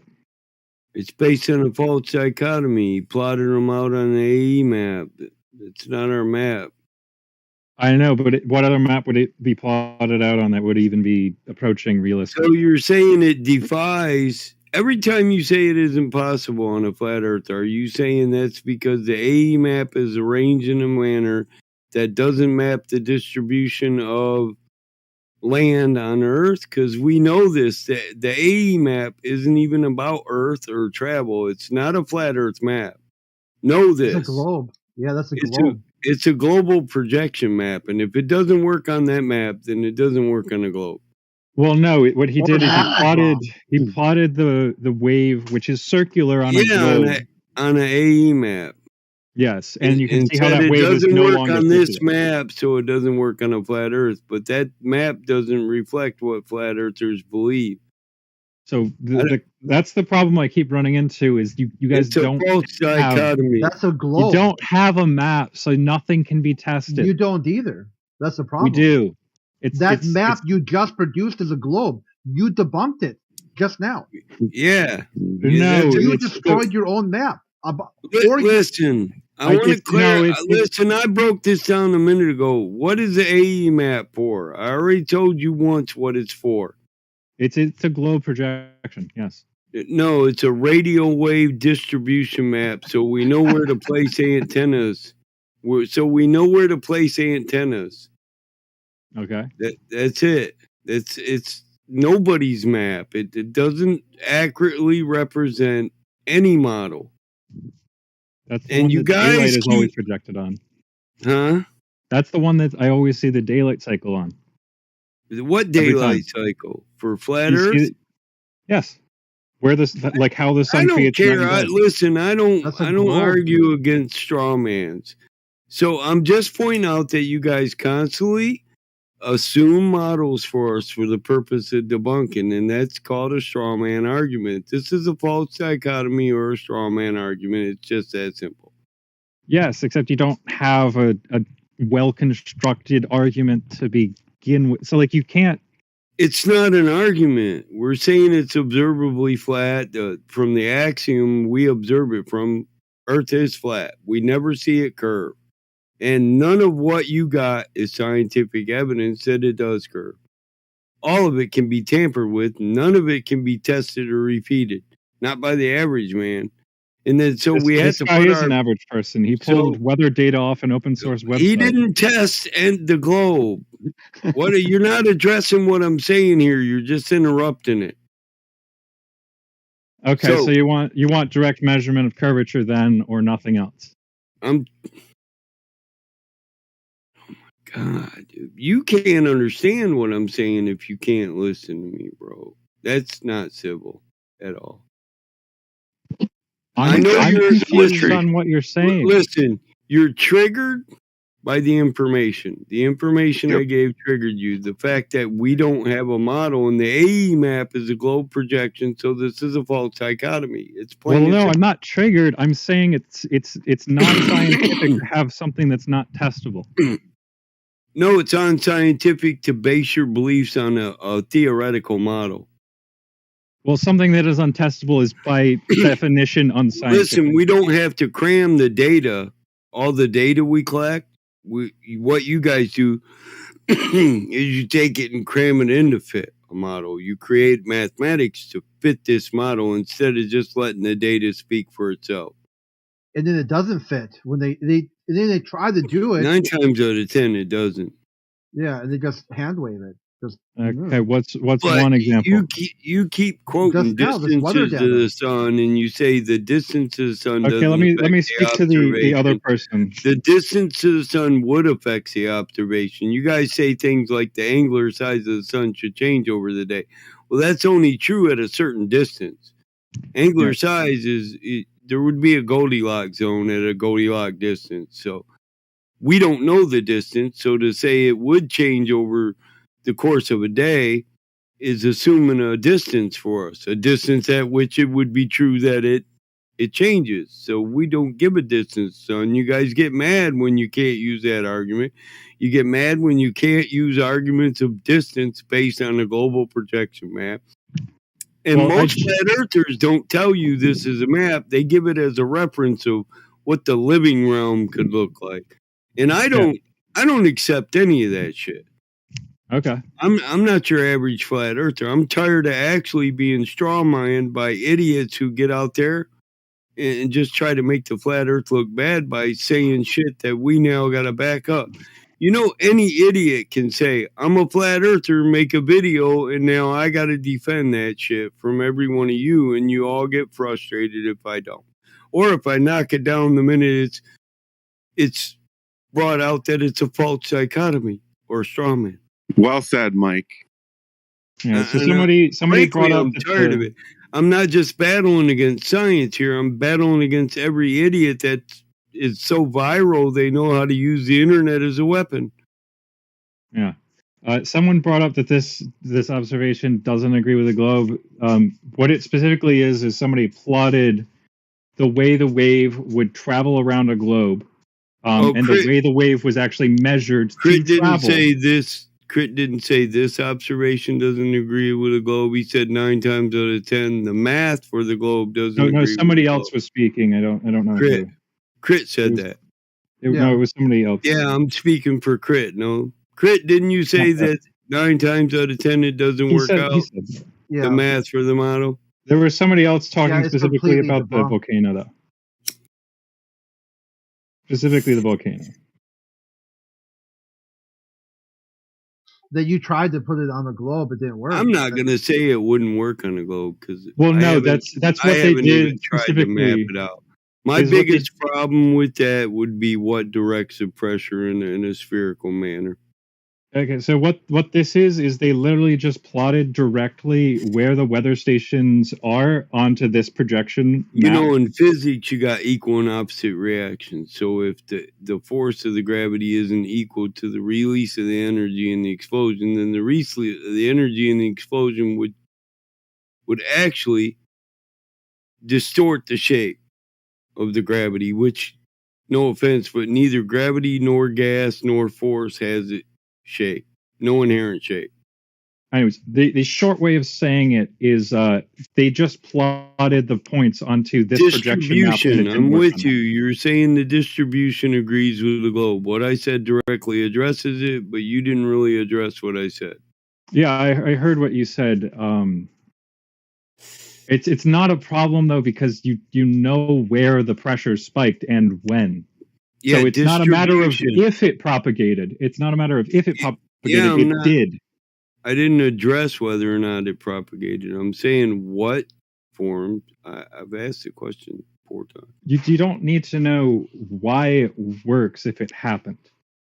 It's like saying the ball hit the ground. It's like you can't call into question whether or not the ball hit the ground because you don't believe in gravity. No, what I'm saying is distances don't prove shape of spherical manner. That's basically what I'm telling you. You've in no way proven a sphere by distribution over distance. Well, it's part boys, of it. What at any point? Hang on, boys. So what at any point did what you just said have anything to do with the discussion academically? Oh, just because the basketball hit the ground, and you might not think that it hit the ground because you don't believe in gravity. What the fuck does that have to do with anything, dude? I'm saying he's bringing up that he doesn't think. Seriously. Hey. Seriously, what the fuck does it have to do with the price of tea in China? Yeah. So what it is because all you're doing is you're being a fucking zealot, the mechanism to prove the observation.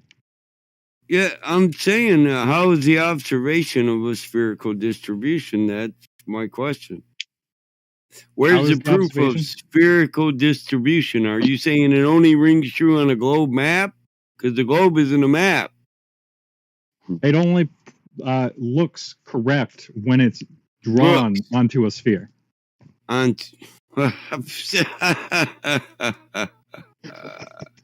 I don't know There how you go. that's true because the distribution and size of continents on That was a globes derp. is distorted. So it's not an accurate representation of reality. So you're saying That's a soundbite for Golden Globies. yeah, so what you've said is it only makes sense when it's drawn on an inaccurate representation of a spherical model in land mass and distribution, which would affect the distances to your data collecting devices, your I don't think sensors. that's accurate. It is accurate.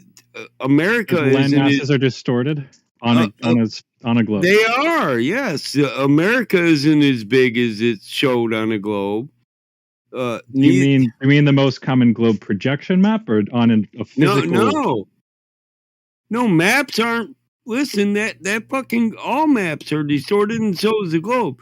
America is not bigger than Greenland, dude. But it is on your globe. I mean, America I is own bigger a than globe. Greenland. Do you Do you own mean one? that Greenland isn't bigger than America? Yeah, did you know that Australia is larger than the North America? Yes, I did know that. And by happen chance, South America is larger than, North America, and Africa is larger It's than South freaking America. massive. Yeah. Africa's freaking massive. Yes. Right. But it seems so small on the globe. Not on the globe, on the projection. Yes, on the map. globe it seems so small. Look at this one. That's a projection. That's not the globe. Mercator projection. It's globe a Mercator Mercator projection map. But listen, they're all Yes, I mean on a represented- literal sphere is They're what all- you use to project it. I know, but the sizes aren't represented on a 2D map. No, they're not. No, on this. Listen, dude, Europe isn't that small on the damn globe. I can give you an image. It looks exactly like before the projection is shrunken, but the sizes are distorted. Continent distribution and size is distorted on the globe. Okay. If you say so. I don't say so. It's said by all forms of academia, and they ask why we use it. That's for maps, 2-dimensional maps. If we're talking about the spherical 3-dimensional, I know. It is what I is asserted. Yeah.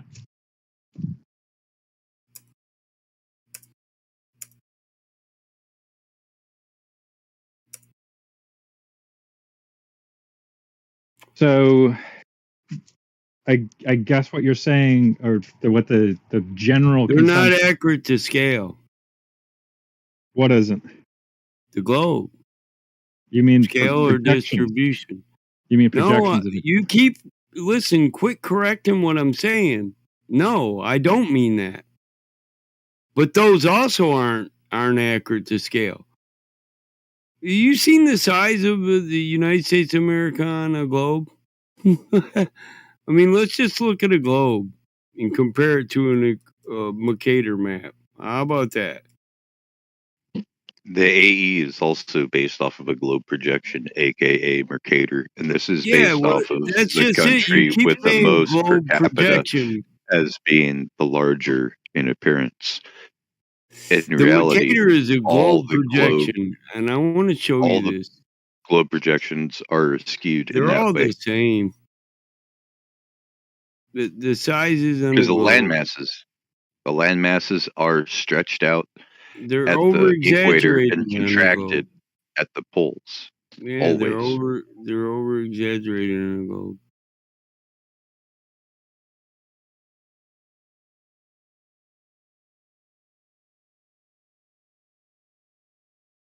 And that's why they're over exaggerated on a projection, because the projection is a projection of the globe. No, The because globe. you're stretching a curved surface onto a flat one. That's the issue.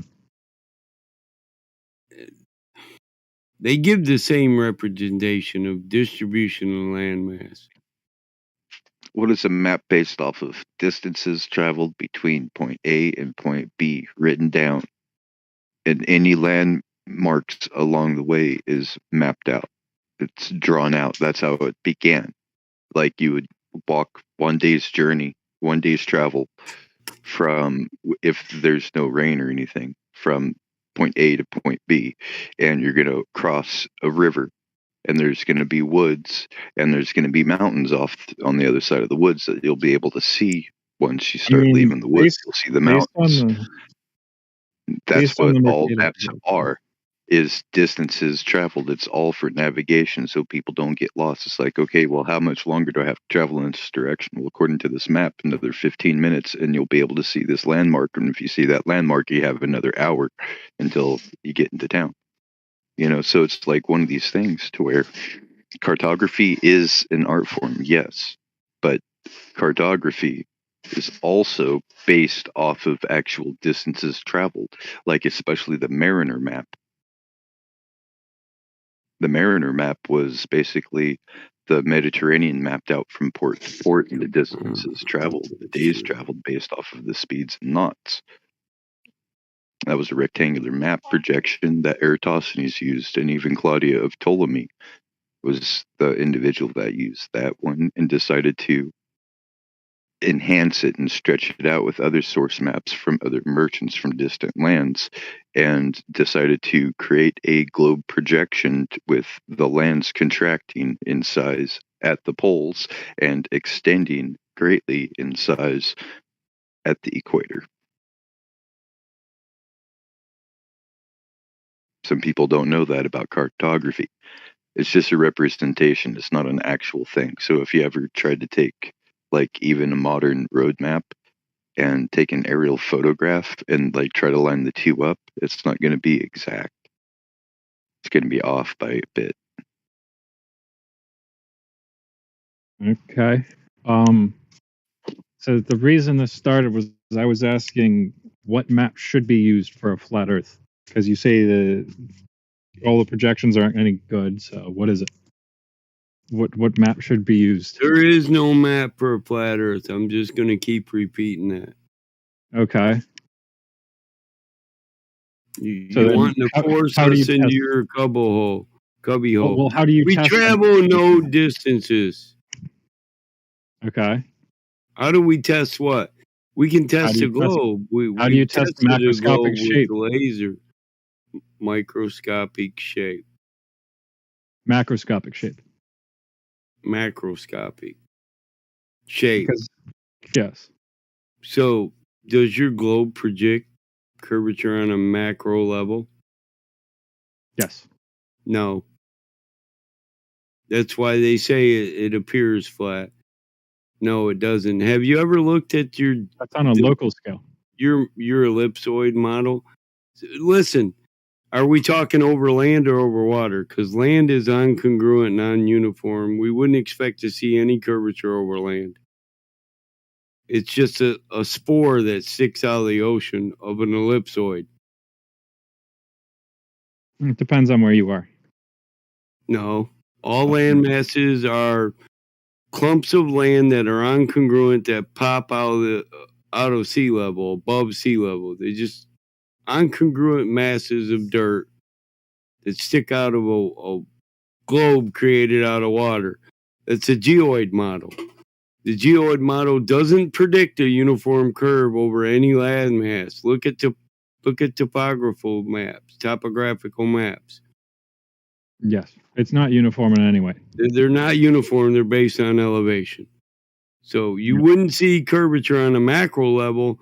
You'd see sine and cosine. And this is why no surveyor ever comes in here, no real surveyor certified, and asserts you a difference in elevation between a hill and a river, like the main surveyor. This is curvature. No, it's called a cosine.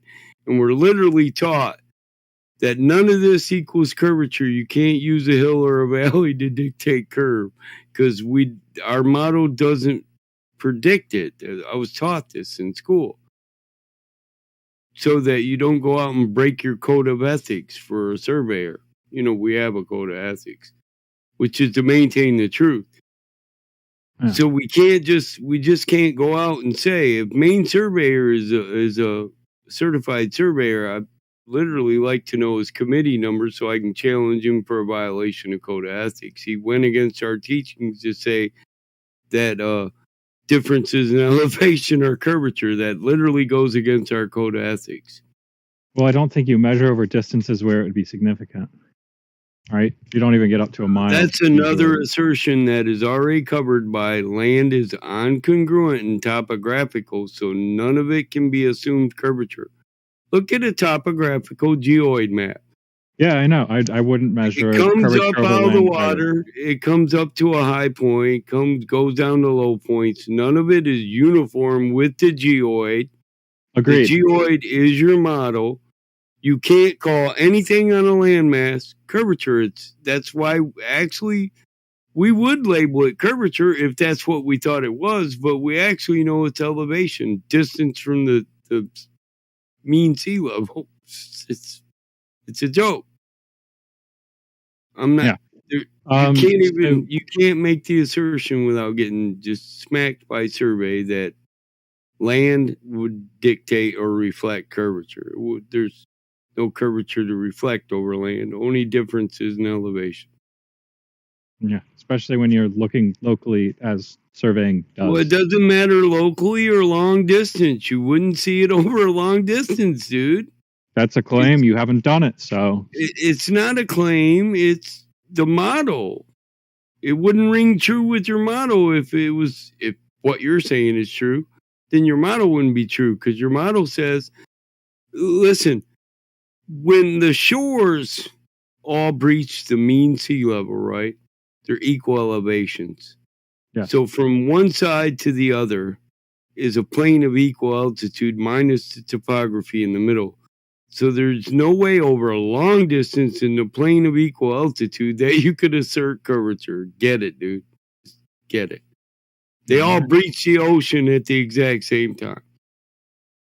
Okay, so something I have a question for you on, and I feel like it's something that Flat Earth does a somewhat poor job on, is doing very in-depth and technical looks at observations.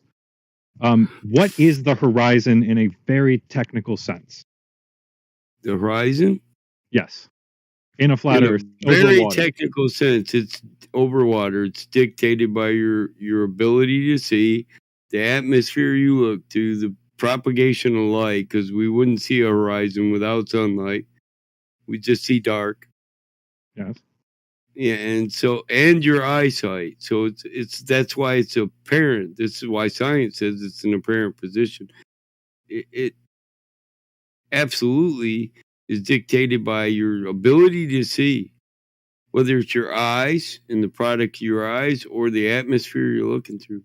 That's why the weatherman tells you the distance you can view at every day. So I hear guys say dip in the horizon, right?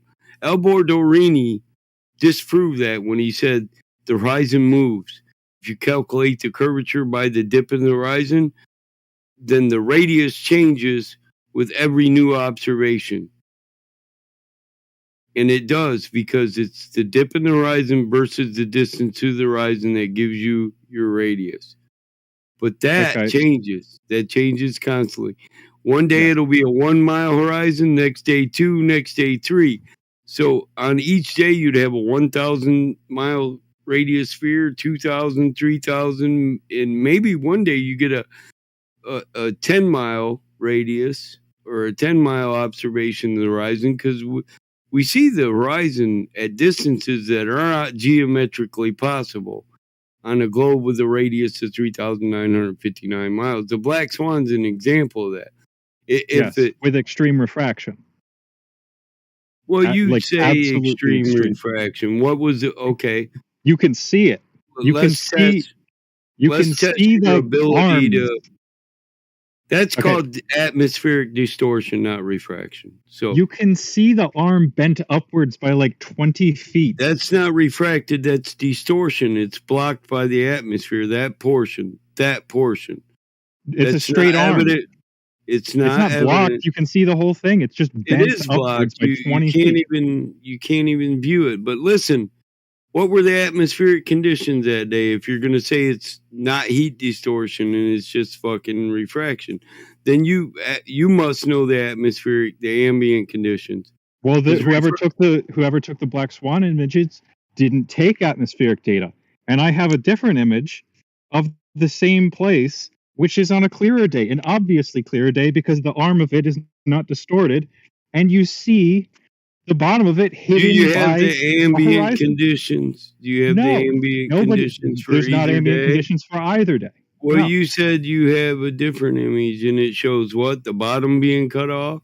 Yes, and it's blatantly clearer image. Listen, I know. Well, the bottom being cut off, you say that's curvature. It couldn't be a swell in the ocean, a wave, wake, or eddy from a 1 foot observation. You know, waves hit the beach at 3 foot. Yeah. A wave could block the camera that was 1 foot. It was a 1 foot observation. This was. Yes. So a wave could block the But camera, Well, how do you know a wave didn't? Well, you can see you can still see the first station in its entirety. Yeah, well, I'm just saying the waves aren't uniform or consistent. They vary in size. So prove that's not a wave, wake, or eddy that cuts off the bottom of it. You can see the waves. They're not big. I mean, look at it. Here's the thing. Listen, you can see the waves from the 1 foot observation, and they are big. You can see that the water takes up the lower half of the image in this because it's forefronted by a wave. There's actually at least a 1 foot wave right there. It's at 1 foot. It cuts off half the image. It forefronts the image. You do know what forefronting is. We're talking about images. Yes, but if it was a wave close to the camera, then that wave would be in the foreground rather than in the background. You understand how that works, right? Listen, all you would see is water because water is covering half the lens. If the wave is high enough, if the wave is high enough to block the entire camera, then it would just look like water. It would definitely look different. Now you're kind of hand waving. I'm not hand waving. I'm asking you how you figured out. It would be a white out. cap. It would have white at the top of the wave. I don't see any white caps. Not all waves are white capped. Yeah, have you ever been to the ocean? I've been to the ocean, and tall waves are white caps. No, what beach? No, they're not. No, listen, dude. I've been to Playa Blanca in Costa Rica. They're not always white caps. Generally, you see a white cap when you're on a large boat or a boat that's creating a current that goes against the current. I mean, or when there's a reef underneath. When the wind is against the current. Yeah, when there's an underground or when an eddy's created from an underground disruption of the flow. Exactly. Regardless, a wave in front of the camera would look different than waves really far away from the camera. A sandbar will create white top Look at what B Car just posted. That's an example of what I'm saying. The ocean swells, and you're absolutely saying it's blocked by curvature the next day, but you can't prove it wasn't a wave or a swell or an eddy. And the ocean, listen, the ocean's not a uniform. The ocean's not a uniform surface. It's a turbulent surface. It has waves, wakes, eddies, swells. Generally, the further you get out, the larger the wave. So maybe the wave wasn't in front of the camera or right at the fucking beach maybe it wasn't blocking the camera. Maybe it's 10 miles out. You're getting a 5 foot wave because this is true on the ocean and we know it. How do we know it? We've taken boats this far out. We know close to the shore, we experience smaller waves, and further out in the open ocean, there's larger waves, wakes, and eddies. I see this true just on Lake Michigan. On Lake Michigan, in the middle of the lake, there's 15-foot waves. So the center of the lake is higher than the edge of the lake because it swells and swishes around and eddies. That's from the distribution of heat, too. Heat makes this standing body move. Water expands and contracts under heat. So then we agree that Stands the black purpose of swan the does not show anything then, because there's too many effects to be able to boys. consider them properly. Boys, Yes? I don't think Well, you what it understand does the show argument. is that the horizon is at a distance it shouldn't be at. That's if your GPS for your. That's a straw man. That's a blatant straw man because refraction exists. It's not. It's based on geometrics, and nobody can demonstrate. I told you about this Listen, earlier, bro. here's the thing. Give me a citation for the form of refraction that can refract the horizon itself and not an object on the horizon. Actually, the thing I posted is from a citation. Let me find it for you. They did a refraction simulation on Black Swan. Simulation isn't a demonstration. It's let me tweak the math until it does what I say it does. I can make a simulation that will show whatever premise I want. Simulations aren't demonstrations of shit other than your opinion and the information you input. Well, no, a simulation uses Yes. math to show what would Yeah, happen. that's under what I certain just conditions. covered. That's what I just covered. You could input whatever fucking math you want, dude. It's only a demonstration of what you input, your input variables. Okay. Why is it you people don't address what we say? You walk right I mean, around what I we understand say right what you're back to your saying. premise. I understand what you're saying. No, you one thing- didn't, because you said no, assimilation is based on math. No shit. I just said that. It's based on the math you put in. Yes. So I have to trust It's you not to be making up honest. values.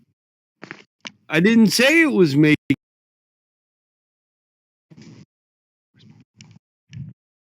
I never said it was making up values. That's a straw man. I said it's based on the math you put in. Yeah. You could make That up was the weird. values. What, did it just kicked us off from voice connection? Yeah. Was it a group thing? I don't know. I'd like it if one of you guys would just actually address word for word what we say and not straw man us after every comment. That Okay. does get annoying. It's hard to keep No, your we can't do emotions that. out It of it. wouldn't be fair. It's hard to keep your emotions out of it when it's supposed to be exchange of information, but you guys act like you never received the information, and then you told this is the only way it can be, while you can't build the logical premise that you base that on. Yeah. So you said the horizon is based on like an optical resolution limit. Is that accurate-ish? No, What is it then again? that limited it to one variable. The atmosphere, Yes. optical resolution would be, one variable. Shut up, Cat. The atmosphere would be another. The propagation of light another, and all Shut up, these Cat. Shut up. variables. All these I variables told you to shut up. change. I already fed your dumb ass. Shut up. All of them change relative to each other. So A little bit of hot mic in there, right? it's never going to be uniform. It's going to I'm be sorry. I didn't the realize. horizon is a constantly changing place. It's not based on geometry, wherein if we had an ideal situation, if we had an ideal situation where there's no atmospheric conditions for refraction. And this is what long distance photographers look for, the clearest day. I mean, if it's clear from beginning to end and not blurred in the middle, you can assume that the conditions are evenly distributed over the whole image. Right? The observational distance is clear. Can you? The least, well, yes, you could assume that if you have a clear image, it's clear Well, from you can beginning assume it, to but is it end. accurate? It is accurate because varying temperatures and atmospheric conditions cause distortion. This is what refraction is based on, going from one density atmosphere to another. And the fact that light doesn't propagate in a straight manner because it's moving from one density to another. Okay. So a very specific question. Should you be able to resolve in detail the horizon? resolve in detail your as in apparent horizon. zoom in on the horizon and see it in detail, crisply. Should that be possible? Yes. Should that be possible? Listen, you'd think when you zoom in on the horizon that the distances that exist at would change. You're using optical aids, it's going to extend it. Right? If now if the Earth's flat, then yes. Yeah, now you're applying a changing optical axis to whether or not the horizon. How does it apply to the horizon? You're Because saying I've noticed in a lot of the videos, they zoom in. Where they zoom in on the horizon, you will see the horizon in detail, which should not be possible if it's an optical resolution limit. It should only be possible if it's a physical location that you can reach, or if there's curvature. So there's two explanations for that. Are you certain that or curvature? Yes. So there's two explanations. How does curvature make it to where you can zoom in on the fucking horizon? I don't get it. Two explanations: curvature or refraction of light upwards. Those are the two explanations. Why for only being behind. Those are the two things. Here's another assertion. Can you build a logical bridge? What's this assertion based on? What dichotomy? Which part of this? The assertion that the only two things that can hide something behind a horizon. You already know. It's not horizon. Why is it only possible for curvature and refraction to make it to where you can zoom in on the horizon? That's the most ignorant statement I've ever heard. Because if that's not the case and the horizon extends out entirely flat forever, well, not forever, but further than your camera can zoom in on. I already said are we talking about over water or over land?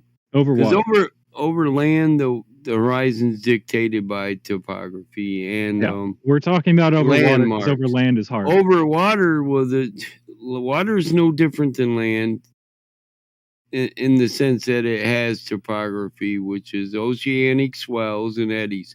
Some swells are caused because there's a current and it causes it to rise up because the current beats against like a reef or an underground mountain or a high spot because there's deep portions and then there's shallow portions.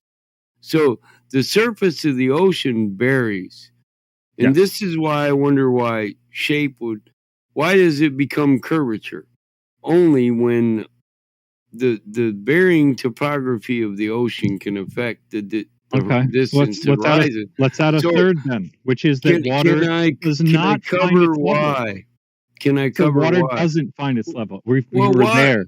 No, we can't say that. So water under no conditions or no forces finds its level. We actually see this in a glass.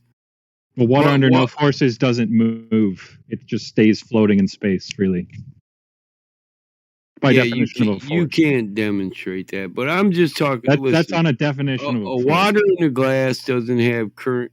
The oceans basically have their own weather patterns.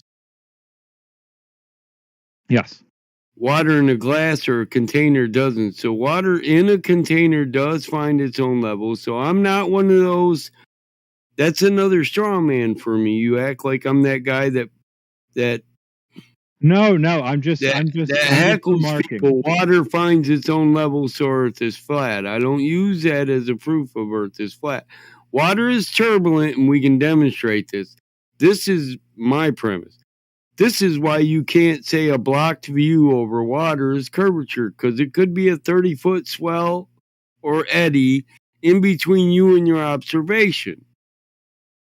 Except it couldn't be because you would see it. Like you wouldn't. No, you're not going to see it. Listen. So what you're saying is What you're saying is your eyes are accurate enough to notice a difference in elevation from 1 mile to 3 mile.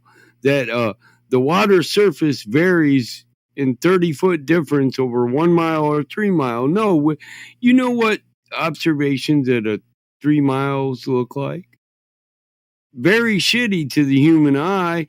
And when listen, here's the thing. When you're a 6-foot observer, and that's most people aren't 6 foot, short people like 4'9", motherfucker, he's going to have a shorter distance horizon over water than a 6-foot person because he can't see over waves. And if you been to the beach, you know damn well the beach usually gets hit by 3-foot waves or above. And it varies. You'll have a short wave and then a high wave. This is why people can surf. I can't believe people can surf and you guys argue against waves, wakes, and eddies. We can go surfing, buddy. Yeah, that's why knowing the conditions is important, and that's also Yeah, why I those said that observations when take. That's why I said that when it applies to refraction. But here's the thing: you'll never have a condition over the surface of water where the oceanic surface is going to be uniform. It never will be, because guess what? The ocean has currents, and it also has an oceanic floor that has topography. That topography causes swells. That's what an oceanic swell is. Uphill current creates a upward push on water. It Yes, displaces all the water, dude. So it's literally impossible to apply 90% of what people say can only be dictated by shape. Is literally impossible to prove that it can only be dictated by shape. That's why I say dichotomy, because there's no Yes. demonstration of what you say is true. So you formed a logical dichotomy, and I want to hear it. I want to. That goes both ways, and that's kind of the point I was trying to It make. does with this go both whole thing, ways. which is that all of the flat Earth observations for long distance have been over water, and they've assumed level water or that refraction is insignificant. And I don't think those are valid. I don't think they're valid at all. Well, the field engineers, FE Corps, they didn't assume. Completely flawed experiment, hilariously flawed. Well, Like, it's cool, but my only premise was they didn't assume level water. well, no, what they did is for one thing, they completely miscalculated refraction. They assumed only two mediums. They took like two measurements for humidity and temperature, and they used Yeah, a I've heard singular your medium arguments approximation. over that. Just Did you terrible. actually read the PDF? Because there's Yes, the entire more. thing. There's And I more also read the first part of it, which is their actual methodology for aiming the laser. They didn't level the They laser. actually got They the aimed ambient it at the conditions. target. What? Did I lose you? No, I just Okay. quit. I'm gonna let you finish your rant. Yeah. So a lot of it's not true because the laser level. The laser head, it literally is equipped with computerized GPS and auto level. Yes, and then what they did is that they used that for the first part, and then the second part was them manually radioing in and aiming it No, at that the wasn't target. the second part. That was a totally different observation. So what you're doing is you're cramming 7 different observations into one. So Okay. you're mixing the Lake Hungary with the Lake Issel. So they use different they use different methodologies for the different ones. Well, here's the thing. Each observation was done a few years apart, right? So we did the first one, and then we got critiqued by people of status in engineering like Mick West. And so the next observation, we addressed it. His critiques of it. And then each time we had other engineers address it and critique it. What would they say? Even some guys who agreed with it because, but I don't listen. I don't believe in perfectly level water because it's not. I grew up on the Great Lakes and the oceans. I'm a Marine. I rode a fucking aircraft carrier, to places like South Africa. I mean, water's just not level in the ocean. It can't be because it has currents and eddies and its own weather patterns. North Atlantic current, South Atlantic current. Intelligent people take a wider view of everything. It becomes that there's a lot of lot of shit that's a proof. You're halfway to being a flat earther because you understand there's way more variables than people actually calculate. Yes, and that's why I don't tend to look at the long distance observations. And I why agree with you on that. Yeah. So yeah, refraction, given somebody collects the ambient conditions in a proper manner. But what they did on Lake Issa was they went to the oceanic weather, and it gives the ambient conditions for the shorelines in the middle of the lake, on the lake conditions and shoreline conditions. Yeah, which measurement specifically you're talking about, like the number of it? Do you not know? The number of it, no, whether it was 1, 2, or 3, I don't know. But yeah, each one was. You got to read it to find out what they cram. A lot of those, they're not very good at fucking data separation. You know what I mean? The refraction calculation, I think, also did a really poor job of actually taking into account what the magnitude. Well, it's the given formula that they use. If you're saying they didn't have enough variables, then yeah, it's based Well, they on use a scale. median approximation versus what you should do, which is many points, especially over long distances. 2 point, yeah. So that's what you're saying. You keep saying 2 points, but that's only on one lake. That's at the one time. The other that's all of their refraction calculations, actually. Well, they get a mean level from the oceanic weather recordings. It's a mean level. They give you mean. They give you a mean when you ask for the weather conditions on the lake. They give you a mean level that applies to all of it. And then they'll give you shore readings on either side if you want. Have you ever tried to look up the weather conditions, the ambient conditions on the lake? Nope. They do it for Lake Michigan too. They'll give you the shoreline on Wisconsin side. They'll give you the shoreline temp on the Michigan side, and then they'll give you a mean constant for everything in between. So that's them. And their mean constant, I would assume, is based, because you guys say everything's based on curvature. Isn't their mean constant for the lake based on curvature? Of what? Bell curve. Of the lake, a bell curve, exactly. I guess probably. But the thing so with the refraction calculation so listen, we weren't looking for curvature when we did, or we weren't testing for flat. We were looking for the curvature that's predicted by the Geodetic World Survey 84 model, ellipsoid model. That's your standard model right now. That's the mainstream model. GWS 84 model, ellipsoid model. I mean, you can look it up.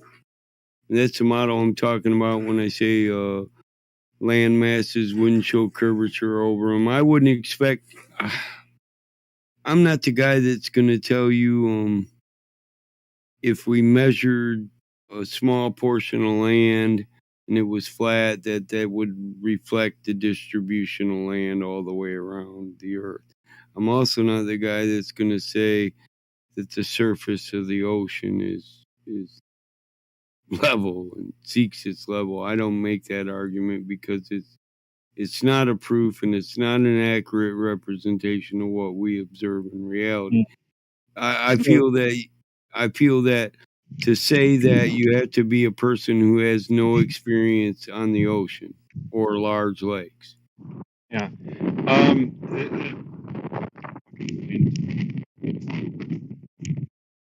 It becomes a more technical argument when you eliminate all that shit that we actually just can't prove 100%. That's why I wouldn't mind debating you a lot, because I think you and I might eliminate all that shit that neither one of us can say we can calculate. Yes. So the Lake Issel test procedure says the observation team placed on the opposite shore share their GPS coordinates with the laser team, and the laser was automatically pointed to that location. The laser beam was then fine-tuned by the teams through GSM communication. So that's the part I have a problem with. Is the second GSM. step, which is the fine-tuning of it seems not. GSM is auto level through the GPS. You know that, right? It's computerized auto level. Yes, I'm of the opinion that they should have leveled the laser on one side independently of the other side, because if you don't level the beam, then you can't say reliably that it's Laser traveled does towards it computerized based on elevation and GPS. Listen, it's no different than it's got the same program as a total station. Are you aware of GSM programming for total stations? I don't think I am now. So, when you use an auto level with a total station, which you guys like to call it a theodolite, no surveyor uses a theodolite. Only the state server that goes there and makes a rough estimate of the lines. They use it for your property lines. That you can use ancient. We call it ancient. I got an old one, but it's on my mantle. It's an antique. Most surveyors use GPS. When you got a GPS one, you just program that motherfucker, sit it down, and it tells you where to move it. And then it tells you where the property lines are. That's GSM. So GSM is a computer system that dictates elevation. It's got all the known information for every planar survey that's ever been done. It's a database. And it gives you elevation, and it tells you from this elevation to that elevation what is level. And it's level based on the information that it gets. So if GSM leveling isn't accurate enough, then I tell you every survey done by a total station wouldn't meet your requirements. They're inaccurate too. They're not properly leveled. That's why on that one, Mick West didn't argue about leveling, because we actually ordered you know how many flat earthers pitching on that damn laser? It was fucking $65,000 because it had to have the GSM technology for any glober to accept it. And we were looking for curvature, not flatness. We were testing your model, your mass, and your given data. That's why the ambient conditions reflect your given data that the Yeah, globe gives. can we mic Oscar on this laser thing, because I don't think he understands it. Well, no, that's why I'm just wanting to clarify that these guys say this was wrong and that was wrong. Well, the thing is, they did it based on all the information you can collect from globe science and globe math. So it's done on the refractive index is global. That's your index. The weather is ASM, so we got your ambient conditions from global meteorologists. You know, we leveled it based on a global survey system. And so we still get that it's wrong from people who, no offense, may be ignorant of what GSM is or has no experience with auto leveling global survey mathematics, GSM, global survey mathematics. You know what I mean? Do you get it? You get where I'm coming from? Or do I got to continue?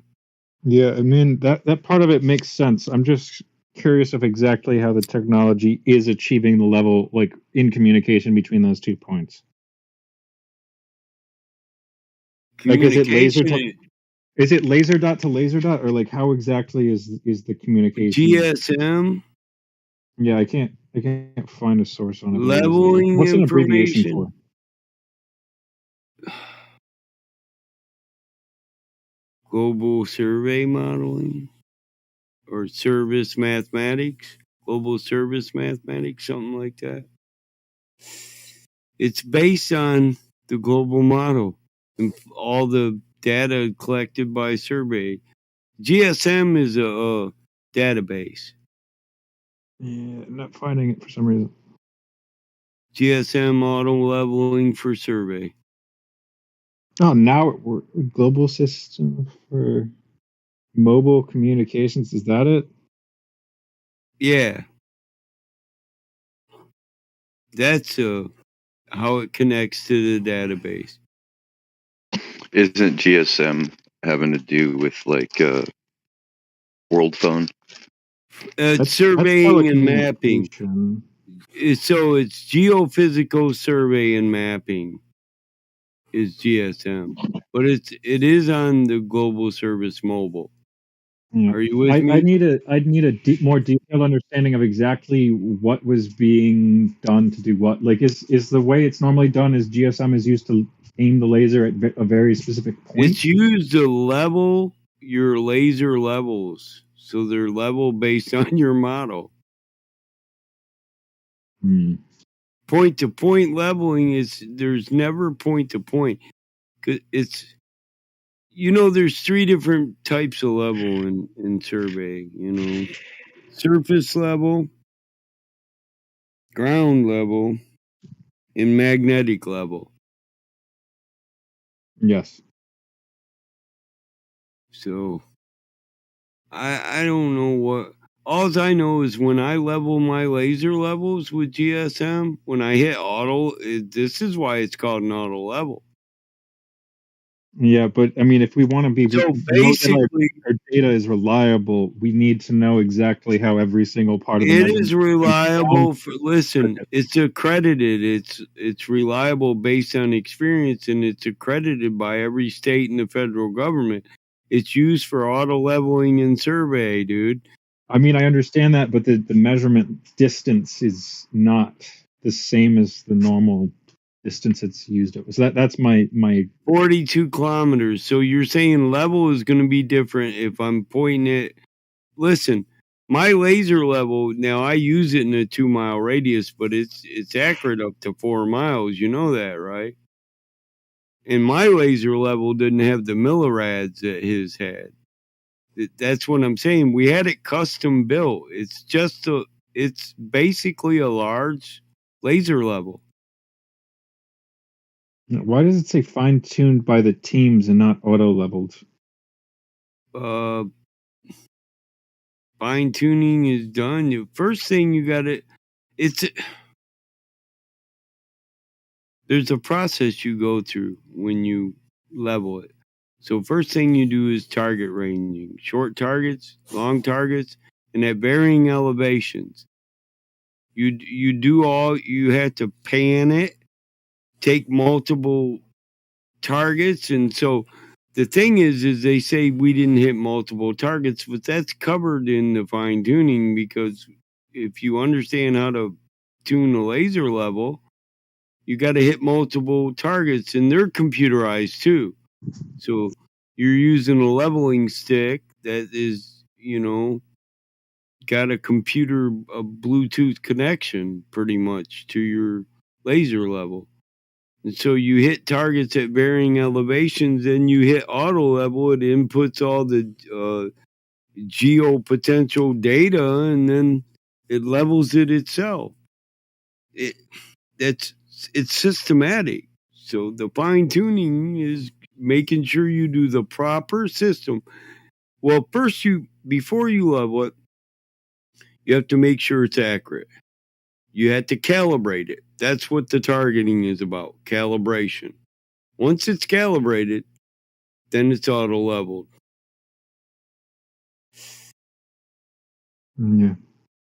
And so the measurement, then it needs to be more clearly labeled. Like that's why I said they don't do good. Here's the thing. They set it up when Globers on the internet who are uneducated in survey and survey equipment are going to be critiquing it, right? But they collected their data like a seasoned survey or engineer is going to read it. that's what they're actually too good at their job. They're field engineers. Every one of them dudes is a certified field engineer. Yeah, the only real issue with And it is like the air. They didn't do the error bars on this, which like a refraction of like 0.01 arrow degrees is enough to bars. account for the observation or something. Error bars. It's like errors on the measurement. I don't know if they did a confidence value Error for the measurement. statistics, value statistics. That's covered in calibration and diffusion. Yeah. Yeah, That's they say plus or minus 0.01 yeah. degrees for the Well, that's accuracy of the. exactly. So that's so every listen. That's giving you your error statistics right there. You should be able to calculate it. So even the error in that degree can raise it or decrease it, and it still doesn't keep it from hitting the target. So for it to, you got to get the ideal at that distance, it shouldn't hit the target at all.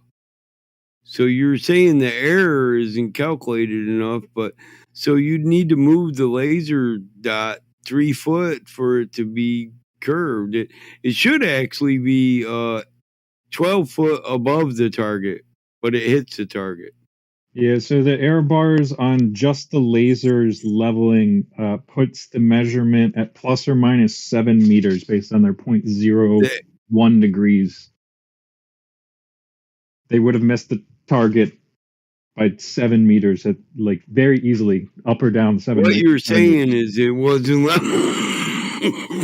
If it's off by 0.01 degrees, they're not level. They're not what? level enough. If it was off by 0.01 degrees, the laser They're would have not been level 7 enough meters by up. whose standard? The 0.01 degrees is perfectly acceptable by state standards. Not over a distance of 41 kilometers, they would have missed any target. By That's state 21 feet. standards, it is. They didn't miss the target. I know. That's what I'm saying. And you're saying it's because they didn't level it properly, but I'm not saying that. I'm saying they're according to their error bars. You don't understand survey. So where's the guy that actually did the video that you're getting this premise from, so I can watch that video? Well, no, it's this is from me. I just did the math in real time. So 0.01 degrees. The math based on what? You have survey math for error and tolerance? Well, no, they say plus or minus 0.01 degrees is the precision of it. Of the laser. Yeah, and that's perfectly fine for approximation of survey, because all survey is approximation. None of it's absolute. So listen, that's a given number. It's not saying that theirs is that. It's saying that that's a number we have to give you by standards. I know. We have to calculate by standards this amount. Now, what you're doing is making that amount exponential over distance, but it's not. That amount is not exponential over distance. It's linear. If you take the sine of 0.01 yeah, you're saying degrees, it increases over distance, but it doesn't. What, the angle? The error doesn't increase over distance. If we're measuring the angle only increases over distance if we're on a curved surface. No, it's if you're not even on a flat surface, you could be off by 7 meters. With a variation in your laser leveling of 0.01 degrees. Up or down. Which way is that? Is it a negative or positive? So if we're off by 7 degrees on the negative, not 7 degrees, 7 meters. So like it's when you convert the angle. Okay, 7 meters then. At the observation point. If we're off by 7 meters, it would either point it in the sky or it hit the ocean. Yes, and that's but where I got comes those into guys. I got those guys in my server. I could actually tag them and have them state it, because they can actually give the technical variations for that observation. I'm not gonna lie. I own the company.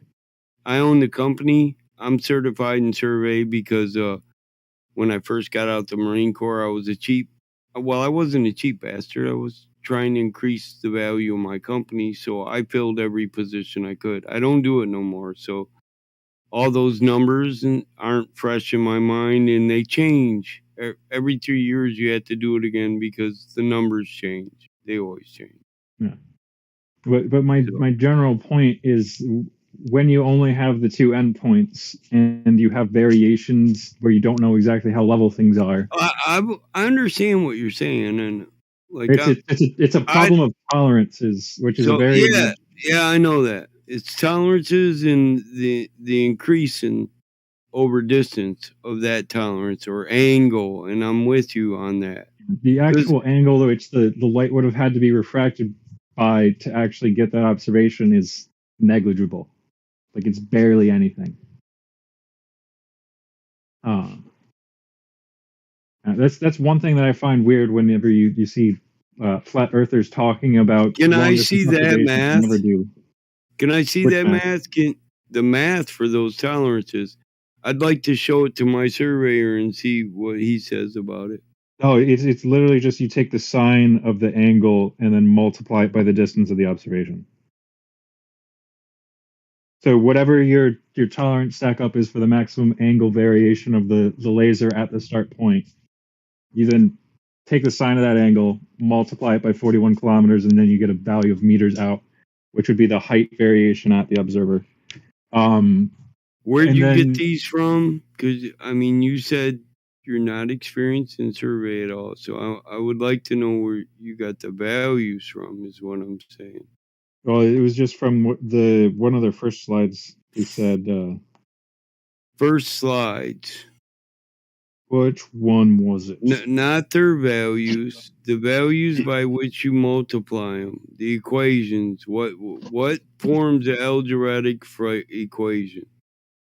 You know, cosine versus distance. It's a triangle.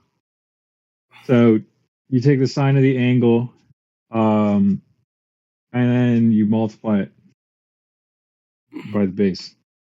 For observations? Actually, it's technically tangent, but it's the same thing with a really small angle. Yeah, the tangent for an observation or for light propagation. Which one? Where do you get... You're not even understanding what I'm saying. What is it based on? The propagation of light or observation of light? It's based on assuming the light goes in a completely straight path, which they did. They assumed that refraction was like basically negligible, like 0.000. And what you're saying is even at 0.000, it's still drift. Not with refraction, or not with the refraction they calculated, but I'm saying with their value, their range of values for where their laser could be aimed. How about diffusion at that distance? Does that cover diffusion, millirads, intensity of laser, any of that? No. No, because the intensity of light affects it. Wavelength also affects exactly how it does. It does. But I don't know all the specifics on that, is what I'm saying. But I can't question my surveyor. Well, I also can't give you exactly how much the refraction would be because I don't have detailed atmospheric conditions. So it's just based on the cosine of a triangle in that distance. Yeah, because that's all I have to go on. Not based on any scientific premise on the propagation of light, refraction. Yeah, it's based on. Let me screenshot the slide.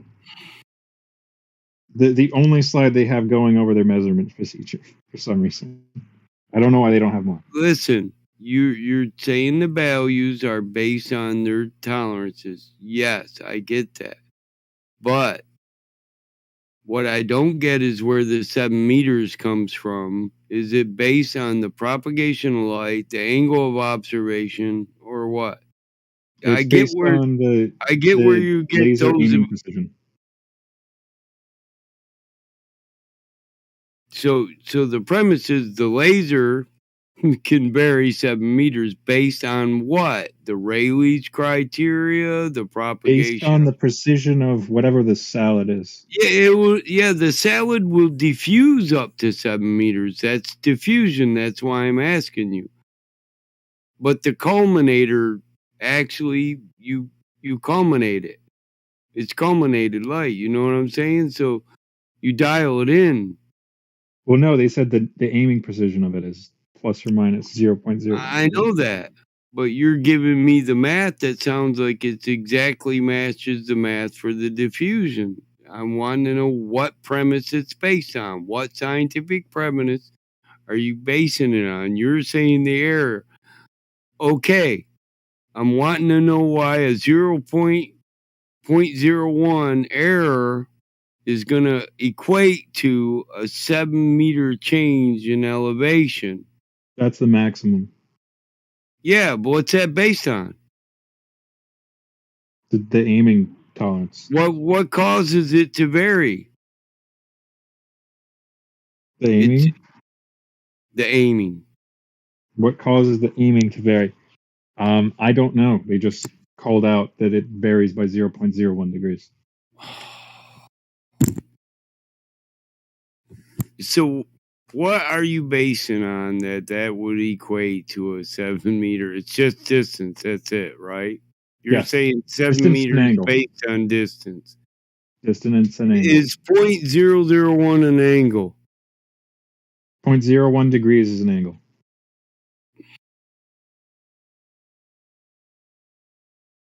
They say the new aiming precision of the solid is plus or minus 0.01 degrees. We used a closer distance reference target with GPS coordinates to calibrate the laser heading, and the software was then incapable of automatic laser targeting to any position based on GPS coordinates. By the way, I just timed Negator out for putting words in my mouth. I called him a genius, and so he says, "What does that have to do with tard?" So, Oh man. Well, you just listen. Now I got. Well, you just he called somebody a tard. Oh, damn it. Can a guy make a funny joke without people getting all fucking weird about it? Tard. That's bad. Well, That's bad. tard's I was not a actually gonna- funny joke. I said, I was making a joke. I said, somebody said, wait, where does it go? Why do I have to explain all my fucking jokes? Anyway, so somebody said, is 3D hard to conceive of? He said 3D, right? So I said, my response was, is tard a reed? You get it? In other words, see how he twisted yeah, it? but and he I put on there? responded to me when I said, "Join Is VC." tard a reed you're aware of? In other words, are you a retard? And it was a backwards way of saying, are you a retard without saying you're a retard? I'm sorry. It wasn't meant to be insultive. It was meant to be funny. That's why when No, I'm somebody not said they talking don't about get that. it, I was like, oh, okay. I We'll said, listen. "Join VC," and then you said, "I am," and then Negator said, "You are am," or "You am what?" And Kelster said, "I fem." Oh, I think And I it's actually said, kind in of the funny. voice chat, What? genius. Can I just So then he like responded, "Is I'm on tard to debate. read?" I'm in the debate Hey, one, damn can it. you guys? That's why. Is Yeah. that Shines? Can you guys let Shines get in there? I just want to say, like, I have friends that are quote unquote retarded, say that or whatever, but there is actual. We're talking about like somebody who is, has their mental faculties so much, something within their DNA that makes them actually quote unquote retarded, which is a derogatory term. But there is a way that we can say that you are having a retarded thought. That is to have a thought that retarding. And so we have taken this to where that's PC culture where you're no longer allowed to say that somebody's having a retarded thought, that people Which take is like this just slow. extreme, Yeah. like this extreme thing to it. Like it can be funny and it can be the joke without meaning harm to Well, somebody you who know what actually has a mental retard faculty. means. You Yeah, know, you know like, what retard we need means. to understand that separation and the Re- behind it. Go ahead. retard means Someone who's back. low. Retard just means backed or slowed off. I retard timing every day on Totally, my car. exactly. Timing still works. You get it.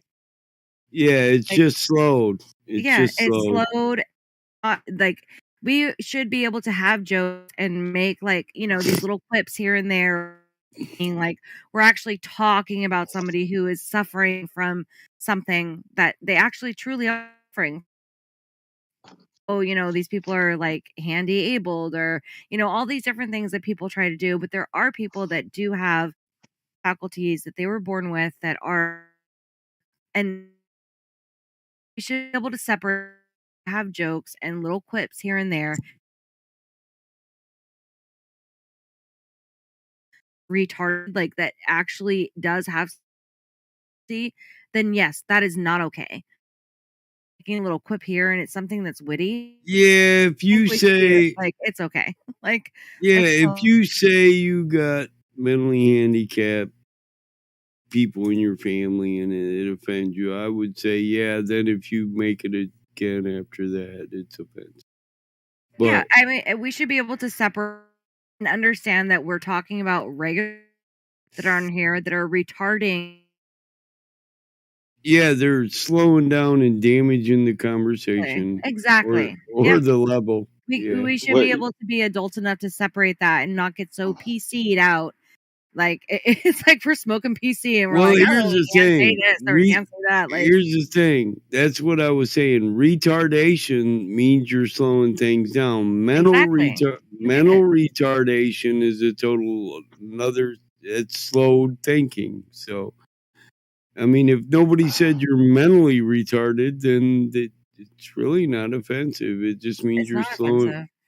And even if Can I just say, but even if it quickly, were why are we beating the dead horse? We're beating the dead horse. The whole point is nobody wasn't can gonna beat get that offended obvious. on somebody else's behalf. we shouldn't be. That too, yeah. I like the way you just said there. That's I like it's simple. I can't get offended on Mike's behalf or somebody else's behalf. Yeah, let's get off that and go back to Boyce being a civil glober, having civil I like debate. it. Thank you. Yeah. Okay. Let's do that. Exactly. Damn on. Good idea. I like that. He's got silver. I'm considering for gold. I'm gonna nominate Boyce for a gold row. We'll have a vote later. I don't want to vote in front of people and put people on the spot. But I think he's civil. We've been pressing him to get in the live stream. We pressed a lot of the text warriors to get in live stream, and the only one that does it is Boyce. We should commend that. Oh, well, okay. May I have? And thanks. I want to say thanks to everybody that's here, man. Some of you guys have been muted. I'm gonna mute people and give them the opportunity to talk. But I'm gonna let you know if it gets all combobbled and people fighting, Josh is gonna moderate his live stream, which he should do.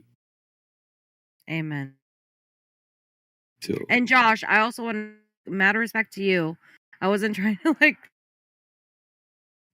Oh, it's all right. It's like it should be precise, right? Like, I'm an individualist, so it's like I take everything by an individual, case by case study. So yeah, if you're thinking that guy is somebody who is a case by case study, like this individual is rank, like rank them.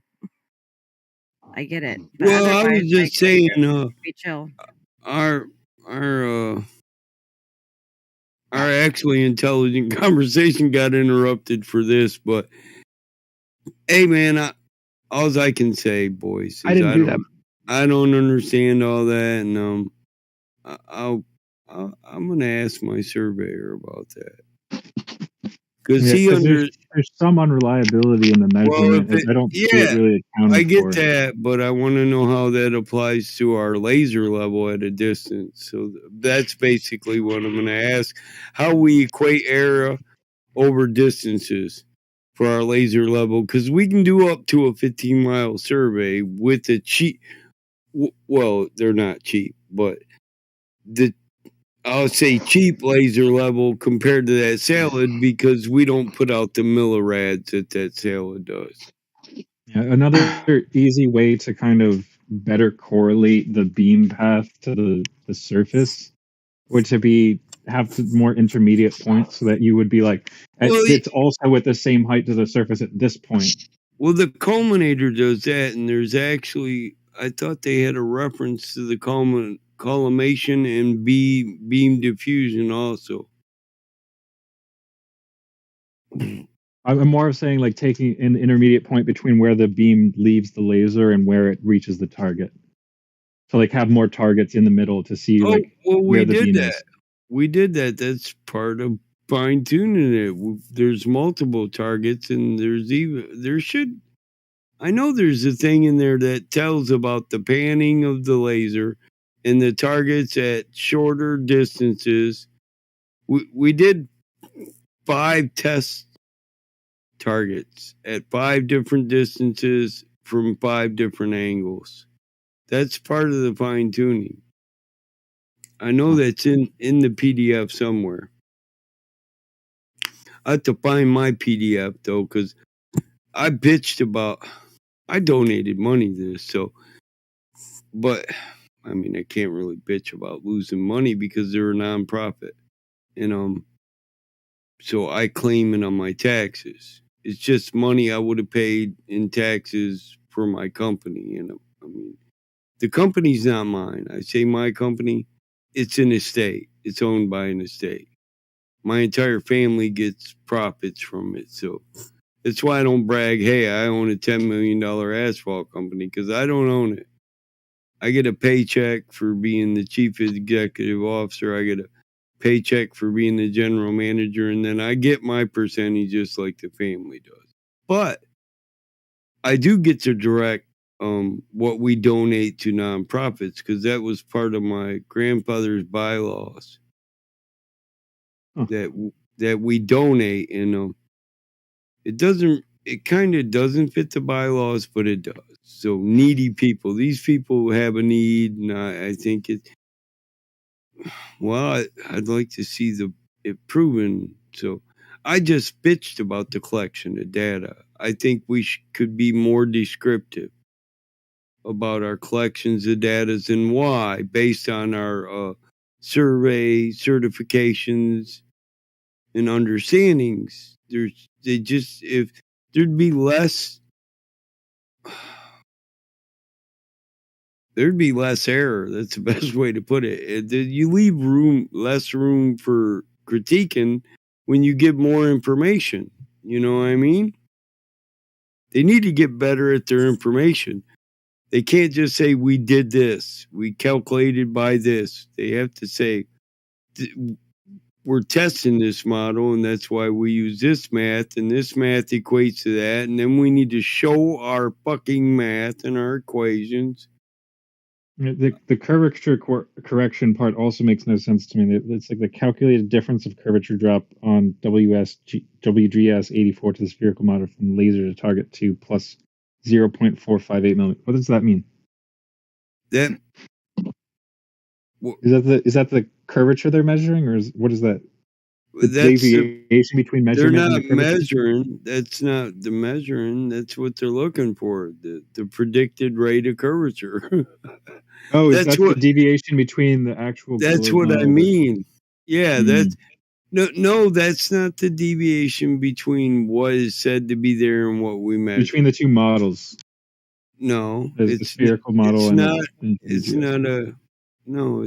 not a deviation. It's a prediction of curvature. This is the predicted drop rate. The curvature correction slides. Yeah. That's what they say we correct based on what they say the curvature rate is. That's their correction. That correction is for survey at that distance. You know, it's almost a standard for refraction and curvature, okay? So when we take optical this, optical that, we do, I can't do one observation and survey. You know that, right? For one angle, I'll do 18 measurements, and I have to calculate errors and apply standards for refraction and atmospheric distortion and all that. Then I'll have to take the 18 and approximate them. And this is a state standard. So if you're making 10 measurements on a piece of land. This is why survey takes all day. 10 measurements to the surveyor will equate to 180 or 240 fucking measurements, because if it's error, if you come out with it's affected by error, then it's a fault and you have to measure it again. So, and of those, it's an approximation because it's an average of 18 measurements. What you're doing is you're saying these measurements are not accurate. It's based on observation and too many fluctuating variables. So you measure it so many times, observe it so many times, and approximate the value for that line out of 18 different observations. Are you with me? Yeah. So you might have 36 angles and 18 different ones for every line, and that's a line on your Cartesian coordinates. You know what I mean? So you're setting out the property lines when you're surveying land and elevations and topography based on sine, cosine, multiple angles. It's really that's why I don't like to hear people say this is absolute, and then this is varying elevation is an absolute proof of curvature because we got these perfect absolute numbers from survey. No number in survey is absolute. It's all approximate. It's a mean of varying observations or equations. So, in every sorry, bro, I was just going to say, in every science or in every measurement or whatever abstract concept that we have, there is a mean that is calculated by. Like, you have Greenwich Mean Time. That's where everything, all the other times, are calculated from. Swells of water. Yeah, you got that straight away. That's on a different level, but this is what I'm trying to say to people. There is a thing that there's an abstract thing that we calculate things by. What if I can just for a second? And this guy's really awesome. I just like, if you have a pen and paper, this is not to be a smart ass, but it's Boyce is all right. Yeah, I gotta say that. Yeah, he's a cool guy. People have said in text, this is why I like to get people in voice chat, because it's real easy for in text you make an offhand joke or you stick firm to it. People end up saying, "Oh, he's just toxic. He's this, he's that." But when you come in and you talk and you're a civil, respectful person, they can't twist that, bro. So it's easier for me to defend you, because I defend everybody. Glover or Flat Earther, always have. Did it on 24/7, did it here. But here it's my server. There it wasn't. You know what I mean? So I couldn't change anything in the biggest one, even if here I am, the outwheel saying, "Listen, dude, you just can't treat people like that. You can't let morons, drunks, and idiots dictate and rule over people and call." I get high, man. I got bad back. I'll eat too many muscle relaxers. But when somebody tells me, "Hey, Mike, you're being a little bit of an idiot," and I expect them to, "You must be stoned, your back hurting," I don't get mad. I say, "Yeah, man," because I don't want to. We're people. I don't want to label you guys in something other than a person, so it's easy for people to just attack you because you're not a human. So I just look at everybody like we are people. You could be my neighbor. I wouldn't disrespect my neighbor like that because my neighbor is an expended portion of my family. 100%. What I wanted to say was this is just something for boys to think about, and if you like, write it down. I want to ask you just a few questions. Just take it for what it is, please. So, Do you know what wind is? Mm-hmm. Mine sounds silly. Okay. Yeah. What is wind? Wind is flow of air due to pressure variations in the atmosphere. Okay. Now, just say you're walking along a meadow, yeah? It's hot. It's just the same.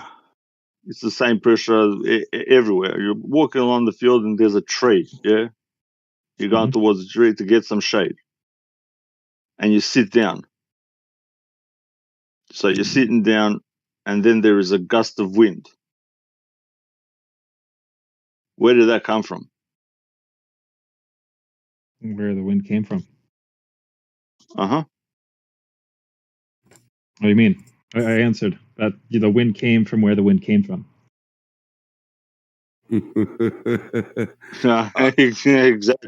Exactly. This is my point. Go ahead, Bill. Oh no, I got a more specific answer. Let me give it. But mine's affected by where I live. It's lake effect, bro. Lake effect.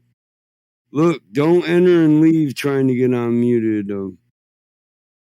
You got it. We got to unmute you. And here I'm gonna say it again. I'll unmute people, and I'll let you join in the conversation. But if it gets to where we're interrupting monologuing, then Josh will probably moderate his live stream because he likes to keep it civil, and we can only respect that. Eggshells, I got you if that was you. But what's your question with wind? You don't. You are sitting there, and it's just a plane of grass. You said the temperature level, you say gradient, but it's all the same. It's warm. You got into the tree, you sat down. There's nothing else but dirt and grass around you. Where did the wind come from? I'm not going to lie to you. Weather is a complete mess of a science. It comes from a differential, but yeah, it is. Yeah, because we don't have it's the reason we can't clue. predict weather like a week in advance. It's a chaotic system. So, or maybe So it's this is what I'm because trying to. maybe the weather just is trying to say- predicted using a globe, and that's wrong, and that's why all of our weather predictions are so shit. Yeah, but I'm trying to be a bit more specific, just to make you maybe think in a different way. We say we know what wind is. It's whatever, air pressure differential, blowing of air, whatever. But you sat underneath the tree where it's all warm, yeah? You don't see, there's no wind, nothing whatsoever. But then all of a sudden, there's a gust of wind. You don't see, it just peers out. It just, boop, out of nowhere. This is what I'm trying to say. It comes from somewhere else, yeah. That's what I'm trying to say. And this is on the ground level. It's got nothing to do with this car, nothing to do with pressure gradient. It's more of Who made the gold roll? It says gold roll. It looks purely cosmetic. But yeah, like you'll even get like airflow within your house. You'll get drafts under doors and stuff. I mean, it's you don't get gusts in your house though. That's what I made it. I live on the farm. I got a field next to my house. I get some gusts. Yeah, inside that's of your what I'm house. saying. You're outside on a Sure, plane, when the and you windows can. are open. Yeah, I mean, Yeah, well, when the windows are closed is kind of what I meant. You'll get a gust of that's air when you 'cause open your oven, though. Right. Open your Yeah. hot oven up, it'll Yeah, blow because some air at you. that's a differential. Yeah, you don't have too many differentials in your house. Yeah, I agree with Yeah, that's why I said on an open plain, there's just grass and one tree, and all of a sudden, just where the spot you are, you feel the wind, and you don't see the wind blowing from a mile away. Nothing else moves, it's just wind where you are. Why is I'm trying to say, Josh, why is Me6 creating rolls? I have no idea. Yeah, E6 has gone rogue. I just look to see who created that role, to see what it's for. I might want to give it out, but Me6 made it. Is there a command you can use with Me6 to make rolls? Oh, fuck, I don't think there is, but I am not 100%. I don't know. Go through the bot documentation. It could be that it's going to give them this gold roll that's cosmetic just for all their level advancements. Christ, I don't know. Did you set that up? No. I don't know. I don't know. I might have. It's a dashboard, Me6 dashboard. Yeah.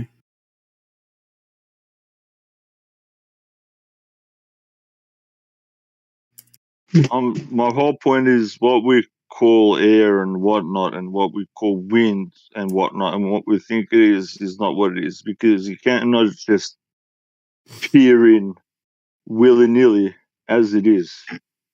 So you're sitting down and just woof. I don't know if anybody It's more- theorizes as to the very specific cause of any individual Yeah, well, gust that's of wind. what I'm trying to. That's what I'm trying to say. That's why you have a main. You have from that abstract concept. You have sort of like a stable thing to tell you. From an abstract, you're abstracting even more. It's more complicated than it is. So even in science, what you do is apparently you know more if you keep on chopping something down to its little bits, but you don't know how it's put together, which is, to me, it's ridiculous. There's another issue that when you get smaller is you get somehow less information, even though you're collecting more data. So like a gust of wind, when you break it down to it's like it's an individual gust of wind, saying the exact cause of any individual random gust of wind is practically speaking impossible. Yep. It's only when you have lots of gust of wind collectively you can be like, this is what's going on. Same thing with like if you were to say measure the temperature of your window at a very specific spot at a very specific time, and you get like 23.70703 degrees Celsius. It's not going to tell you anything. It's like that one very specific spot is at that temperature, and that's why for temperature we use an average. Yeah, but that's what I'm trying to say, and we're applying averages everywhere. So, like an abstract concept on an abstract concept, it's deeper is what I'm If you trying want to to know say. things exactly, you will never finish an observation or a calculation. Yeah. So that's what I'm saying. When people say something is an absolute, that's just it's a fallacy. It's like there's a what is it? It's like a writing of Aristotle. Aristotle goes to one of his students. He goes, he's walking down where the market is. He goes to one of his students. He goes, "What's that?" And he goes, "That's a carrot." And he goes, "What is carrot?" He goes, "A carrot is a vegetable." And then he asks him, he goes, "What is a vegetable?" And he goes, "Because a vegetable is the thing, everything else that is not a vegetable." And it goes, "Now you know everything in life." And he had a laugh. Do you get that? Like it's to me it's profound, but people don't get the point of it. Just because you can name something and you've labeled it doesn't mean you've got an understanding of it. So you chop something down, you look at it in a microscope. All you've done is taken a carrot, bang, you've sliced it in half, and you've seen something, and then you get a bigger magnifier, and you can look deeper in it, but you don't know what happens from the process of putting the seed and how it reacts to when it forms to a carrot. And all you just hear is to me, it's absolute nonsense when they go photosynthesis or this or that, and that. They don't know the process. They're just making it up. It's like a fairy tale. It's like for me, it's like listening to Snow White and the Seven Dwarfs. Yeah. I mean, my advice would be there's danger both in thinking you know more than you do and in thinking you know less than you do. I'm not trying to say we do. can't know nothing. Exactly. Yeah, No. the knowing nothing thing is very dangerous because then you get into like, is anything real? What are Yeah. It's who am I? Do you know the joke about this? They call, oh fuck, I forget the name. The dudes that think that don't exist, the sophists. You put a whole group of sophists. Well, actually, nihilists are people who think life is meaningless. I don't know what you're talking about. Yeah, the sophists. Yeah. So you put a 5 sophists in a room and you listen to them argue about who is real. You know what I mean? There's 5 of the same dudes, and how they're going to argue about what is real and what is not, when they have the same point of view. I'm not saying that. I'm just saying it's a bit more deeper, more. I don't know. Call it metaphysical, or call it more, if in scientific terms, electric, magnetic, than it is, anything else like electricity. When you run the wire, the electricity actually goes around the wire as well.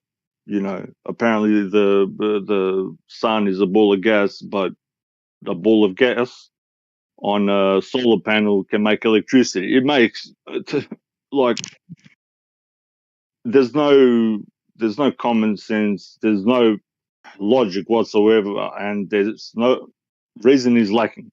It's just gone. So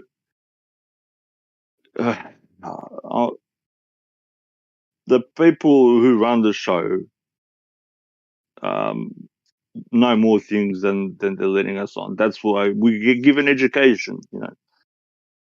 The word education means training for animals. That is the definition of education. So don't people complain, oh, the educational system. Well, dude, if you know stuff, then we won't be in this position that we are in.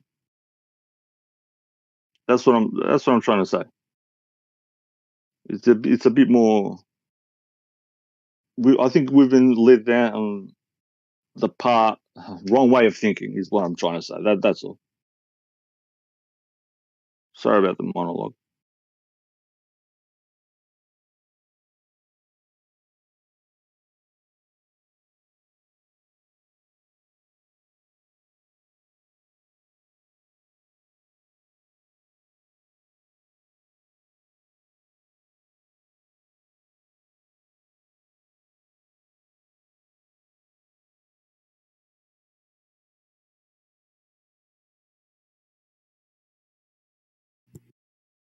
All these people here, nobody talking. What's up, C. Montreal? Riding on really popular. I think I went off topic a bit, maybe. I don't know. You're all right. What's up, Riding? I was just teasing, bro. I'm in the debate area over here, and some buttholes in here arguing with me. He keeps on asking me all these dumb questions, and I'm trying to tell him why I don't believe the moon's worth being evidence for anything, especially the shape of the Earth. And the goofball keeps on like saying all this goofy stuff like, answer me, do you see a full moon? I'm like, no, I can't prove that I'm seeing anything. I don't know. It looks like a lit thing, but I don't know. The anomalous stuff that I see from the moon every night when I watch it through the month, and the fact that it disappears for a day. And I was like trying to give him a good reason why I honestly think that that's the reason why I don't take it for evidence. And he's trying to like get me to admit something, and I'm like, dude, I don't get it. Why do you people do this shit? You want me to answer some stupid fucking question? I'm tired of it. Yeah, is it the lunar phases equal globe? No, he's asking me if I see a full moon. Of course I see a full moon when it's full. I'm not fucking stupid. I mean, come on. We all Yeah, see it. 'cause But does that he's prove that what I'm seeing up there is a fucking sphere made out of rocks? And what does he's that prove that arguing. that makes any difference in the shape of the fucking Earth I'm standing on? What It he's doesn't make any arguing is difference. Right? lunar phases Retard. equal a globe. Sorry. They're only true on the globe, but that's an assertion that's not backed by experimentation, demonstration, or verification. Yeah. They say the angle of light only works on a globe. Truth is, phases could work on a flat Earth too, right? But they just assert it only works on the globe. And they assert that it proves a model because only this angle of light could work. This is not true. But what about the selenium? Like they know how. Yeah. The impossible eclipse. If something is impossible, that means it cannot be done ever. That's the definition of impossible, not possible. It's not even improbable. It's not possible. That means it cannot exist. Okay, help me with this one, because I've been trying to explain this to him. I don't know how many times I've said it different ways, but he won't listen. He says, since I said that I can see it, that means that he can measure it. And I said, but does that mean you can prove that the size that you're coming up with even means anything? No, you can't. How does he measure it? Ask him how he measures it. Oh, I'm waiting Yeah, for it. I'm waiting for him to write it all out for me here. He keeps telling me he's just asking boy. me the one question and blah blah blah blah blah blah blah. I thought he was just like serious about just asking me. Oh, now I'm bitching. All right, what I boys. heard was me complaining. Okay. Thanks for participating, boys. Thanks for being respectful, bro. I won't forget it. Yeah, I think looking at the moon can give you information about where you're standing, just the same as looking out the front of your car can. The information about where you're standing, but it doesn't absolutely prove the propagation of light. Because, see, it's an assertion that the sun lights up the moon. But that's the part you can't prove or verify. None of us can. Sure. Yeah, I just think it's sort of you're not. I don't think you're dealing with absolute proof. So yeah, that's. I agree. It's sort of. It looks like a ball suspended in nothingness. It actually looks like surface. it actually looks like a disc. That's why they call it the disc of the moon and the disc of the sun. You ever heard those references? Yeah. The sun disc, the moon disc. Yeah. I just think like when you see those, particularly IB Hunter, who's in Geo's server a bit, he's got some he takes videos and photos with his telescope, and like when you see those close-up images, it looks to me like there's shadows on the surface. Geolove, yeah, I can. Well, there's shadows on the Earth surface. Yeah, what's that prove? Topography of the surface or curvature? No. I mean, it looks on the moon like there's shadows. If something's emitting light, I don't expect it to have shadows on it. Yeah, but that's not all the time. That's sometimes. Sometimes you see the moon and it's glowing like almost like the sun in darkness, and That's the none thing. of that is there. It has multiple phases of light, and I mean it in multiple phases of light. Mm-hmm. The moon will actually put off a different wavelength some days. It phase shifts just like the North Star. Polaris phase shifts. It shifts from red to blue. But here's the thing.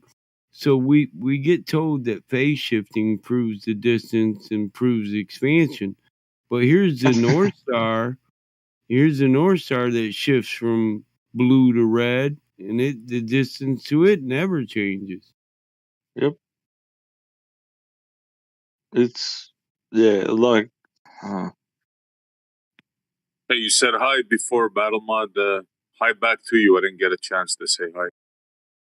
Yeah, that's cool. Man, when we first came on Discord from YouTube, it was real personal.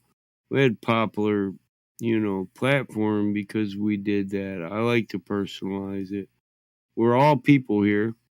You go, it's kind of like Cheers, the song for Cheers. Everybody know that? Oh, you can sing that song for for FE reality because I even know the Glovers names. I know the undecided, the on the fence. So we used to say hello to them. We should treat every person that came to our server with respect. I miss that. You were And on 24/7, right? Before? yes, and I missed that. So I didn't create my own server because I missed it. Me, Karen B and Raven Song and Bob from Glowbusters, we all made this server three and a half years ago. So I just came back home and said, "Screw it, I'll do it my own way." I like a discourse is done between people. This is Discord. We engage in discourse on Discord, right? We're people. We should be able to respect each other as if we are people and not some label that gives you the right to call everybody a retard, right? Yep. I don't like it when either side. Now, what Shine says, jokes are jokes. People get banned for a dumb joke, man. That's not here. I don't want that to happen. We got kids. It's a Discord. Gamer kids come in here. They're viral. They crack a joke. So what? Kick it with them. Do you have any? Okay, I'll say children, not kids. Do you have any children? Well, children like to joke, man. It's the internet. Make it enjoyable. Enjoy yourselves. Don't come in here. Listen, I don't like misery. I don't propagate misery or live in misery. So There's a lot of snowflakes lately. People are very touchy lately. Yeah, See, they but I think are. it's changing. I think it's changing. We're changing it, Shines. We're making it easier for people to do it. They're like, look, these guys went and they're doing it and they're popular. It's okay. It's Right. You don't need to be so hardcore PC to. When people are so hardcore PC, it fun out of it. But you can be a mind and make a joke that is actual and it is funny. You can say that something is retarded, can be actually funny, and you're not making fun of somebody who's actually handicapped or born a certain way. You're making fun of somebody who's thinking. Man, I got way, right? You're slowing it down. Actually, Shines, I think it's really important I say this because actually that term is really offensive because I am retarded. I love you. Welcome. I miss you. You are a special kind of fuck with, bro. I tell you that much. I love you, though. A couple weeks that I haven't talked to you. Thank you. I love it. Thank you, writing. Hey, welcome. Josh, that's me. It's amazing. That's exactly it. Like, it's chill. Josh is posting pictures of me. My mama, I used to, when I get in trouble, I run up a tree. Lived on a farm. We had a lot of trees, I climb up a tree. And then my mom would be like, come down here. And I'd be like, no. And she'd be like, don't yell. You ain't got to yell. So Squirrel became my nickname and Yelling Squirrel. I know that's a yelling gopher or some shit like that, but. Yeah, that's from that BBC thing where they Don, did the voices, wasn't it? Gary! Don, I don't get the point of your image. Right. Does it? Okay, so right off It's bat, does that? It's a simulation. You. That's a Really crazy bad sounding on. I robot don't know what's there. going on. You. New kind of roboting that is. So it's a simulation. It's a simulation with a curved line, but is it a representation of Earth? No. All right, am I better now? It's a simulation. Yeah. Okay, cool. Okay, so yes, simulation. A simulation. Does it look like a ball though? That's just the only answer I'm looking for.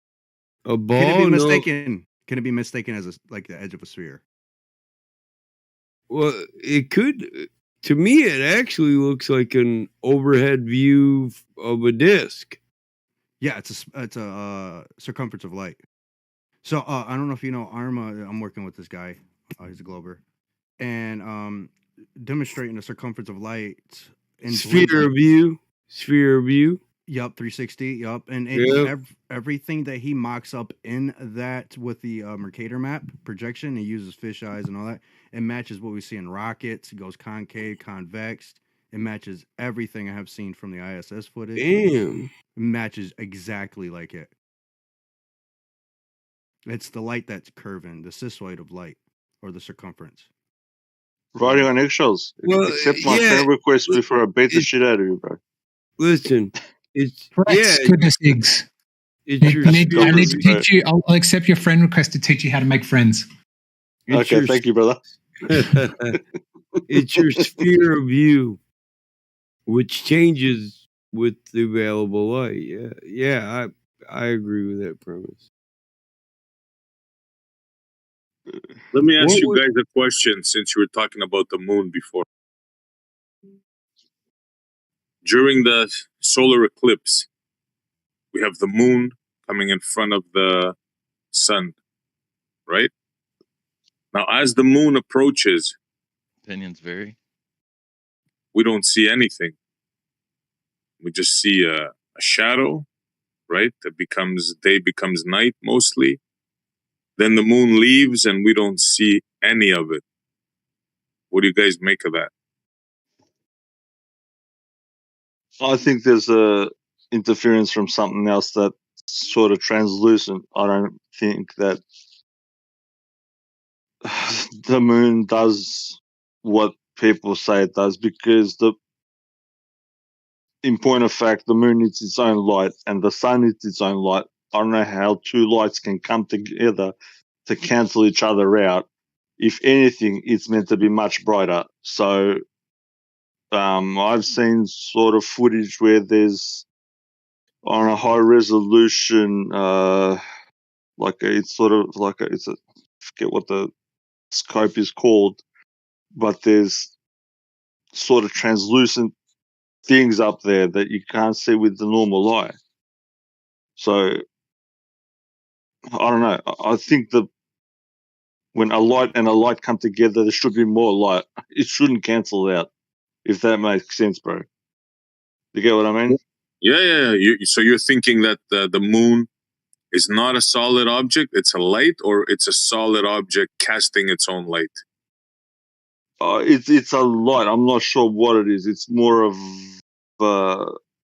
I can't say. I just know it's a light. It's got its own light, and the sun. It's even magnified to the nth degree. It's not a. I can't attribute an object or something to it. So thinking that it's a light, as it is, if two lights merge together, there should be a magnification.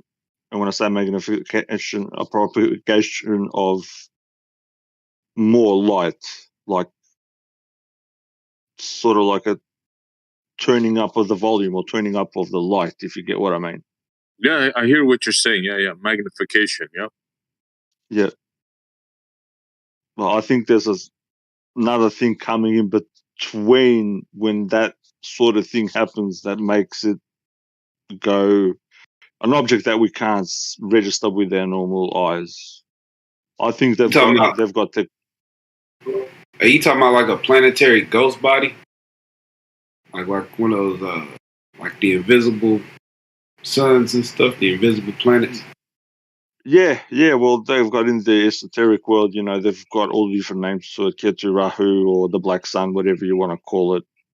Well, the black sun is up under the earth. Well, that's what they say. I've heard that one too. I just think there's something up there that is. I don't know. We just can't see it.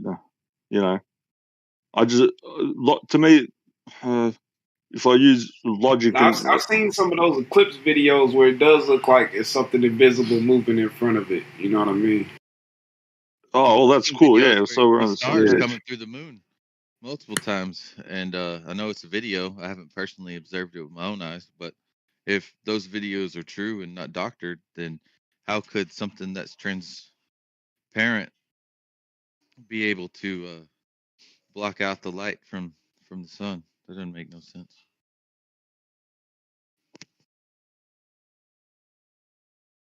Sorry, say that again. That's an even better question. Yeah, go ahead. I said, so there's many videos out there that show that you can see, like when the moon is in certain phases and whatnot, that you can see stars through it. I've never personally seen it with my own eyes, but there's so many videos of it out there. I can make an assumption that it may be true. I said, but if it is true that the dark part of the moon, you can see stars through it. I mean, we either got to assume that the moon's when it's not lit up in that area is somehow transparent, translucent, Mm-hmm. or that the star's in front of it. But if it's the other way around, if the moon is closer than the star is, and the sun's supposedly further away than the moon is, then how can something that's transparent block out the light of something that's putting out as much energy as the sun when you can see a little star through that area when it's black? Does that make sense now? Sorry. Yeah, no, that makes sense, but I don't know how the metaphysical world works, bro. All I know is just because to me it makes no sense. Two bright lights coming together, doesn't make them go out. So if I take a stick of fire, another stick of fire, that means the two sticks of fire are going to be put out. No, it doesn't work like that.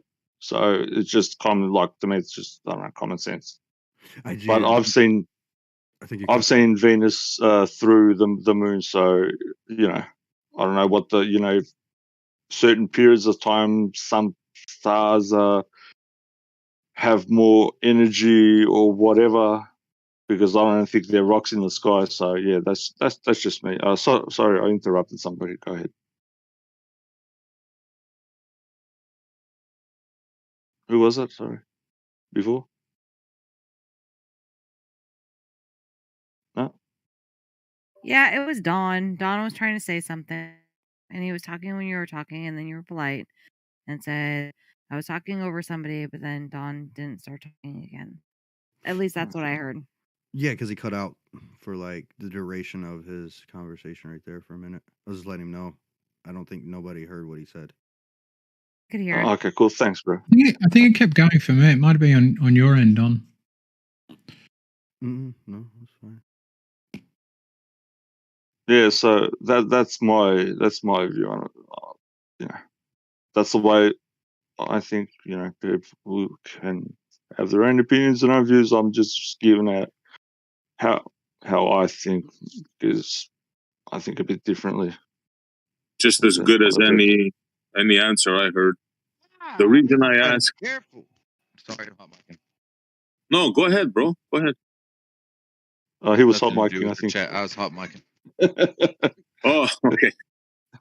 So I'll say what I wanted to say. The reason I ask is because if we go by their model, which is a huge boulder in the sky, right?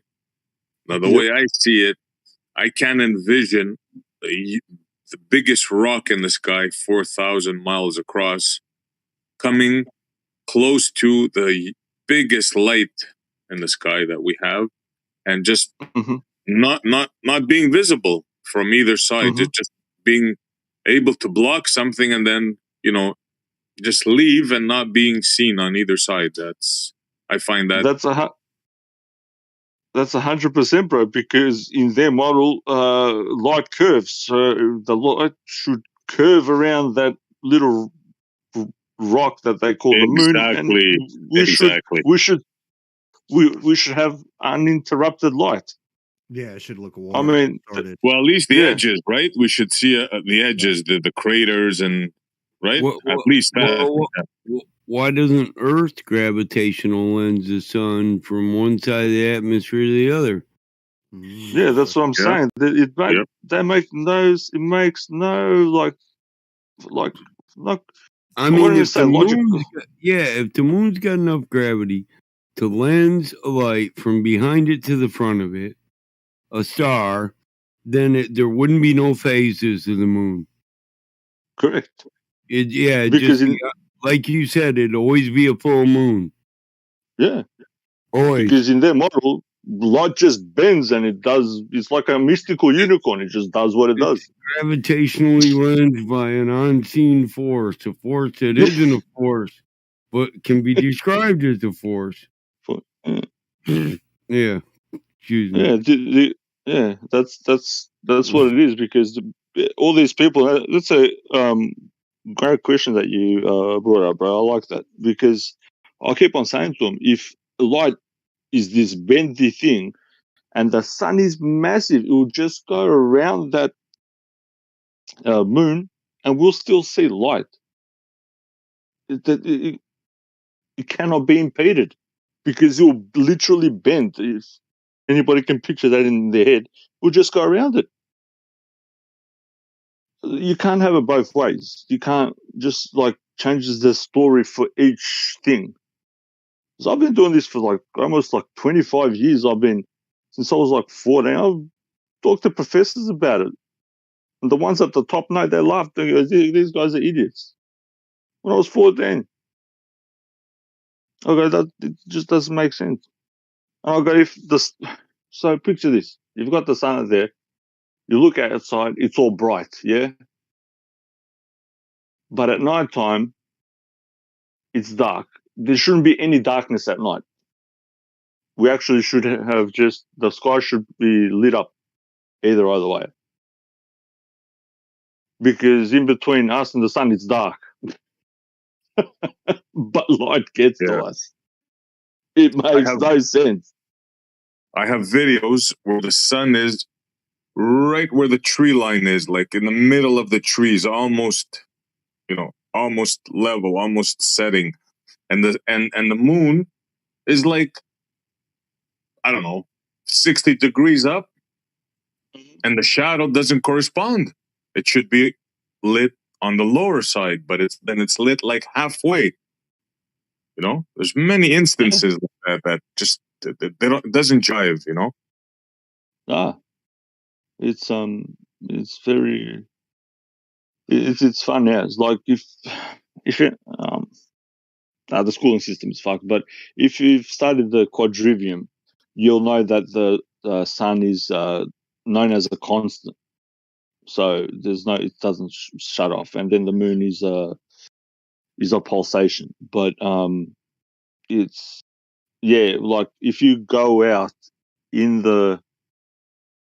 this is real funny that I've noticed. I think about things a bit more deeper and a bit more retarded maybe. You go in the sun and you see your shadow, yeah? And it's the same all the time. Whatever it is. Unless the sun moves and then, it'll adjust. But go out in the moonlight, you'll have your shadow, your personal shadow. It actually expands, and then you'll have another one. You might have 2 or 3 of you, like shadows. Next time anybody's in the moonlight, try that out and see why does your shadow just grow? Just saying. Any light does that. That's the umbra, penumbra, and then there's another umbra. I forgot the name of it. That happens with any light, bro. Yeah. Yeah. No. But I'm talking about your personal shadow. So the shadow of your body. Like you stand there in the sun, you can see your But in the if just the moon is out, if you start walking in the sunlight, your shadow, the shadow is the same. It doesn't expand or contract. But in the moonlight, it does. Have you noticed that? Am I making sense here? No, not really. I'll check it out. Yeah, I'll see what you mean. Yeah, give it a go. I was freaked out like this ages ago, and to me, I'm trying to work it out. Like, why is that? Like, I'm walking past, and then the shadow starts from behind, and then just like the dude walks past me. But in the sunlight, just like if you're walking by, your shadow is right next to you, or whatever, or a little bit behind you, or a little bit in front of you, and it just stays like that. In the moonlight, it's just, dude walks past, and then there's another one that comes from behind and does the same thing. It's like, what the fuck is going on here? But I'm more of I look at things a bit more differently. I notice things a bit more. I don't know. Maybe I'm weird. Fuck it. Maybe I'm retarded. No, it's good to test things out. I remember the first mistake I made when I came in this arena. I thought that a body cannot make a smaller shadow than itself. That was the common, everybody thinks that, right? Mm-hmm. Well, that's not That's true. That's exactly. not true. That was my first mistake I made. So if you but take you an got an object, open mind. if you take an object and you put a light, sorry, if you take an object, you put a light behind it, like take a penny or a small ball, whatever, and you play with it like next to a wall, like sort of like a magnifying, go back and forth on it, you'll see that you make the shadow smaller, the umbra. But there's another shadow that grows like a lighter shadow. It's like a freaky thing, but yeah. Until you try it, yeah. That's cool, bro. Yeah, that's the thing. We can know stuff to a certain degree, and then after that, it's like a fart in the wind. You know, we can do stuff, physical stuff, but all these abstract things. Like, how does? I want to see somebody contain a ball of gas. What's the sun made out of? Like hydrogen and all this other crap. Suspend it here. If you believe helium. if you believe the fantasy story, I don't believe that for a minute. Yeah, but if you're going to believe the fantasy story, we should be able to mix all that bullcrap up and make and demonstrate it here. Why can't we have glowing little fireballs and extract energy from it? If that's true, if you can get all these gases and fucking do it, because these people know everything. Fuck it. I'm just saying. I want to know how the fuck did they measure the fucking who got a cup of the star, who got a cup of the sun? Yeah, what was it? The That's crazy like guy. Skittles, right? Taste the rainbow. I think we can do a class action lawsuit against them because I'm pretty sure that's not how a rainbow tastes. Just like there's a class action out against Red Bull because it does not actually give you wings. You fucking wings, yeah. You know what? I was thinking yesterday, you'll like this show. I didn't bet on what to. Okay, so listen to this. You know how you go to a store and Hey, listen, man, that's allegorical, man. That was allegorical. Al Gore? Come on now. Al Gore.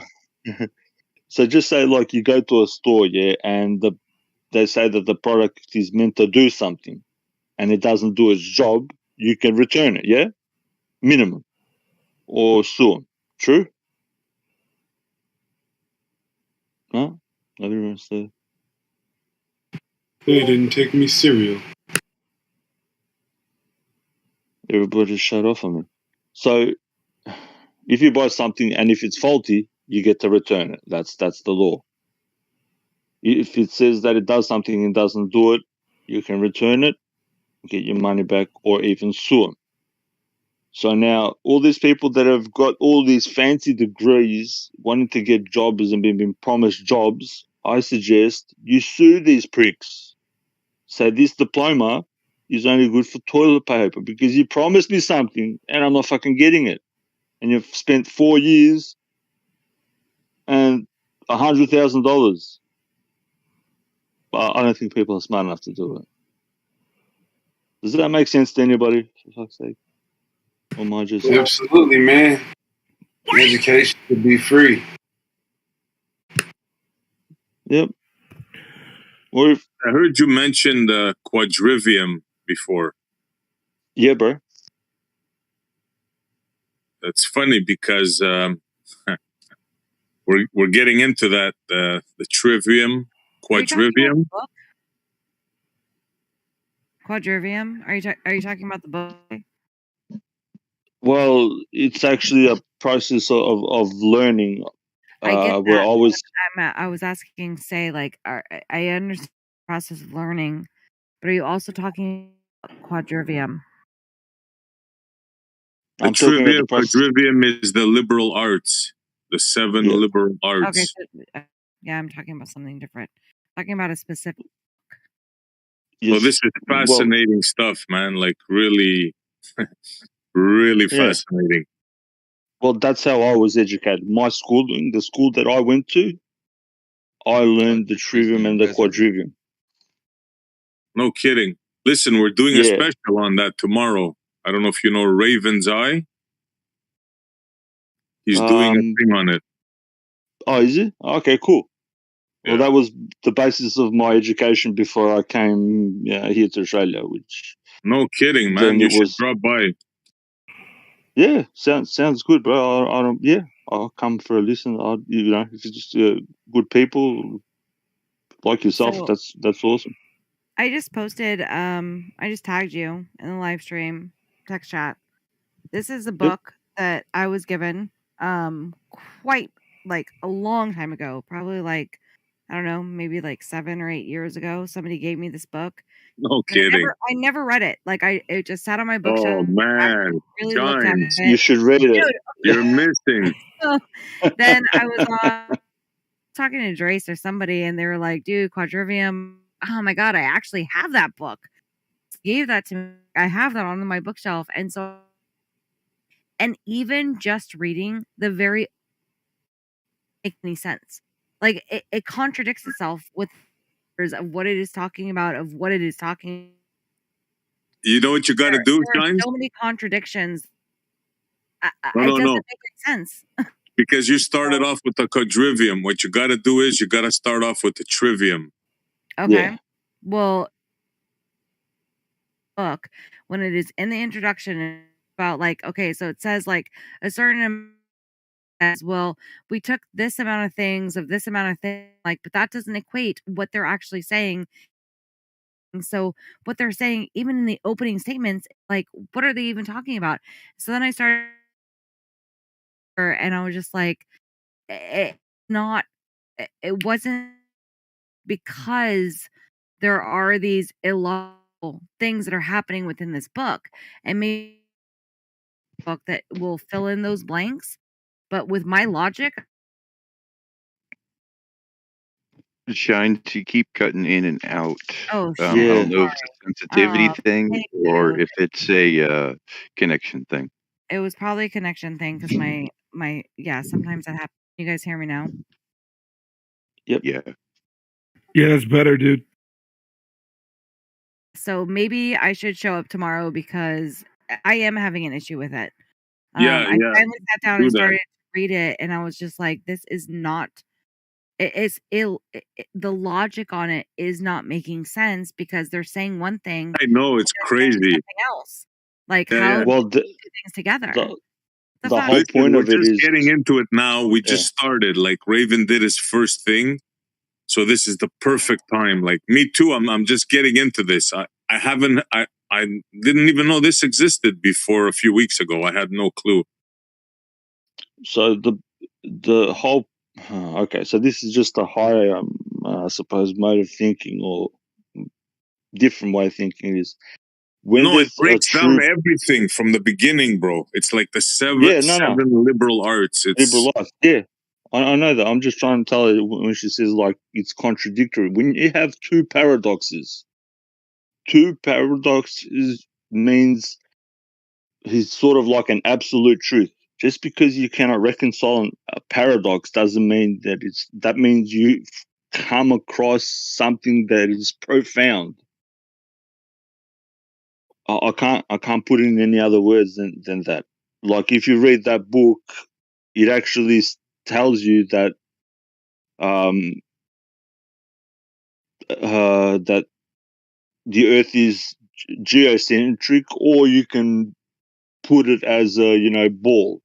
It gives you the option. It says you can think of it like this, or you can think of it like this.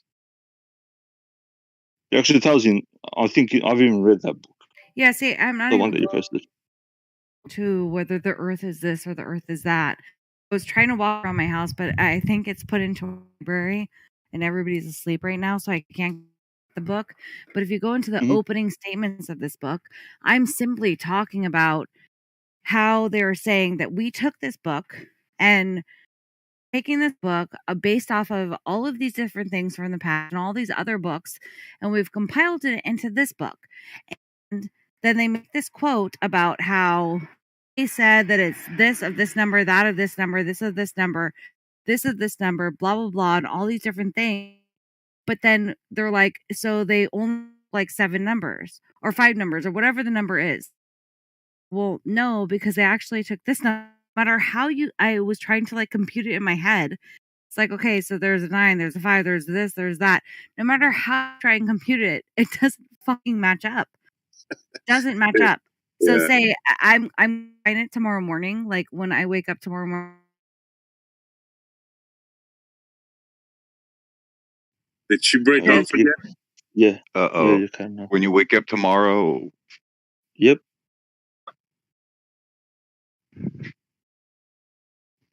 Because I need to be given like what you're actually talking about, because math is a language and people don't get it. Like if you No, I'm don't not talking about understand, math. I'm not talking. It's not mathematical. It isn't something that's. It's something that's logical. This is something that is like extremely logical that is happening within this book. Do you have the book? yeah, I've got the book. You do have the book? Mm-hmm. Okay, can you go get the I've got book? many of them. If you have the book, can you pick so that we can have a conversation about, because the thing that I was struggling with. The rest of the book, like I can get down with the logic, I can get into all shapes and the geometries and all of the different stuff. In the very beginning of the book, about What are how you talking about? The preface? it's in the preface, like the very first thing that is said about how they take about the numbers or whatever, and it's like, so we take in this, and it's like 5, and then it's at the bottom of this, and it does not add up. Like what they are saying, like in no way, shape, or form can you ever compute for it to make sense. That's where I was like, happening here? Can somebody explain this to me? And I never like heard from anyone that can ever explain it to me. What's happening in that preface? I think Raven's Eye is your man. I need to talk grab to the him about book. it. And I'll when everybody. I don't want to wake people up to go and grab it, but that Watch shit out for is dragons, big dog. it's weird. I don't get it. Beginning of how they can take these different things, but somehow it equates something else. I wish I can answer you, Shines, but I haven't gotten to that part yet. I've got like a million. The very beginning. We're still on the trivium. We're still on the trivium right now. Okay, We just so started. I need to get. Yeah, I haven't gotten the trivium. I'll have to get that because the You know what else you should check out, Shines? compilation of all of that. Go ahead. Check out the Organon by Aristotle. This is where all this started from. Yep, good man. Organon. This is the beginning of this philosophical thought, like the organization of what is a word, what is an object, how do you distinguish? It really goes deep. Like it's not really for everybody, you know. Yeah, I keep on telling people, bro. Organon, you say. I keep on telling people there's a scientific way to write a sentence. It's a subject, object, verb. Otherwise, the sentence doesn't make sense. Otherwise, it's just poetry. It doesn't mean anything. It means Exactly. nothing. Like the explanation, the meaning of the word, right? If like you have to come to the understanding of what the word is, what you're talking about. Like that's the first objective. Yep. And then how to describe the object, and it seems simple, but somebody actually wrote all this stuff down like thousands of years ago. Yeah, that's how I write my all legal documents, and then you can't go into court of law and say this means something else, because even the way I do it, I apply mathematics. So I put numbers up the top. So this plus this equals this. And then when you say the sentence in reverse, it means the same thing. So you cannot, there's no misunderstanding. I put a key there for them, that's it. We can't, I'm not going to go into a courtroom and effing debate, semantics about some, stupid thing. Like people go, you have to be politically correct. Well, I'm not a politician. I don't need to be politically correct. Fuck it. Fuck you. People don't like. Yeah, yeah, absolutely, yeah. Yeah. What do We're I need not to be cheap. politically correct when but I'm not a politician, bro. Are you a politician? No. Well, why do you need to be politically correct? That's the definition Exactly. of politically correct. I'm telling you, there's gaps in the English language. People assume they know what something means, but they don't. And this is where I have a tough time with English people that don't know how to speak English. And, I'm not English. So it hurts their butt when I call them out on it. Oh, the inner core and the outer core. Politically I'm like, correct.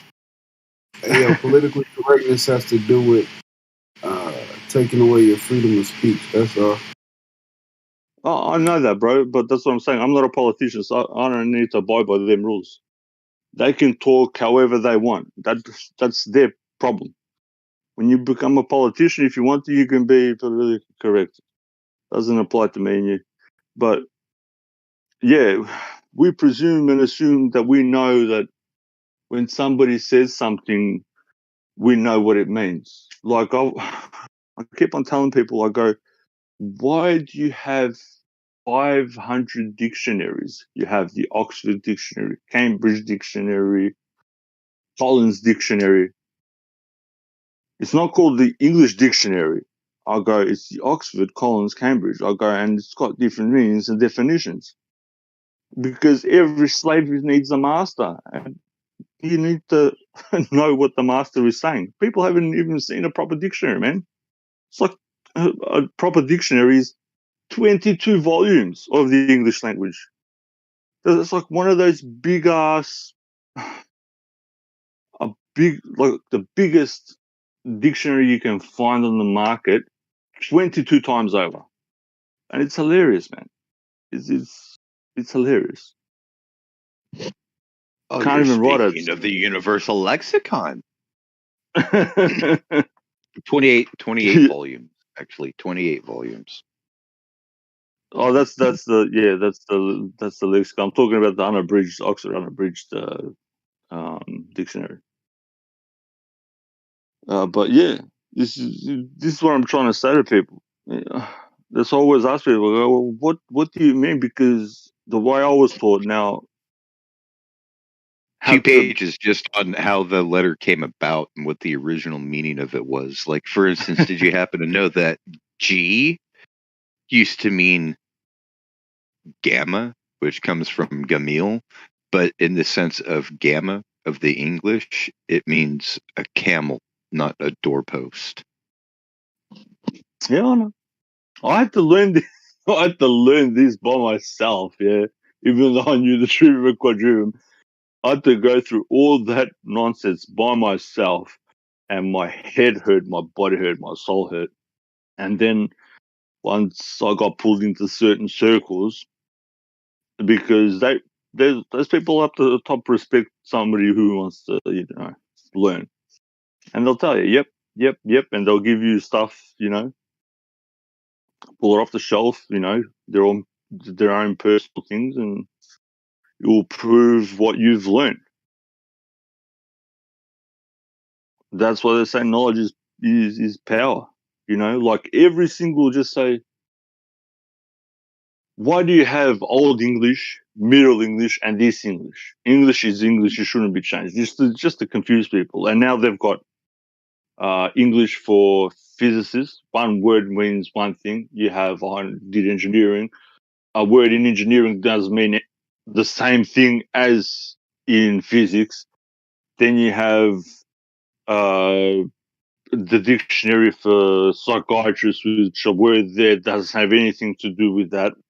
Then you have a sort of learned dictionary, and then you have the dictionary for morons, the degenerates, which is the urban dictionary.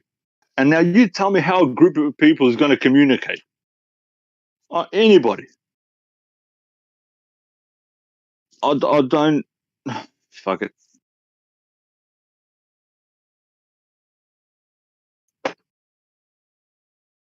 Maybe it's me.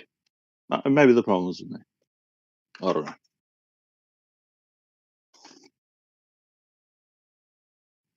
And, you know, now we have feelings involved, and I feel this means this. So we can't. Nobody's reading out of the same book. Feelings are involved. Their interpretation is, you know, different. So we have just a mess. It's a big, I don't know. It's a big mess. I don't know how else to describe it, bro. Sorry, I sounded a bit angry. I didn't mean to. It's just frustrating. Feelings. Oh, Slurpy Gamer 06 says, I got to go. Have a good evening, everyone. I got to take off too. Listen, guys, pass by tomorrow. If you guys are interested in the quadrivium, pass by tomorrow. Yep. I think it's going to be 3:00 Eastern Eastern time. Okay. Where's that? Post your link. Next level. I'll. Can I post here? I think I can post now. Yeah. Yeah, go ahead and post it in the live stream.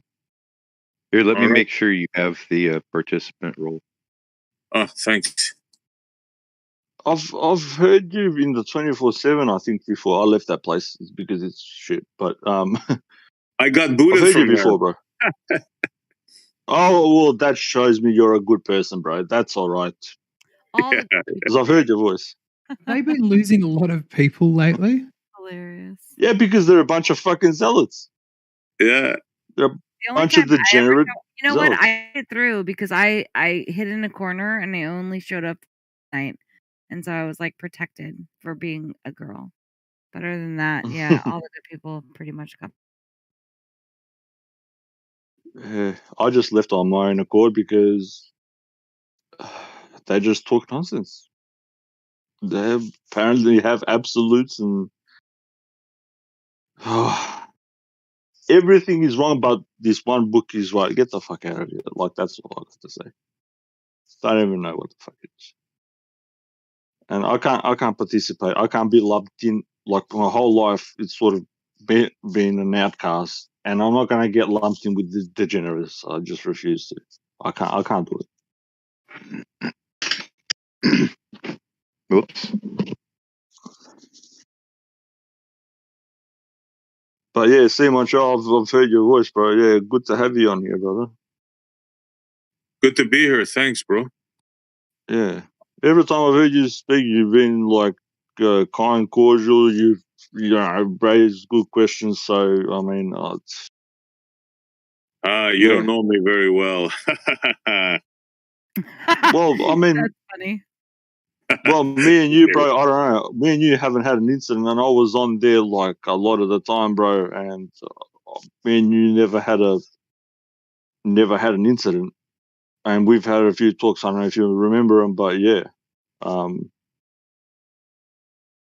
mean, you need to stick up for for yourself. That's I'm the same too. Like, Have you ever noticed that the coolest people that usually get banned and everybody usually never have an incident with each other, and they can usually have conversations and it's chill and an issue whatsoever. But yeah, it's crazy.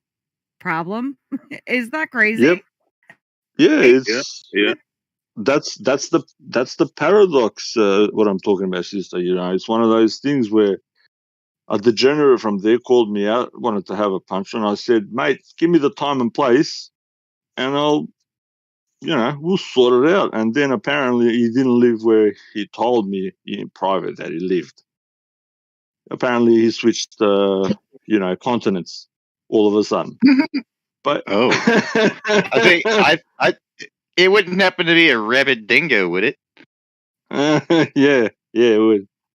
Oh, well, I had to put that rabbit dingo down after he set fire and started pissing on everything. Oh, it's like, mate, like, don't call me out like, mate, you don't know who and what I can do. But, and just starts off with you know, you've heard of Josh, apparently I'm a Satanist and whatnot. Fuck it, because, I'll ask a question and people can't Yes, but read, I'm bro. going to That's, ask you the same thing I asked you before. What does the I mean? What does the ein mean? Do you know what it is? as in, The elaborate a eye. bit more. The all-seeing eye, the eye of providence, the The burning eye of eye. providence. Yeah, that's The copper one. That's their Jesus. That's their Jesus. Jesus is not the cornerstone. He's the chief cornerstone. So what they call You still don't evil is understand their it. God. You still don't Okay, I'm not understand getting it. it. It's gone. Gone It's past me. the eye of Taurus. Oh, It's the okay. All right. eye of Sorry. Taurus. I thought you were That's the all-seeing eye. That's what the eye Yeah, is. I So thought I'd you were like to talking say about. good night. Oh, sorry. No, go ahead, bro. I was just gonna say good night, guys, and thanks for the interesting convo. No worries, brother. Yeah. Great to have you here.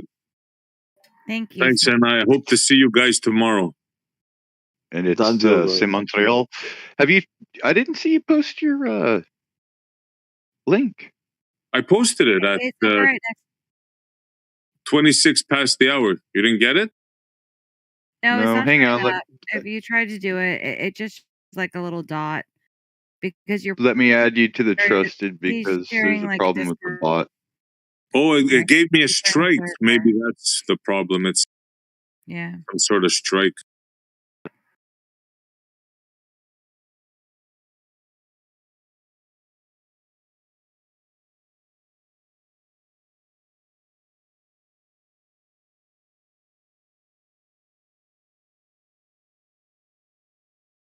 Yeah, Josh. I thought you were talking about those guys because I was. Yeah, my bad.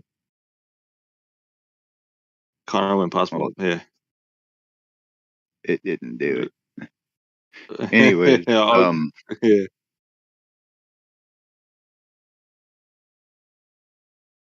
So I'm tired of it, bro. They can't read their own book. You know what I mean? Yeah. Did you guys get it now? Did it work? Hang on.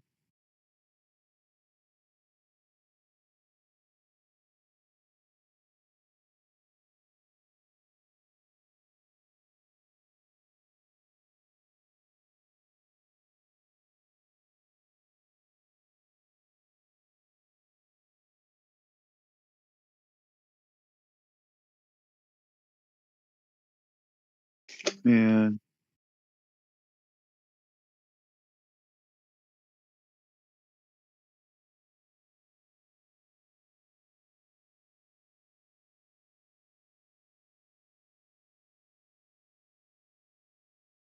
Man, fuck.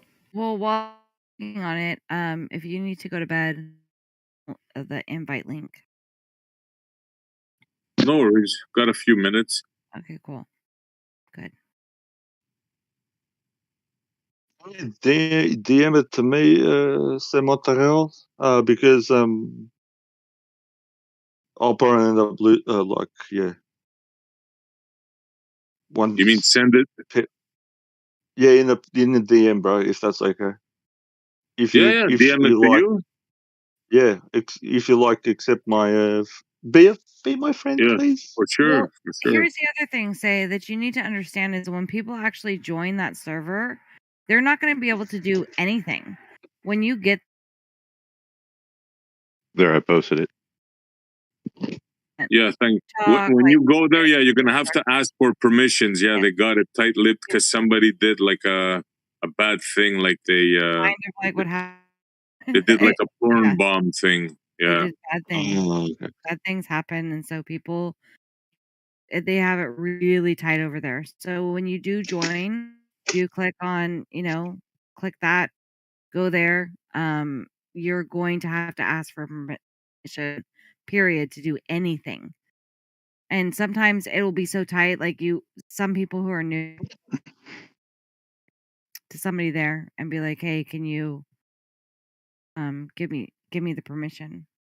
Yeah, don't get offended when you join. Just ask and they'll give it to you. Tell them I sent you. Tell them I sent you. Bro. All right, and if you could, please try to drop a link to this server in there, because I'm going to add you to the partner server list, or add that server to the partner server list. Perfect. I'll do it right now. I'll send it to you. All right.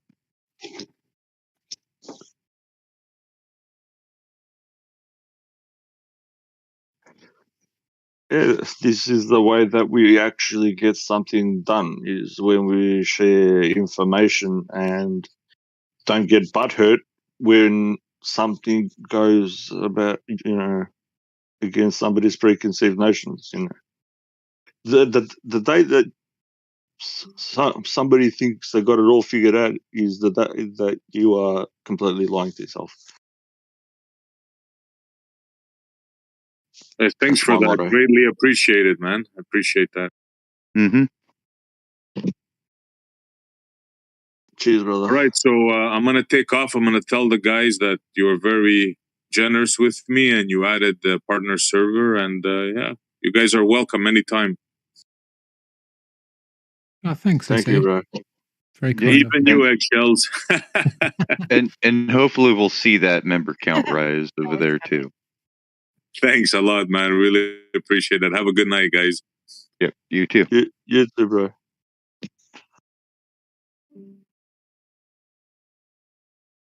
Yeah.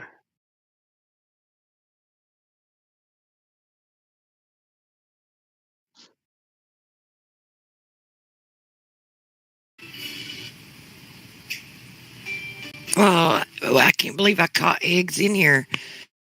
Like caught you in Hello. here. Caught me. What's up, eggs? How are you? It's good to hear you. You too, sister. It's good to catch Shines in here too. I don't catch her in No here a lot. doubt, June.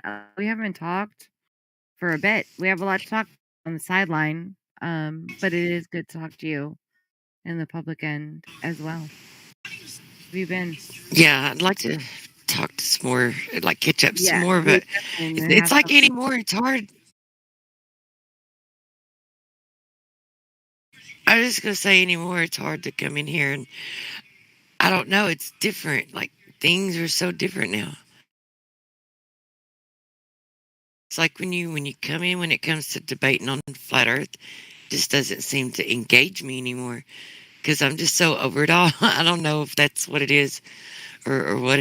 I'm not sure. I think it's like just the different people. Like you're not catching the same people. Maybe I don't know. When I get it figured out, I'll let you know. Still trying to figure it out. Well, I think for me, oh, sorry. Go ahead. Go ahead, X. I was just gonna say quickly. I think it is. You realize that flat Earth is base level to getting a higher knowledge. That's what you're coming across, and it's kind of futile. If you can't get that, then how can you get any kind of understanding of law and your obligation here on Earth, and let alone any spiritual value? I think that's my thoughts. That's what I came across personally myself.